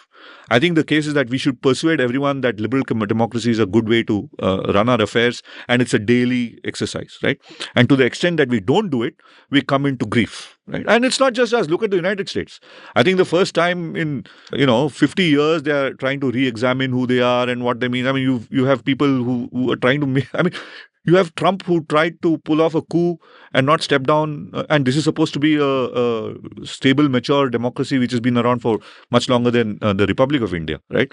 So the message for us in India, as well as for citizens of liberal democracies anywhere in the world, is that you cannot take your state of affairs for granted. You have to make that case every day in terms of persuasion, and you have to defend what is good in your society every day. And this is what it's an ongoing thing. Now, there is no doubt that the idea of Indian nationalism and the idea of India as a plural, democratic, liberal republic is under severe stress and challenge. There is a certain virile nationalism which is out there, which is majoritarianism, which is powerful, which has a metaphor of strength, of youthfulness and vigor. And it is definitely attractive to a lot of people. And I think it has gone unchallenged, because who's defending Indian nationalism? I don't see any political leader defending Indian nationalism. In that sense, if you see Hindutva on the rise, it's not so much a success of the Hindutva, but the surrender of the people who had other views of life. Now, whether it's communism, whether it's secular republicanism, whether it's liberal nationalism, whatever it is, the counterpoints don't exist. The counterpoints have just folded up, right? And that for that reason, those of us who believe that Indian nationalism is a superior metaphor, it's a better way to organize our society, right? To achieve everything that Hindutva promises, but more. I think it's important for us to, stand up and fight this battle of ideas. Battles of ideas are not street fights. And I don't want to see them as street fights, because street fights are not battles of ideas. I mean, you have a street fight when you run out of ideas, right? When you have to persuade people using force. The way to do this is still using, public conversations, engage in the public sphere, speak about Indian nationalism confidently without having to apologize for anything, and talk about the tradition which has gotten us here. If India is where we are today, 75 years of as an independent country, it's been under a liberal nationalist regime for three quarters of that time. And a lot of that, our existence owns to that. So there's something right there. It so happens that there are very few votaries, there are very few stewards, very few champions of that today. And that has to be corrected. It is also true that only when you have challenge are you sharp with your arguments. You're not complacent, right? So in that sense, for those of us who believe that a liberal nationalism or an Indian nationalism is the way to go, I think we have to sharpen our arguments and get out there and make that case to every citizen every year. And if we don't do that, whoever is around will win it by default. And it's not just us. I mean, now that we've seen what's happening around the world, I think we know that there is a global phenomenon out there, and persuasion is therefore necessary, domestic and abroad. But here's a counterpoint to it, right? Even during the Constituent Assembly debates, there was this question of why the word socialist was not included in the preamble. And Ambedkar quotes, I think, Jefferson and somebody else, and says that we should not hard code certain things into the Constitution. Every generation should have the freedom to live by, organize society by as it wants to. You shouldn't constrain them with economic systems and so on. So every generation, should have the right to determine what's the metaphor, what's the national ideology, or ideology or not by itself, which is a great thing. Which means we have the ability to shape the future. We don't have to say that, look, the past was so good, somebody wrote this wonderful constitution, so we need to preserve it. We can also make the argument that, look, these values are better than anything else. We want to see this. We want to see greater freedom. We want to see a greater individual liberty. We want to see greater social justice. And these are the ways that we can achieve these outcomes better than anything else that's out there, right? So it's not only a reference to the past, but as importantly, appeal to the future. That this is a roadmap and this is an architecture. This is the perspective we want to have. Yeah, and speaking of the preamble, when during the CAA protests, young people all over the country were going to these protests with the preambles. And my sense was, number one, it is fantastic that young people are carrying the preamble around. But I wish it was Ambedkar's original preamble and not Indira Gandhi's version with the word socialist added in. Yeah. Socialist feels like a really good word for the good of society. Actually, what socialist means is a state ownership of private resources. It means extreme coercion. According to the And court, socialism can mean whatever you want it to mean. in which case, why have it there? Yeah, because But- it was exactly, there was a case which Yeah, somebody yeah. took it to court, and the High Court said, "Why do you want to take this out? Socialism Yeah. can mean anything you want it to mean." Right? Yeah, So, but actually, it is a philosophy of extreme coercion. I liked your definition in one of your columns, which again I'll link from the show notes, of liberal nationalism. So I'll read it out and I'll go to my next question, where you write, quote, "This is how liberalism, nationalism, and realism are connected with each other. Liberalism, or libertarianism in its American usage, is concerned about individual freedom. To enjoy freedom in practice, the individual gives up some of it to the state. The state, a nation state in India's case, exists to ensure the rights, freedoms, and well-being, yogakshema, of its people. So ensuring the survival and security of the Indian state by maximizing its relative power internationally is wholly consistent with allowing its citizens to live in freedom."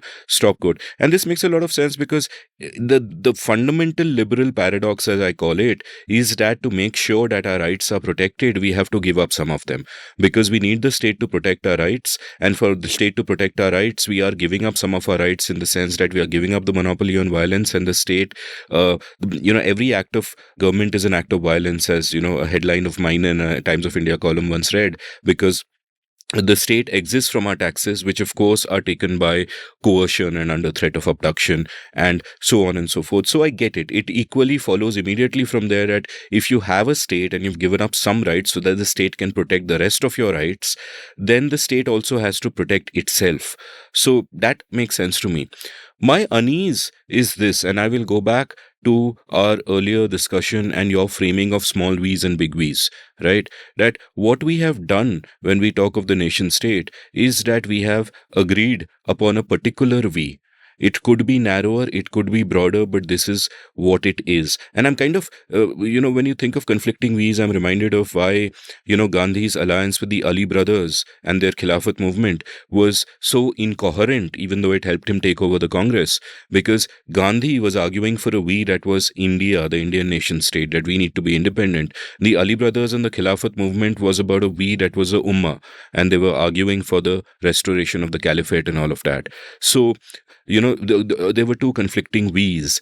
And I think you got to question every V wherever it lands up, because it is exclusionary in some senses or the other. And where I find unease is that why this particular V? One is, of course, the circumstances and the accidental circumstances that led to these particular lines being drawn on a map. But I find unease, and I think we've argued about it maybe 15 years ago, when it comes to an issue like Kashmir, where I look at how ordinary Kashmiris have been treated, and I think there is a point of view that I sympathize with, that the Indian state has been like an occupying force in Kashmir, and that they have treated Kashmiris worse than the British Empire treated us. There is no argument that we used against the British that they can't use against us. Right? And yet, your point of view on this would be that, look, our national interest matters, and therefore we have to treat Kashmir as an integral part of India, and we have to do whatever is sort of required over there. And I think both you and I can find easy meeting ground, because I don't think it is necessary to treat Kashmir as an occupying army would, that there were peaceful win-win games that could have been played here, and could have sorted the problem out. But given the way that we proceeded, and given where we landed up, I think there were tremendous infringements of individual rights, a massive amount of human rights violations. And this is, and this is to me a classic case of that conflict between liberalism and nationalism, where my liberalism forces me to believe in individual rights, and therefore that applies to every individual, including Kashmiris, who are my fellow human beings, because my we at the moment is humanity. And you could argue that that's a constricted we, but whatever, that's a separate question. But that is where it is right now. So what's your sort of response? see, I like to bring Kashmir into this discussion because it makes us think very seriously about the principles that we profess or we claim to profess, right? Whether it's liberalism, nationalism, or even if you say Islamic fundamentalism or Islamic exclusivism or whatever principles that you have, it forces you to think of them a lot more seriously because it's like an edge case, it's a boundary case, it's not a normal situation, right? You have when I talk about a normal situation, if you're talking about somebody in Nagpur or somebody in Karnataka or somebody in Kerala, or these are all territorially, culturally, all of that, all the small v's exist, but there's very little tension between the small v and the big V, right? There's no conflict between them. No one's saying, someone saying, I belong to community X, I just want more reservations. No one is saying, I belong to community X and therefore I want to be a nation state, right? The challenge with analyzing Kashmir, now this is after, I don't know, 30 plus years of thinking about it seriously as an adult, is that we have never been in a zone of normality. We have always been in a zone of conflict and war. And that changes the game a lot. Because even if you look at Hindu philosophy, right, there's this thing of dharma, which is your sahaj dharma. Like, what are you supposed to do on a day-to-day basis, right? You're supposed to, bathe, or you're supposed to eat, and you're supposed to do A, B, and C. That is your normal dharma. That's how you conduct yourself. Whether it's doing a ritual, or especially it comes to when you have to do rituals like weddings and all of that, right? There are processes, there are rituals you need to follow in your normal dharma. Now, Hindu philosophy, it understands and accepts a condition called apat dharma and an emergency situation. In an emergency situation, all bets are off. You can do what you want, right? Saving your life is more important than, doing this particular ritual, right? If you don't have time to, complete your marriage ritual, you can just elope with the person who's your beloved, right? So you don't have to. So the idea that in an emergency situation, the normal standards of behavior and the norms of social engagement are different is well understood in Hindu philosophy, in most philosophies. I'll give you another example. I keep emphasizing me being an electrical engineer. Now, one of the things in communications engineering is that everybody is given a frequency of operation, right? Typically, in the old days of wireless, you're very strict about a frequency and how much frequency you can occupy in a band, because the moment you exceed that frequency, you go into somebody else's band and there's interference and signals break down. So it's almost like it's it's like a fatwa given to you as an engineer, that thou shalt not exceed the bands and thou shalt only use this frequency in this band for this purpose. This is the kind of modulation you'll use. All of that is very well written down. You should not violate it. Okay, but even in the radio rules of the world, international radio rules of the world, if you are in an emergency, you can transmit at any band, at any power, at any kind of modulation. You do whatever you can because you're in an emergency, right? So this brings us to this. This makes the Kashmir thing a lot harder to analyze from a matter of principle, because principles don't matter here. Exigencies matter, right? Why is the Indian Army in Kashmir? Right, wherever, let's say in Kashmir, why are the security forces in Kashmir? Because there was an externally abetted internal insurgency. Now, why was there an externally abetted internal insurgency? Because there's something else happened, right? Because there's proxy war. Then and ultimately you come to a situation of proxy war where there is a external belligerent out there, and the fact that you have a line of control and not a border means that it's a live situation, right? It just seems to be that there's a ceasefire there, so you're not having a shooting match, but you are technically in some form of war. It's not peace. So using principle to determine the rights and wrongs of the Kashmir situation becomes very hard and becomes tricky, right? And that is how I would respond to it today. Now, you're absolutely right that even given these conditions, the Republic of India, the union government and the state government could have done a lot of things better and can do a lot of things better, right? Just because it's a situation is of an emergency doesn't mean that you should do unwise things. Wisdom is very different from legitimacy. So that wisdom has been lacking. Now, can we blame the political leadership for lacking the wisdom to be able to sort this out, be more respectful of rights, humanity, and be act in a manner that can resolve the situation in a liberal way, definitely we can fault them, right? And we do fault them, but I don't think it changes the overall calculation about Kashmir and its place in the Indian Union and the need to defend that territory and that state given the situation that you're in, right? So it's a complex answer. I think it's very hard to simplify this answer. But if I have to put it down to two statements, it'll be this, right? Things are not normal. Things were never normal in Jammu and Kashmir since 1947. So the rules and the principles that we would use to argue a case about some other place in the country versus Kashmir will be different. And the second point is, even so, we can be wiser, more respectful of rights, more conscious of our own liberal nationalist identity in the way we deal with the situation in Kashmir. Fair enough. All really good points. I mean, my dispersed thoughts around this is that number one, in times of emergency and exigency, the normal rules do change. But the question is, we kind of created this situation, as David Devdas also points out in his book, The Generation of Rage in Kashmir. In the aughties, things were much better. It was going towards normalcy. There was a generation that was aspirational, wanted jobs in India, and our security forces blew it up with the oppressive way in which they essentially ruled, and there are kind of two objections I have to how it was handled. And the first is sort of a strategic objection, in the sense that we kind of made the same mistake there and continue to make the same mistake in troubled areas that, say, the US made in Vietnam. David Galula had written this great book which became a Bible of the US armed forces later, after they messed up in Iraq, called Counter-Insurgency Warfare Theory and Practice. And the central premise was that guerrilla warfare, counterinsurgency warfare requires a different kind of treatment. That, in the words of one of Mao's generals, in fact, when you're tackling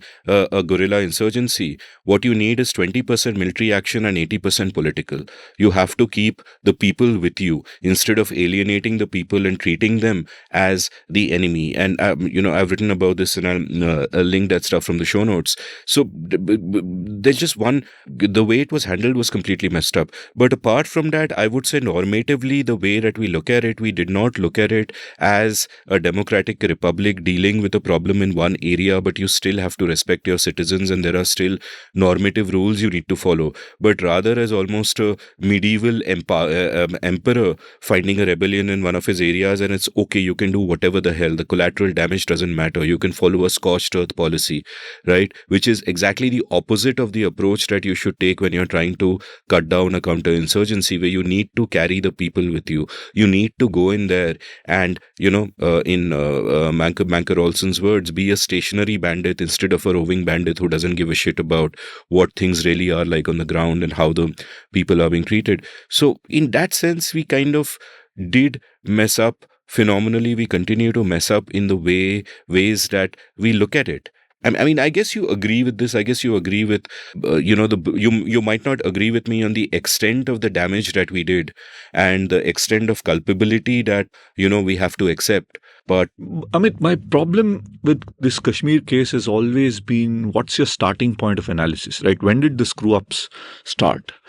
It's easy for us to go back to any period from T minus now 3 years, 5 years, 7 years. And depending on your personal experience and your political preference, you might take an arbitrary period of time and said, we screwed up at that point. And had we not screwed up then, things would have gone better and gone in a different way, right? I don't know how much of that is true, because it ignores the agency of maybe 2.5 sovereign powers that are outside India, right?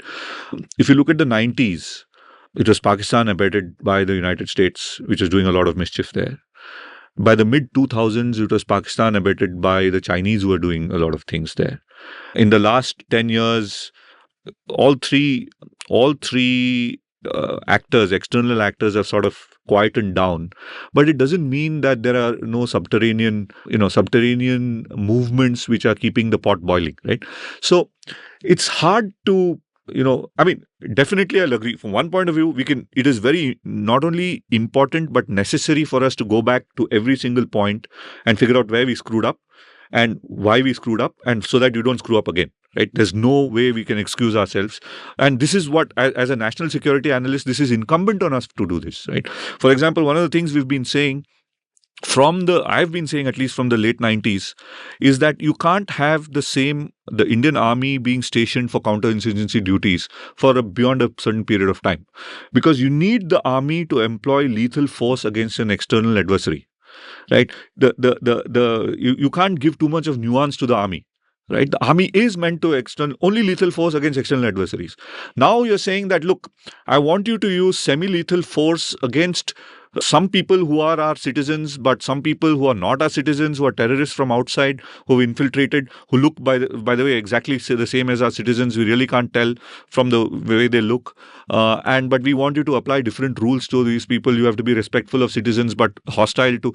I mean, how does a person in combat determine this? Right? If a person is shooting at you, you're not going to be like, you don't have this kind of a radar in your mind saying that this person, he's an Indian ID holder, or this is a Pakistani ID holder, an Afghan who's come in through the thing, right? You're just in combat. So it creates a certain psychology within the army. It creates a certain conflict economy within the society, and it creates a certain kind of relationship between the citizens of that place and the army, all of which are bad for the Indian, not just for Jammu and Kashmir. I'm talking bad for India, as the Republic of India as a whole. And we should have long ago. It's very easy to say this, right? Benefit of hindsight. But I can say this because I've said this at those points in time. It was very important for us to get the army out and let a counterinsurgency force do this, so that the army is retained for use for external adversaries with lethal force. Now we've created a generation of officers, or two generations of officers, who've seen a lot of conflict and interpret international events and national events from the perspective of what they've seen from their narrow foxhole in Kashmir. You can't blame them, because that's how they've lived, and that's the kind of living experience they've had, and that has its consequences for national security. Now, could we have been more? In fact, I must tell you this. I once spoke to a game theorist, one of the world's foremost game theorists. And I asked him, how would game theory address the Kashmir problem? And would you write about this for Pragati? The guy said, no, I can't write about this for Pragati, because I will be the center of controversy and I don't want to spend the rest of my life fighting this controversy off. I said, why do you say that? He says, game theory says that we should never have taken Kashmir in 1947. Should have let it lapse to Pakistan. All your problems would have been much simpler by not having a Muslim majority border state. Right? And that was the original sin. Now, you could take that as an example and say, yeah, we would have been perfectly fine. All of that, all the problem, you never had that problem. And you would have been a multi-denominational republic without a Muslim majority state. Right? And you could have, it's like the European Union without Turkey. Right? It's great to be a European Union, but European Union with Turkey inside would have been a very different kind of a union. Right? So that's his view. You could say that was the original sin. Or you could say that, this whole, when the Maharaja thing happened, we should have gone in and, established by brute force and stayed there longer. Or whole Sheikh Abdullah Nehru things. There was a particular thing where Nehru just dies before that famous meeting with Sheikh Abdullah. Then there's something in Indira Gandhi in 1971, she should not have accepted. There's a lot of what ifs and counterfactuals which are out there. I believe that many of them make sense. But that's water under the bridge, right? The question, if you ask me, is what now? Right? What is the prescription? I think the first thing is ensuring that the state of Jammu and Kashmir is part of the Indian Union is critical for the national interest. Not because of the romantic reason that unless we have a Muslim majority state, our secularism is not real. I don't believe in that kind of thing.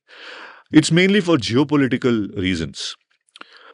A territorial, ceding territory at this point in time, under circumstances like this, when you have unresolved political conflict with Pakistan and China, is a recipe for weakness. You don't want to be in a situation where, you create these things out of the goodness of your heart and then you face, the walls closing on you. The second thing is that the Constitution of India allows you a massive amount of space in the way you want to conduct yourself in Jammu and Kashmir, as the 370 thing has shown you, right? We lived under one regime, we changed it under another regime. Now you have 370, which is waived. Now you have 3 union territories. Now you can create 2 states or 3 states. You have a whole lot of options which are out there, and the Indian state is capable of actually working on those options. What you need is, I think, political sagacity to come up with a configuration that is acceptable to the most number of people. I do have a say in what kind of a state it should be, but my say is much weaker than a person who lives in the valley or in Jammu or in Ladakh, right? So it's a matter of ensuring that the people of that state, people who live in that state or now the 3 union territories, have a configuration that works for them, right? And where New Delhi and the rest of us can support that kind of a configuration. But such a configuration cannot be denominated on the basis of religious exclusivity. However liberal you are, if someone says that, I'm going to set up this particular district under Islamic rules or Hindu rules or Buddhist rules, that's not on. I mean, it's the rules obtained, which are the same for everyone else. You are a particular minority. You can have a hill council. I mean, there are many states in the northeast which have a hill council, right? There's a Gorkha National Council, Gorkha Hill Council in the Darjeeling areas. So, if you're worried about your ethnicity being challenged by outsiders, etc., there are mechanisms which we already have to secure that. You don't need to create a zone where a separate set of rules apply. The Indian Constitution and political experience has thrown out multiple options that can be done. The question is, do you want to do it? Or is it in the interests of the national political parties to keep the situation unresolved? I don't know. Maybe there is a reason why they want to keep it unresolved.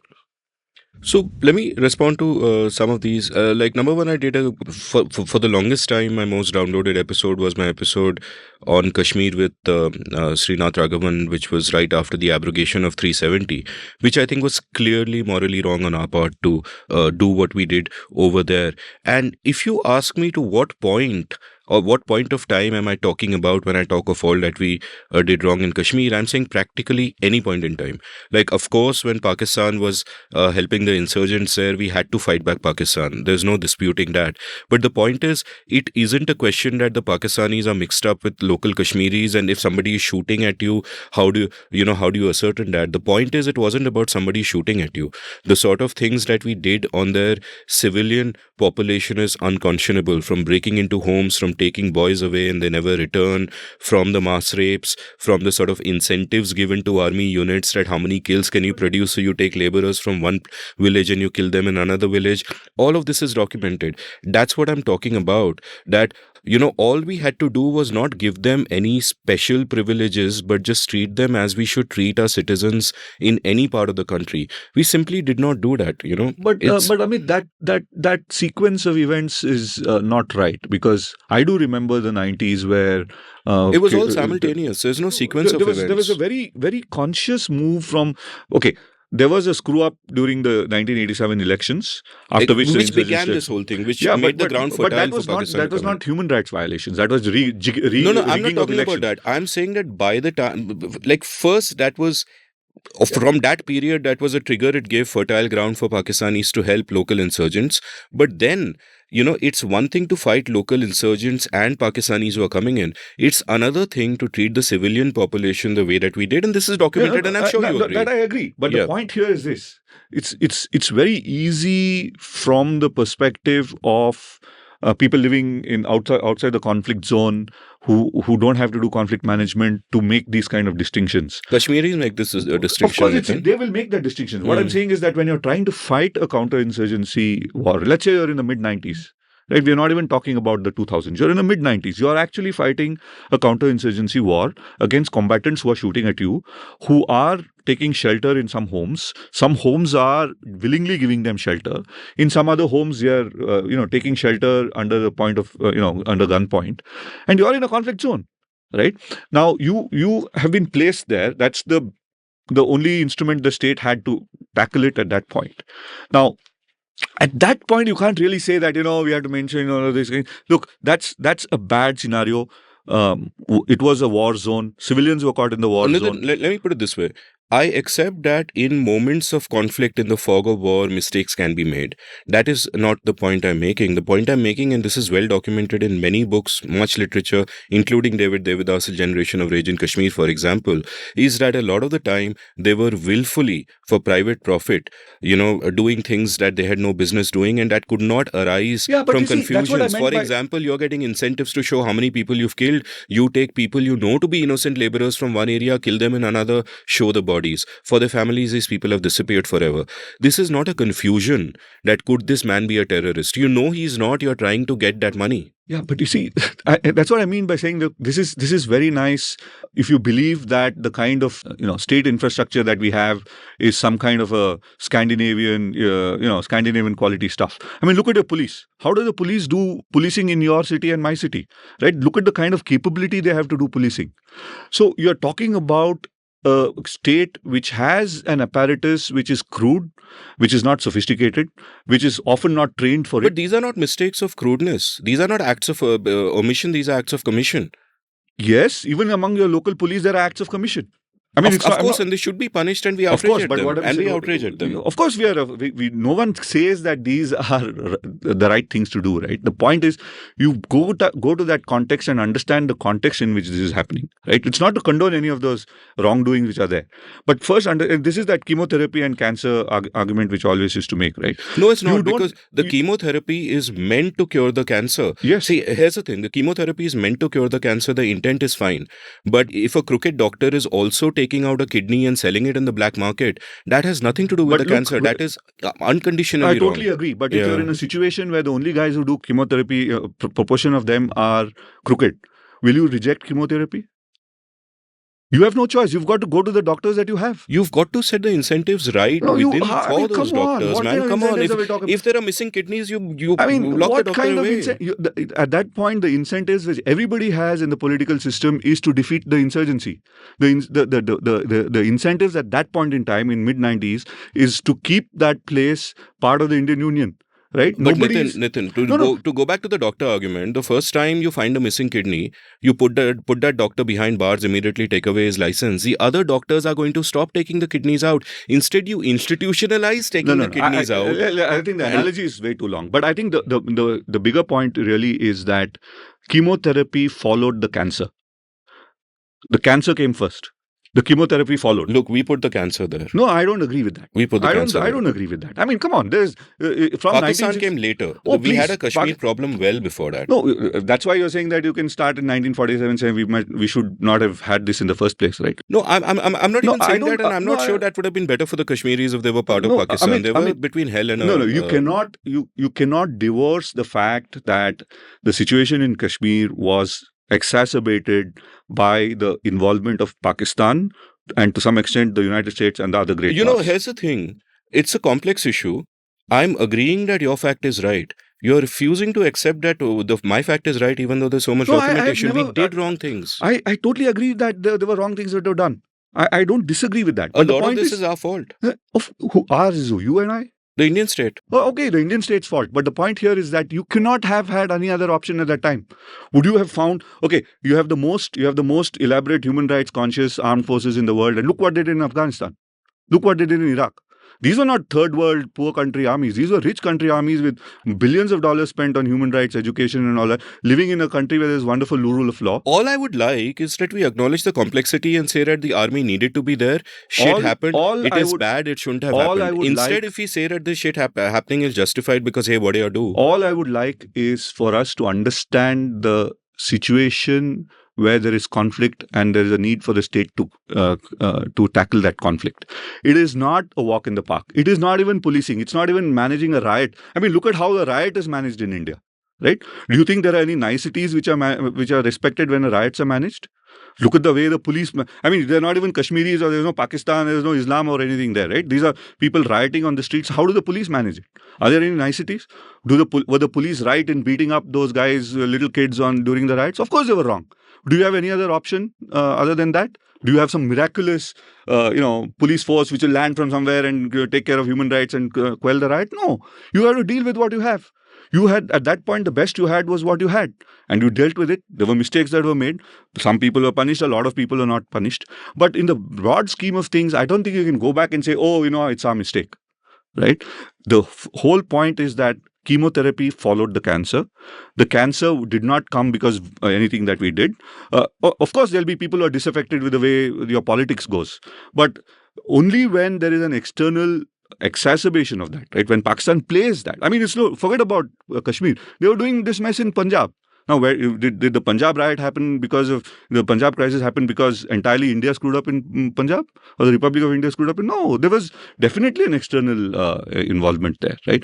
The external, but our army was nowhere near as brutal in Punjab, or our security forces were nowhere near as I think brutal the in Punjab Punjabis as have a very Kashmir. different view on that. Perhaps The Punjabis have a very maybe they different did. view on Maybe that. they did. KPS Gill used to have high level of security for what, right? Even now, a lot of people have. I mean, people have a different view on it. Now, let's not compare. Who got worse. The point is, both of these kind of things, these are tragic. Statecraft is not exercise as a walk in the park. It's not a beautiful thing. There are nasty things which you have to do when you're doing statecraft. Going to war, for example, right? I mean, what are you talking about? I mean, looking at going to war with, let's say, Pakistan in 1971, a lot of people dying. Of course, the Pakistanis started genocide in East Pakistan, but when you go to war, you kill people. This is not a pretty thing by any side, right? It's not something which I would like to do and imagine me doing. I'm going to go to war. It's not like it's that you are forced to a situation where you have there's no choice. equivalence, and what Devdas writes about in his book is also in the aughties, after Nawaz Sharif and Vajpayee had those peace talks. Pakistan had stopped interfering in Kashmir. The internal insurgency had quelled. Well, we made it way worse. Come on. Pakistan stopped interfering in Kashmir it's impossible. I mean, things were much better. Well, they were much better because they were managed in a certain way, right? Because there was a sense that, okay, something is going to change. But remember, there are multiple actors there. Now, to go and claim, I'm a critic of the Indian state. I mean, I've worked with, some of the work that I have done with the army is like, for example, trying to figure out how do you govern Kashmir better, for example, right? We've done a lot of these things. Now, within the army, there are people who want to do good things. Within the army, there are people who want to make a quick buck. Within the army, there are people who want to do nasty things. Within the army, there are people who can't care any of this. They just want to follow orders, right? It's not about any one entity of the state, which could have done better. Everyone could have done better, right? But to go back and say that, it's all our fault, we screwed up, it's our failing, I think it's a luxury which we can't afford. Because I remember in 2008, there were people who were writing op-eds in the newspaper, prominent columnists who were saying we should give up Kashmir. 2008. I mean, they're saying we should give it up. Who said that? There are prominent liberal commentators. I mean, the liberal cognoscenti wrote that. I mean, you can go in your show notes, can find it out, right? There were people who wrote that openly, famous, nationally prominent people said you give it up. I mean, how silly can you be? I mean, would that, let's say you walk out of Kashmir in 2009 and miraculously you'll have this wonderful liberal state there. What about the Shias there? What about you think look at Afghanistan, but right? I mean, it's in a sense, it's a straw man because I'm not saying anything like that. So let's not even go there. I'm not even saying. What I'm saying is that the argument that we screwed up and it's all our fault leads to it's many not an people, argument I'm making. leads. It's not an argument I'm making. But let's say the argument someone makes that it's all screwed up and it's all but all why our fault discuss right here? I'm not making leads that to argument. the conclusion that we have to give up. We have to walk out of there. We are the bad guys. I don't think so. Yeah, but Nitin, you're arguing against something that I haven't said. What I am a non-existent straw man. It's a straw man.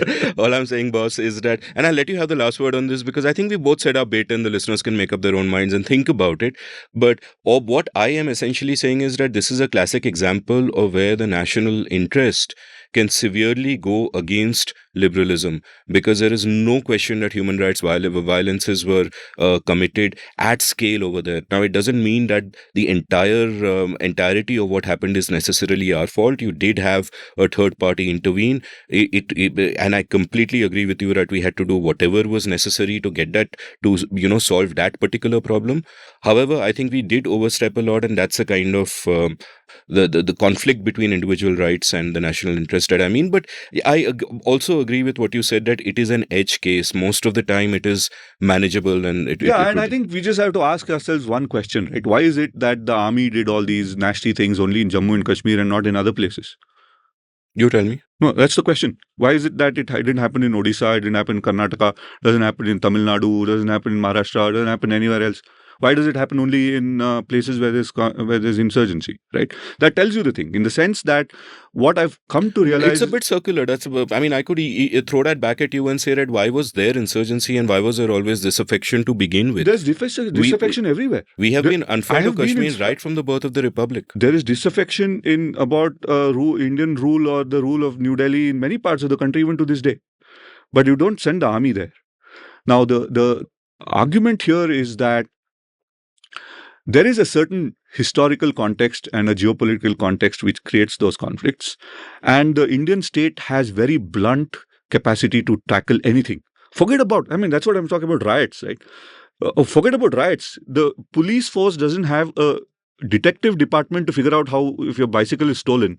They don't have detectives to go and find. You have TV serials which shows you all this kind of CID, this and that. The police departments don't have detective departments.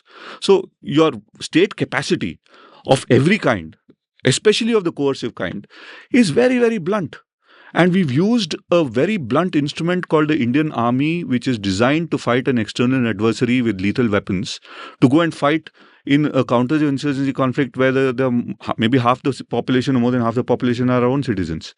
So it's judgments, I would be very careful in making judgments. I would be a lot more careful in learning lessons and ensuring that we don't make the same mistakes again, rather than to go back and make easy judgments. Yeah, but it's not black or white. Like, the judgments I'm making are not blanket judgments. The judgments I'm making is that in particular, wherever there was oppression, wherever there was atrocities, especially when it's a case of not fighting a cancer but taking a kidney out of a guy who's got nothing wrong with him, to take that metaphor a bit too far, it's important to kind of call that out and accept that there is an issue there, that something is fraying at the edges of that alliance between liberalism and nationalism, as you put it, if it is an alliance at all. But we can kind of move on from there to matters where we are bound to find agreement. And I think this is, our listeners can kind of make up their own mind. I loved a phrase that you used in one of your columns, where you said that our liberal democracy needs a new operating system. Elsewhere, you have spoken about, and you were responding to a certain gentleman saying we have too much democracy. And I think both of us found it hilarious. And your response to this was, no, we need more republic. Right? So elaborate on this for me. Yeah, I think the second one is easier, right? The second one is a lot of people conflate democracy with being this wonderful system of government, right? They don't look at it as liberal democracy, just talk about democracy. Now, what does democracy mean? Let's say there are 100 people in a room, and democracy means they make decisions based on majority vote. If 51 people agree on something, that's a majority. If it's 75%, you can decide whatever arbitrary. It's like two wolves and a lamb voting on what to have for dinner. Exactly, right? So if 99 of them vote and decide that the 100th guy should be killed, it's a perfectly legitimate democratic decision. Everybody had a right to vote, including the 100th guy. And they decided that the 100th guy should be put to death and legitimately carried out that death sentence, right? So that's democracy. Now, a republic is a place which allows everybody a certain Bill of Rights, right? So let's say the Bill of Rights says that everybody has a right to life. So even if 99 people vote to kill the 100th person, the 100th person cannot be legitimately killed because he or she has the right to life, right? That's what we call the basic structure of the constitution and so on. Various countries have a various form of it. So the entity, the mechanism that allows this Bill of Rights to exist is called the republic. Right? Or if you use that in another sense, it's called liberal democracy, because liberal democracy implies that there is a... Democracy is a voting, liberal is ensured that you have a set of rights which can't be violated by the majority, right? So a lot of the republic is constructed to prevent the tyranny of the majority. Otherwise, you'll have the majority deciding whatever they want to do. And majorities are transitory, right? You could have 99% be voting on something today, and 5 years later, they'll realize it's a mistake. The Brexit referendum being one of them, right? You could decide that, we're out. And then you're out, and now you realize, oh my God, we're out. What the hell do we do now, right? So to clarify, the rules of the game are not for how the people should behave. They are for constraining the behavior of the state. And through the actions of the people. Limiting democracy. Limiting yeah. democracy, right? So that's the reason to have so when we talk about Republic Day, very few people in India understand what Republic Day is for. Even we had it a few weeks ago, right? And people say, oh, this is for soldiers to do a march past, this is for us to sing patriotic songs. I mean, no, it's none of the above. The Republic Day is for us to remember that we are a republic. All of us have rights, and the preamble of the Constitution tells you what the republic is for, and to understand that we have to live according to the rule of law. Right? It's a recommitment to the rule of law. It's not about military parades or singing patriotic songs, right? For which there are other days. Now, when people say there is too much democracy, I think they are making that mistake. They are just saying that, look, it's people are making too much noise, so there's too much. It's not true. It's what we have is a shortfall of republic. Very few institutions, whether they are state institutions or they're citizens or civil society groups, follow the dharma which is set out for them in the Constitution, which is, if you're a state power, you have a certain duty and you can't overstep your power. If you're a citizen, you have certain duties you can't. So we need more republic in our lives and not so much democracy. I think we are quite okay with majoritarianism as it stands. Now, the other part is the operating system of liberal democracy needs a change. That's a more profound and forward-looking thing. Now, what happened? Why do we have representative democracy, right?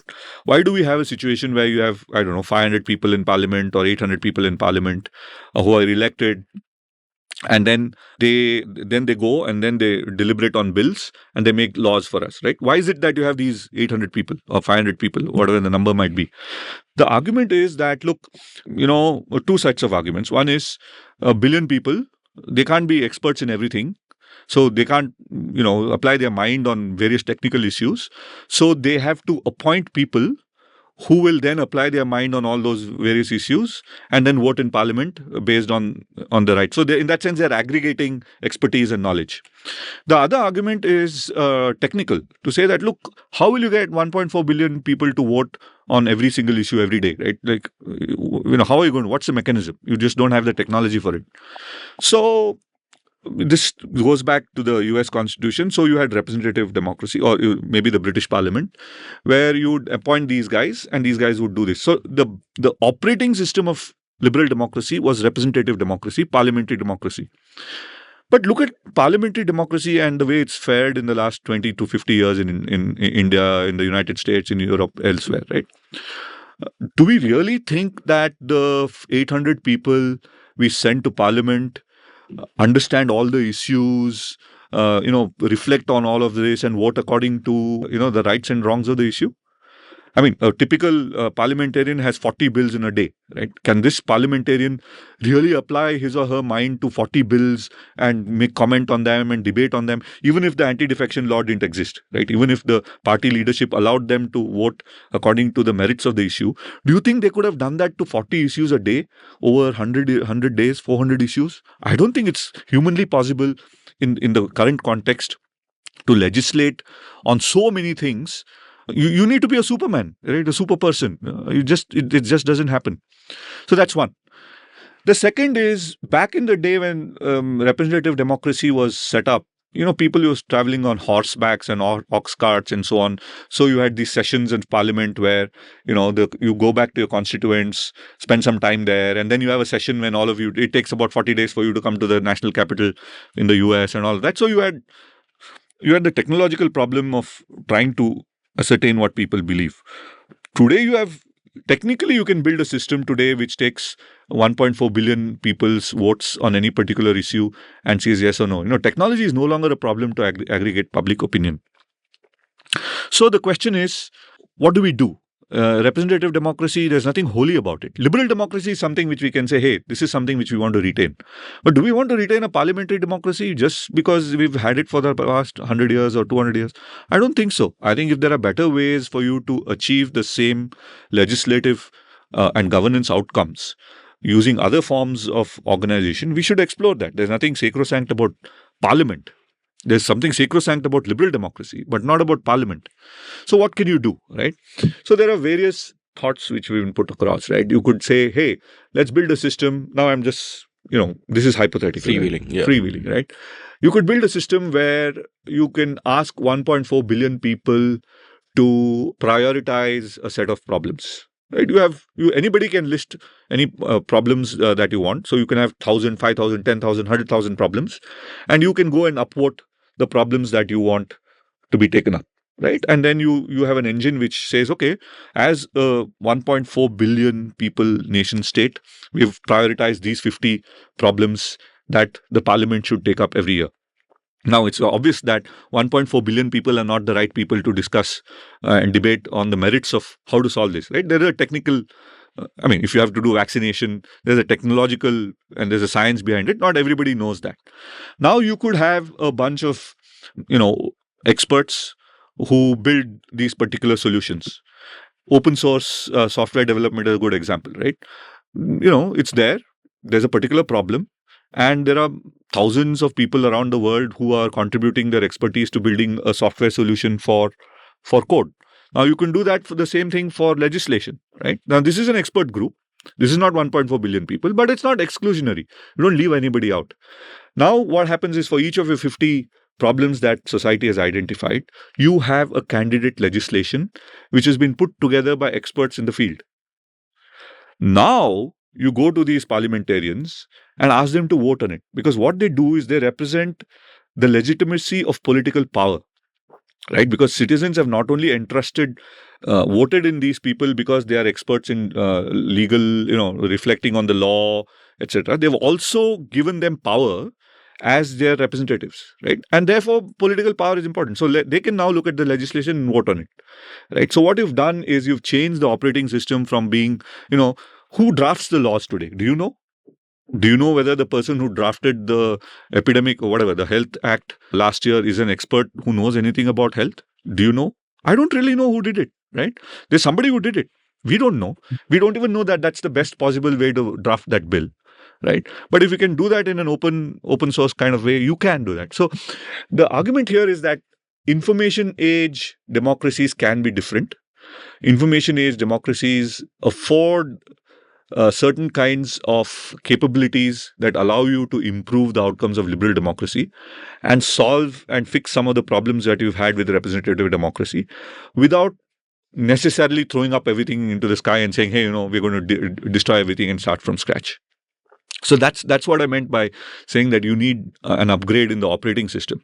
And it's, everything which I told you just now is in the realm of the possible, right? There's none of this is science fiction. I'm not talking about blockchain and artificial intelligence and all that. These are all things. If you can create open source code, you can create open source law.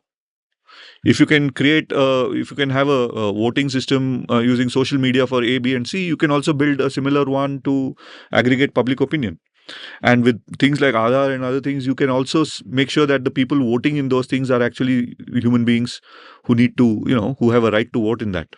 So I've been thinking for a while about how many of the forms that we take for granted and treat as if they are set in stone were actually products of the constraints of their times. For example, the reason that the pop song is 3 minutes is that, around 1904, that is how much music that disc could hold. Then you had the long playing record, which could hold about 40 minutes, right? So that became the conventional length of an album. A book can only be so many pages, and therefore there is a convention of how long a novel should be. A newspaper can have so many pieces, not more or less, to be optimal. And that's why you have the length of an article. And today, none of these constraints matter to us. We discovered that as bloggers, for example, when it came to writing, that we are not restricted by form. We don't have to be 800 words. We can be 80 words or 8,000 words and so on and so forth. Musicians today are discovering that, forms are fluid. You don't have to be 3 minutes. Album, you don't even have to have an album. It doesn't have to be 40 minutes. Cinema, similarly, 90 minutes for Hollywood, 180 minutes here. You don't need that. And I'm just thinking that this is another great example of that the current form of parliamentary democracy evolved at a time with a certain set of constraints of distance, constraints of geography, constraints of, just some mechanics of making your opinion known. How do you do it? Every person can't make their opinion known. So the easiest way to do it is you elect one dude and then that dude goes to parliament and so on and so forth. And in India, the anti-defection law, of course, has ended all parliamentary debate because it means that, you have to vote with the party whip. So you could really run parliament from an Excel sheet state. So even that aspect has been defanged. And everything that you're saying is so thought provoking, because especially at a localized level, I can see this as a fantastic disruption. At a nationwide level, I still think that shit is too dispersed and there are issues of information asymmetry and all that. But at a localized level, at an andheri level, if you have local government where power and accountability are aligned, which is not the case right now, but if they are to be aligned, then mechanisms like this can actually make better citizens of all of us, because then there is actually point to being a citizen. We can make an immediate difference and get away from the apathy that is otherwise rational in a system where power is so centralized. So that's kind of I guess food for thought for everyone to kind of Yeah, what I think is that the information age is different, right? It's different from the industrial age in terms of how you organize organizations, organize organizations. I mean, you look at the typical bureaucracy or a typical company of the industrial age, it's hierarchical, right? You have the managing director, then you have the general managers, then you have the managers, then you have the supervisors, and then you have the sub-supervisors, and you have the crew, and so on, right? Now, whether it's the army, whether it's a bureaucracy, whether it's a corporation, they've all been built on a hierarchical thing because information flows used to be like that, right? You send up information up the chain. Wherever the chain is authorized to make a decision on it, it makes the decision and sends down the information, right? So as you go higher, the more difficult questions come up to you, and then each time you make that decision, it has to come all the way down, right? So there was a logic to that. The information logic is gone. I mean, you are in a network situation now. You can be in, like in Takshashila, all of us are on the same WhatsApp signal group or Mattermost, and a message which is sent to all. And anybody who's able to provide information or make a decision can make it right there, right? It doesn't have to be that, employee number one finds it and sends it all the way, and then someone else makes a decision and tells him what to do, right? So these basic things have changed because of the way information flows through human society. And that means that you have to adapt a lot. I think we are just beginning to see a lot of this. I can see this in the government space. I can see how the army needs to reorganize. I can see how the bureaucracy needs to reorganize. I can see how we need to reorganize the government, parliamentary structure in the light of this, right? But what about corporations? What about public transport networks? What about families? What about civil society? All of this, I think the way they organize, the way they conduct their affairs, make decisions, all of this is going to change. And we've not even sort of scratched the surface of it. And what I kind of sense is that everywhere the mainstream is crumbling, everywhere the old way of doing things is no longer valid, but the change is so fast that there is a massive lag between new institutions and structures coming up to take its place. By the time there is an acceptable way of redesigning our modern democracy to make it more efficient and reduce the friction and make it more responsive and all of that, perhaps we would have moved on again and it will already be irrelevant. It's like the world is changing so fast that any map of it is immediately false. Yeah, and it's in historic terms, this is just amazing, right? I mean, it took you a couple of 100 years to move from the agrarian age to the industrial age, right? It took you like 15 years to move from the industrial age to the information age. 15 years is half a person's career. Forget about a lifetime, right? So the changes are definitely jarring. I don't think it's coincidental that there's so much of anxiety and a sense of anomie in the world's populations, right? Because there's so much of dislocation, so much of fear of the unknown, and the recognition that the known is not really working. And it's across the world. So societies are reacting in various ways. I think one of the things which is happening, people are holding on to what is, the thing that is most firm in their society. Identity tends to be one of those things which is very firm, right? So end up holding up to identity and people who want to promote their identity, and then you have identitarian polarization. So a bunch of final questions, and one of them is this, that however things change, there are still lessons we can learn from the past. As I was telling you before we started recording, I asked ChatGPT, what lessons does ancient Indian philosophy hold for modern governance? And it gave me a 5-point answer, which is starting with dharma, which you loved, and which, you said you agree with all the particulars and the order. So clearly he's doing a good job, and I hope it doesn't make you redundant soon. But you will always have your friends, I can guarantee you that.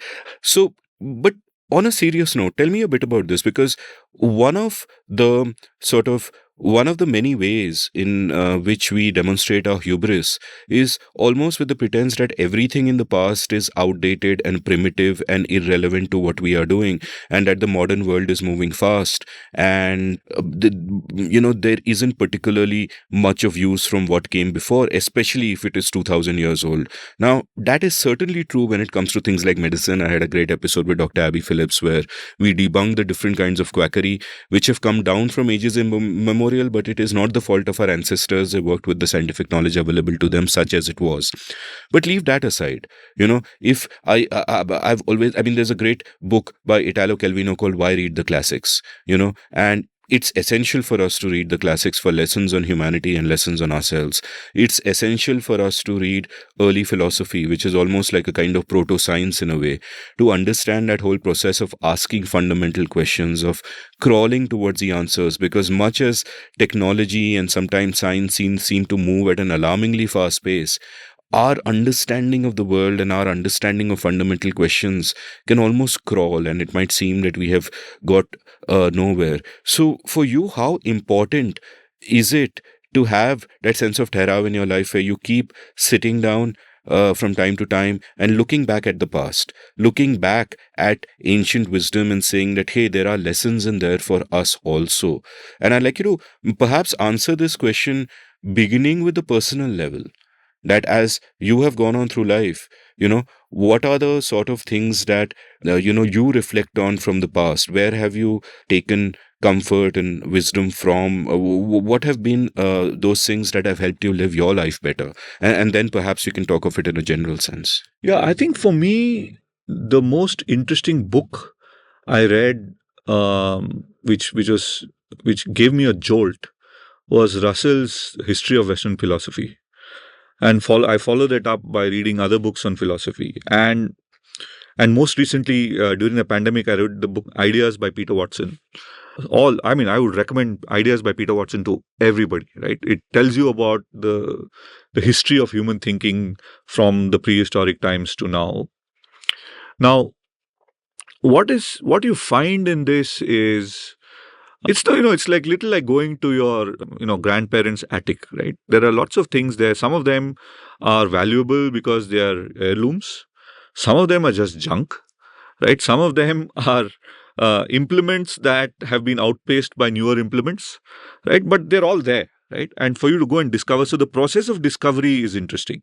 So when you read the classics, or for me, when I was reading the Arthashastra for the first time in the English translation, I'm hampered by not knowing Sanskrit, right? I didn't study Sanskrit anywhere. So I always have to read the English translation. So whether reading the Shama Shastri or Arthashastra or Russell's History of Western Philosophy, it's this excitement of being in your grandparents' attic, right? And then now you've got all sorts of things which are out there. And now you find out, oh, okay, this is really useful. This is of great value because this came to me from somebody. And sometimes you find something in the attic which tells you who you are, right? It might be a piece of, it might be a document which is 500 years old and says this is who your great grandfather was.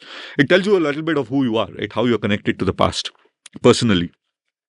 Or it'll give you a valuable thing which you can sell, or something which you want to keep as a keepsake. And there are things which you have to throw, because to making that decision of this is not useful to me or this is entirely rubbish and I have to throw it, implies that you're using your mind to make those calls, right? Or if there's an instrument there which you think, oh, this is no longer useful, I have a newer one to use it, that also allows you to make the call. I think reading the classics or reading reading books from our history or reviewing our history, mythology, all of that is this experience. It's not, I mean, I've put it in a less poetic way than Calvino did. But that's how I see it. It's like going into an attic and figuring out things. What are apart from the Arthashastra, for example, what are the concrete works or ideas that you've come across that, made you sit up and think hard? That's a tough one. I've read a few of the Upanishads. Not entirely, right? These are English translations and I've sort of picked up things in there. This is how I told you about Upanishads as the way of is a way of education, right? Where you don't necessarily learn from the text, but you learn from a guru and the importance of learning from a guru, right? That's what the Upanishads tell you. reading the Mahabharat, various parts, Bibek Debroy's translations, most importantly, quite a lot of insights into the political, diplomatic, and human condition of that time and how it relates to now, right? It's just there's an analogy everywhere. And figuring out how they dealt with those dilemmas, right? They had very much of the same dilemmas at a lower level of technology, but the dilemmas were the same. How did they deal with it? And I reflect on it and say, would I deal it with the same way as this? My favorite example, I mean, this is being flippant, but, you know, Bhishma is sleeping on the bed of arrows, right? And he's choosing when to die. This is old man who's dying and he's on his deathbed. And the Pandavas come to him and say, they ask him all sorts of questions about how to rule a kingdom, what's the meaning of life. And he's a great grandfather, man. I mean, some great grandsire of theirs. A man is in pain, he's dying, and you're asking him all these kind of questions. I mean, let him be in peace, right? That was my first reaction. You shouldn't go and disturb people. The only question you should ask him at that point is, Uncle ji, phone lo, OTP batao. Right? So you do have funny moments like this and more serious moments in other places. But one thing which I realized there was a vacuum of, and that brought me to writing the book, was that we have so much. Oh, the others, before I got there, I must talk about this wonderful corpus of literature that we have. It's called the Brihad Katha. We have the Ramayana, we have the Mahabharata, and the third one is the Brihad Katha.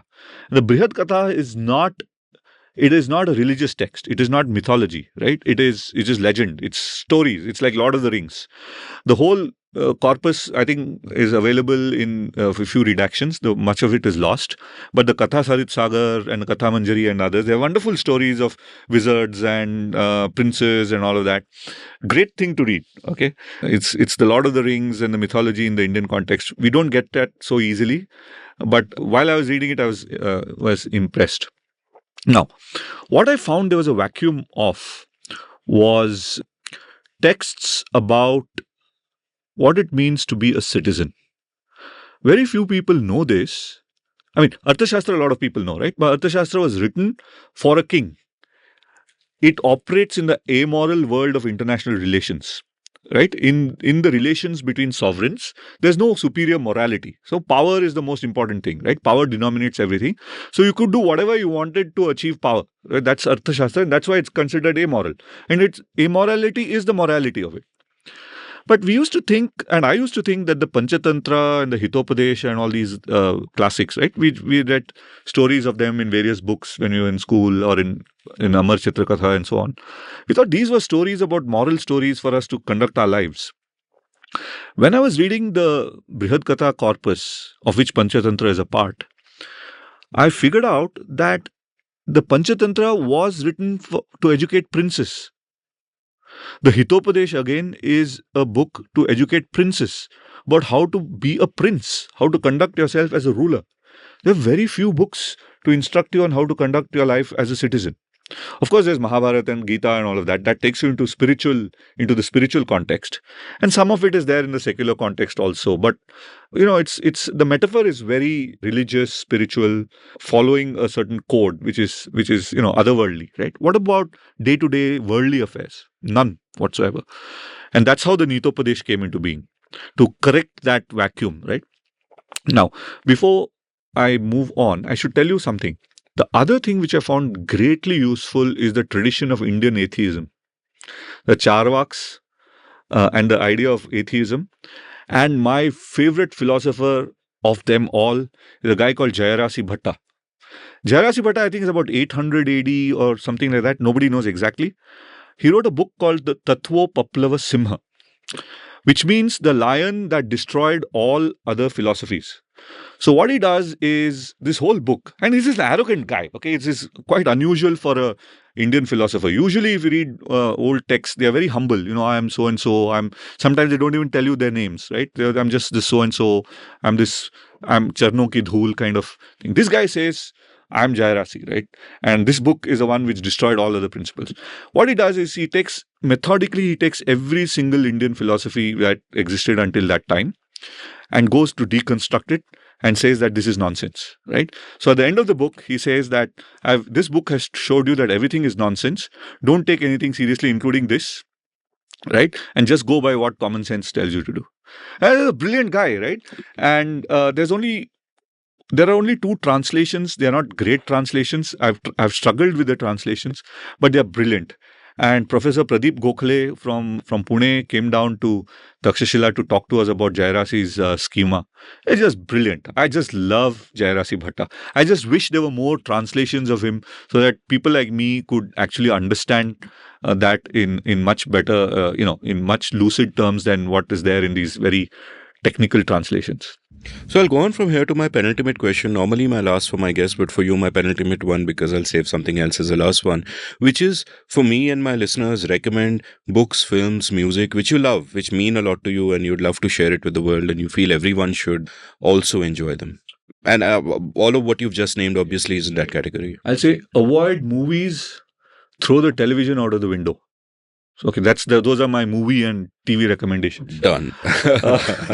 Book recommendations, I think we can spend another 8 hours talking about book recommendations. I'm sure you have another, so we can be talking to each other for years about books. I would recommend The Hitchhiker's Guide to the Galaxy as a starting point, right? If people who have not read it should read it. Catch 22, people who have not read it should read it. It tells you how not to take yourself seriously. Ideas by Peter Watson is what I would recommend.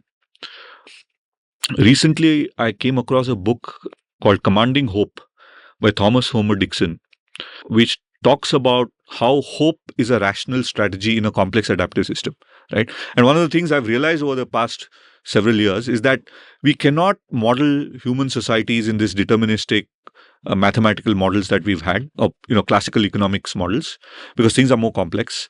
And a better way to model them is as complex adaptive systems, which is a lot of maths and a lot of theory. But what it tells you there is things are not deterministic, right? You can never predict the outcomes and the outputs, to any degree of certainty based on the kind of inputs that you have. For India, what's going to happen in India next year? What's going to happen in the world 2 years from now, 5 years? They're very hard to predict, right? And because they're hard to predict, and there are certain kind of things which are called emergent, right? Which means if you run the same simulation 5 times, you'll get 5 different answers because things emerge along the way. Because things are emergent, hope is a very important thing to have, because things can happen, and you'll have an outcome which is entirely different from what you thought. So those of us who come from a mathematics, engineering, technical kind of a background or science background, who are used to looking at society in a deterministic way, will benefit a lot by reading about complex adaptive systems and the need for hope, because it gives you it tells you that there is a rational basis for hope. Hope is not an irrational sentiment. Hope is a very rational thing to have. Now I have a short-term bias when I'm recommending books. So I read a lot of Paul Auster, especially the older ones. I read a lot of David Mitchell, the Mitchellverse, Number 9 Dreams, Cloud Atlas. I read a lot of Murakami. Which Murakami? Haruki, I'm guessing, since you just said Haruki Murakami. Is there any other? There's a great writer called Ryu Murakami who wrote famous books like Audition and In the Miso Soup, which were turned into films. But my favorite book of his is a book called Piercing, which begins with a newlywed couple lying in a room and their baby is in a crib. And this guy gets up in the middle of a night and he looks at his little baby girl or baby boy, I forget, whom obviously he loves a lot. And then he goes and gets a big knife or some stabbing implement, and he stands over the baby and he realizes that the impulse in him to stab that baby with this is so incredibly strong that he can't help himself. But obviously it's his baby. Another part of him will be broken if he does that. So he realizes that to save his baby, he has to go out and stab someone else. And then he plans an elaborate kind of murder. And it's a brilliant book at many different levels, because just that sense of uncontrollable impulses, the need to not have to explain everything, the way, lives are set with a particular trajectory and momentum and just movement and all of that. It's fabulous. But this is about your recommendations, not mine. So let's continue. Murakami is quite mesmerizing. I mean, it's keeping the Murakami name. It's an honorable name. It's an honorable name, right?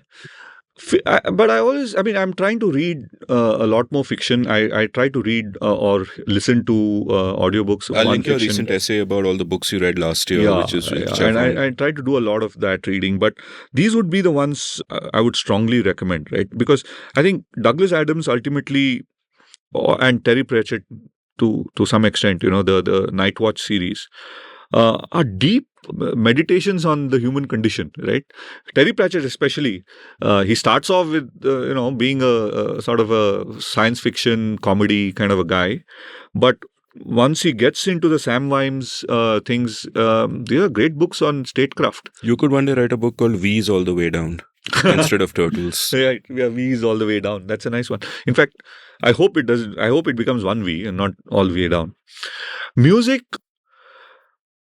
Bhimsen Joshi, Kishore Kumar, Hemant Kumar, Take Five. Did you just say Take Five? Yeah, The boy band. not the band. David Brubeck. Oh, okay, cool.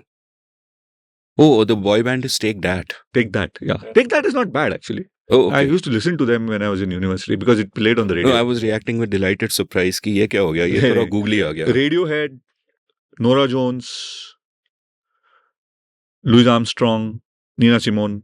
These would be, but I'm very eclectic in my listening, and I listen to whatever sounds nice. I'm not snooty at all the way from Himesh Reshammiya to, I don't know, Yehudi Menuhin, I guess. everybody's welcome. I'm an inclusive listener. So, yeah, inclusive nationalism, inclusive music. So, my final question. Supposing there are young people listening to this who are animated by the same drive that let's make things better, right? Who want to do something to make India a better place and whatever, whether it is with reference to policy or not, but now they might listen to this and say that, hey, policy is one route. And obviously, the standard advice I would, of course, give them is come and do some of your courses. But apart from that, apart from specific things like, do this course or whatever, what kind of approach should they take? What advice would you give them? What kind of mindset should they inculcate? What should they watch out for? Are there cautionary tales that you want to warn them about? See, first thing I would say is that if you're in school, study science and maths up to the 12th grade. Because in the 21st century, whatever you do, whether it's for employment or to understand reality, to live a happy, successful, independent life, you need to have a basic understanding of science. You cannot, mathematics might be hard, but you do science up to 12th grade, and then you can do anything else you want to do after that. Learning English and learning philosophy and economics during school in some way or the other, maybe extracurricular activities, additional courses, is also great to have. If you have this under your belt before your 12th grade, you're prepared, right? What do you do after? My first response is that you have to first be independent as a person, right? Can you support yourself and your family based on what you've learned, whether it's through being employed, being an entrepreneur, doing whatever it is that you do to support yourself, right? Because unless you are able to support yourself and the family, which is your first obligation, it's very hard for you to know how to support society, right? Or help society. If you can't even help yourself and your family, how can you help anybody else, right? The sense of responsibility, the arc of responsibility, I think starts from you, yourself. Don't be a burden on anybody else. Those of you, you have family members who depend on you, take care of them. Once you've mastered your ability to do that, or you have some proficiency in that, I think it's the time for you to think about what to do about society in a sustained way. Of course, when you're working as when you're employed, you can always give money to charity. You can donate money to non-profit organizations, etc. That's so you, instead of doing it yourself, you let money do it, right? You give donations, small or big, 500 rupees, 50 rupees. It really doesn't matter. You can donate and do your part for employees. But if you want to do it yourself, I think you first got to be independent on your own. That's when you think of, okay, what do I do next, right? And as I said earlier on in the show, it's not a vacation, right? Working in nonprofits or working in the public policy space, doing social work, entering political life, none of this is a vacation. It's not a small holiday that you take and then you can go back, right? It's not a round trip vacation. It's a vocation. You've got to stick around for a long period of time. You got to go all in. You've got to go all in. So you've got to be committed. You need to have passion. And you need to have this thing to face adversity in the short term. Things don't change, face disappointment, and yet continue, right? Which means you also need to have a good friends and family network in order to do this. That's the point at which you have to think about. Now, what do you want to do about it? There are a lot of things, right? One is, the easiest way is to be an active citizen. Take an active interest in the affairs of your apartment community, of a local community, which is your ward. Participate in elections. Participate in the electoral process. Talk to political leaders and potential political leaders. Go and engage, right? And this doesn't cost you anything. You can just do this as a citizen. You can then decide whether you want to do activist kind of things, advocacy kind of things, or you just want to do administrative kind of things, right? All of these kind of things are available as options. And India in 2023, I'm really happy, is very different from the time when Takshashila was started. In a way, Takshashila was started to enable and to become a platform for others, right? There was no Harvard Kennedy school in India, so we created it. Now it's available to you. You can take a Harvard Kennedy course in India, equivalent course. You can take a Takshashila course, the best in the world, right? And then you can do whatever you want to do, right? You have that opportunity. And you also have a lot of organizations which are forward looking, which do tech policy, which are not boring, right? These are doing exciting new things for you. You can join organizations like that, spend 2-3 years before you do. You can join the media.